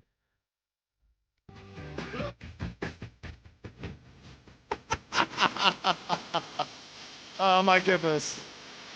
You asked for it. Kind of. You knew you were going to get it, right? I said that sometime, my hope was at some point in the next 12 minutes, Team USA was going to score in their semifinal game against Slovakia here. They were already up 1-0. And 45 seconds later, I got my wish, thanks to, who is that? Thompson. Drew Spivak's going to kill me for not knowing whose first name that is. But, now with 40 seconds left in period one, Team USA up 2-0 over Slovakia and seeming to be in firm control of a semifinal match that would pit them, in theory, against Team Canada, which is basically the Colorado Avalanche, plus Sidney Crosby, who's not going to play, and Connor McDavid and Macklin Celebrini, against Captain America. Well, he's not the captain. Mr. America, Brock Nelson. Yes. I wish he was the captain so you could just call him Captain America. Captain America, Brock Nelson. Mr. America, yes. Brock Nelson. What's interesting is the first period's wrapping up here. USA, Slovakia, it's 2-0. Look at the shot totals. It's not that different. 11 shots for the USA with 2 goals, and then 8 for Slovakia with 0 goals. They're getting their shots. They're just not going in. So I don't think Slovakia goes away in this one. The USA hopefully doesn't drop their gloves, hopefully doesn't think like, hey, we made it, guys. Hey, we're there, guys. Play this thing out. Don't let Slovakia back in this thing. And if you can go out and win 5-1, make it happen. You've got kind of a fun dynamic here with Team USA and Slovakia. Slovakia, from a star power standpoint. First off, the colors are way too similar. The red, white, and blues, because the jerseys are like, It's red, white, and blue, and blue, red, and white. Blue, white, and red. Yeah. that is kind of confusing. Now that I'm watching the highlights in quick succession, I'm like, I don't even know who's who. But you do have kind of a stylistically, and styles make fights, right? Yes. You do have stylistically kind of a fun chess match here between Team USA and Slovakia. On one hand, Slovakia is not going to give you anywhere near the star power, the name recognition that any other team that's made it up to this point, from Canada to Team USA to Finland to even Sweden or Czechia, in terms of NHL talent, star power, etc. But they've been kind of a scrappy team in this tournament. They haven't really let anybody roll over on them dramatically. They've hung tough in a lot of games, and they play with speed. And it's similar in a lot of ways to, I think, how the Colorado Avalanche typically try to approach their side of the offensive game plan. The fortunate thing for Team USA is, from a defensive standpoint, Team USA is structured.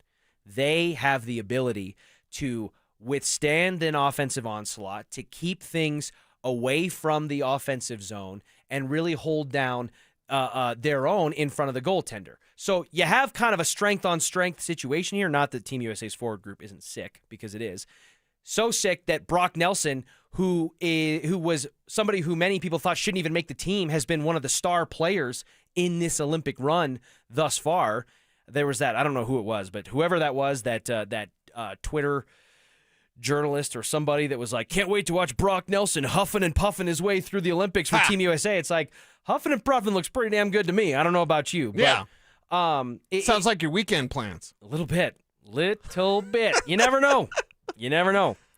But I really do hope that we ultimately get where it seems like this is going. Team USA advances from the semifinal and gets to advance to the gold medal round against Canada. One, because USA-Canada is the one fight everybody wants to see. Yeah. Right? That is, and when it comes to Olympic hockey, that's the matchup, right? It's not the Soviet Union and Team USA like it was in Lake Placid in the 80s anymore. Russia's in timeout. They're not allowed to participate in fun things right now. But the star power, and specifically the Avalanche star power that would exist in the Team USA-Canada matchup, from Taves, Makar, McKinnon to Brock Nelson, so many high-priced, high-valued members of this Colorado Avalanche team being able to square off on the world stage. It's what everybody wants to see, and it perfectly fits your narrative of you have to take the toughest path to achieve anything in life, or it's not worth anything, right? Well, I'm not saying it's not worth anything. No.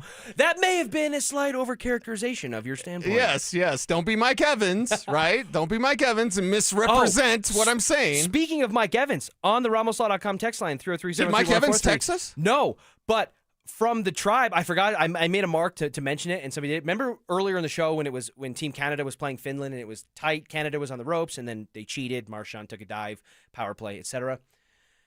There was a lot of people that were like, I hope Finland rips Nathan McKinnon's heart out and then puts it on a stage. Mike Evans said that? No, but a lot of people were like, screw Nathan McKinnon, screw Team Canada. And somebody, I have to scroll back and see if I can find the text, was like, screw Nathan McKinnon, screw Canada, and screw Mike Evans. And I was like, whoa, just an absolute shot over the bow for Mike Evans to be catching strays. Is he Team Canada?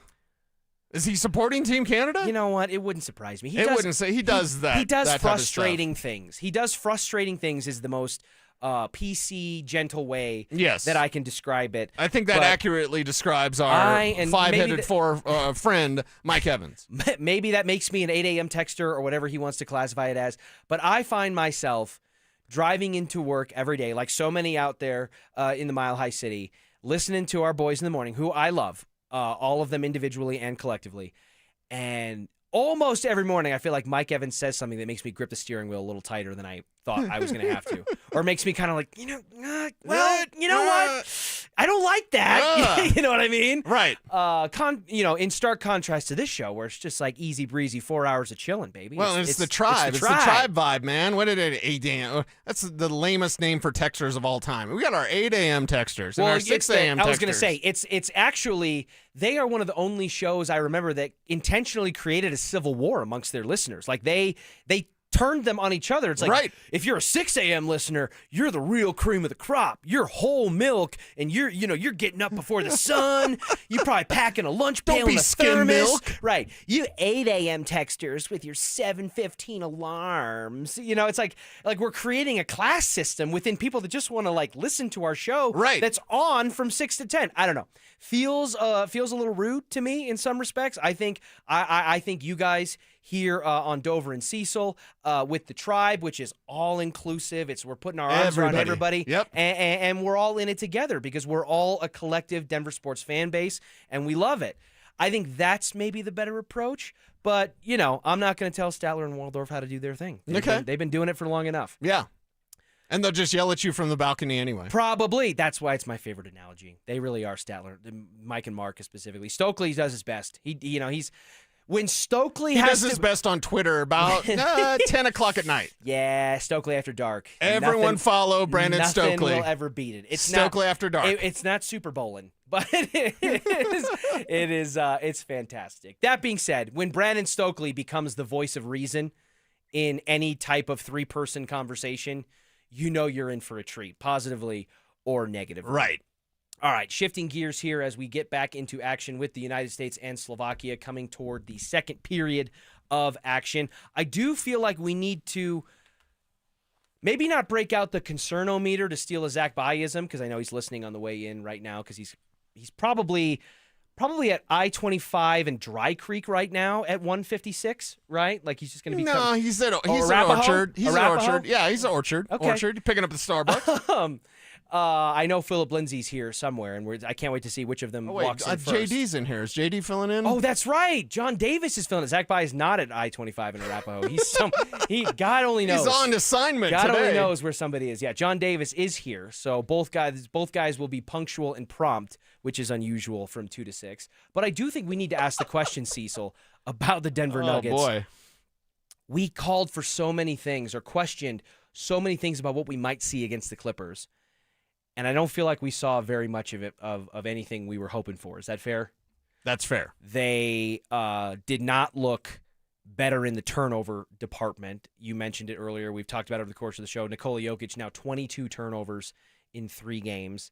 Clearly the automatic connection that he has, that sixth sense, spidey sense court ability where he just seems to see things from the back and side of his head is a little bit foggier than it's been in the past, whether that's due to him missing the most amount of time he's ever missed during the course of an NBA regular season this year with the knee hyperextension, due to the fact that the starting lineup has only played 10 games as a fully healthy and complete starting lineup together over the course of this entire season. So they just don't have the chemistry there. Defensively, I think there was still a lot left to be desired. And the Jamal Murray free throw thing came up again. He misses the game-tying free throw with less than a second left, got fouled with 3 to shoot, needed all 3, only got 2, unfortunately. Look at you. I said, we're not going to end the show like this. And you're like, no, totally not on KKFN HD1 Longmont, Denver. And then you go to end the show like this. But you kind of jumped the gun on that one. No, I thought didn't. The rule was it had to be within, Kevin. 159. My computer says 159. It's 158.30. That's what I'm saying. I think you jumped the gun. Dude, Stokely would do it at like 55. Give me a break. I mean, the rule was 57. Oh, okay, I'm wrong. There you go. I'm wrong. So there's a 3-minute window. I thought it was closer to like 90 seconds because we can see. No, I'm calling you out for bringing us down with this Nuggets conversation. They've got to be better. Everything that was a flaw for them before the All-Star break is still a flaw now. And really, honestly, if they had shown a little bit better last night against the Clippers, and it's a 1-point loss, so I'm not going to lose my mind over it. But if they had shown fourth quarter non-collapse, better free throw shooting, less turnovers from Joker, if they had done that, you know what I'd be saying? That's nice. It's still just one game. So I think we can look at it from both lenses of like, it's just one game. Now, they didn't fix anything. It's just one game. If they would have fixed some stuff, you'd say, yeah, it's just one game. They still have stuff to fix. And it didn't seem like it was going to go that route. I mean, they're up 52-45 at halftime. And then the Clippers put up 33 in the third quarter and 37 in the fourth quarter and just shut the door on the Nuggets in what ended up being a 115-114 win. So a 1-point margin of victory there that should have, if we convert on a free throw, been a tie in overtime, and you see how it goes. But if you're looking at it from a box score perspective, Cease and John Davis and Phil, as you guys slide in here, I think you could look at it if you didn't know the final score or you were kind of doing that blind resume type of thing. You're looking at 22, 17, and 6 from the Joker, 28 and 8 from Jamal. You're like, okay, I can live with that. Then you look at the supporting cast. You get 19 from Bruce Brown, Julian Strother, 6 of 10 from deep. Cam Johnson and Julian Strother, 18 points apiece. You're like, damn, they won this thing. And they just didn't. And it just feels like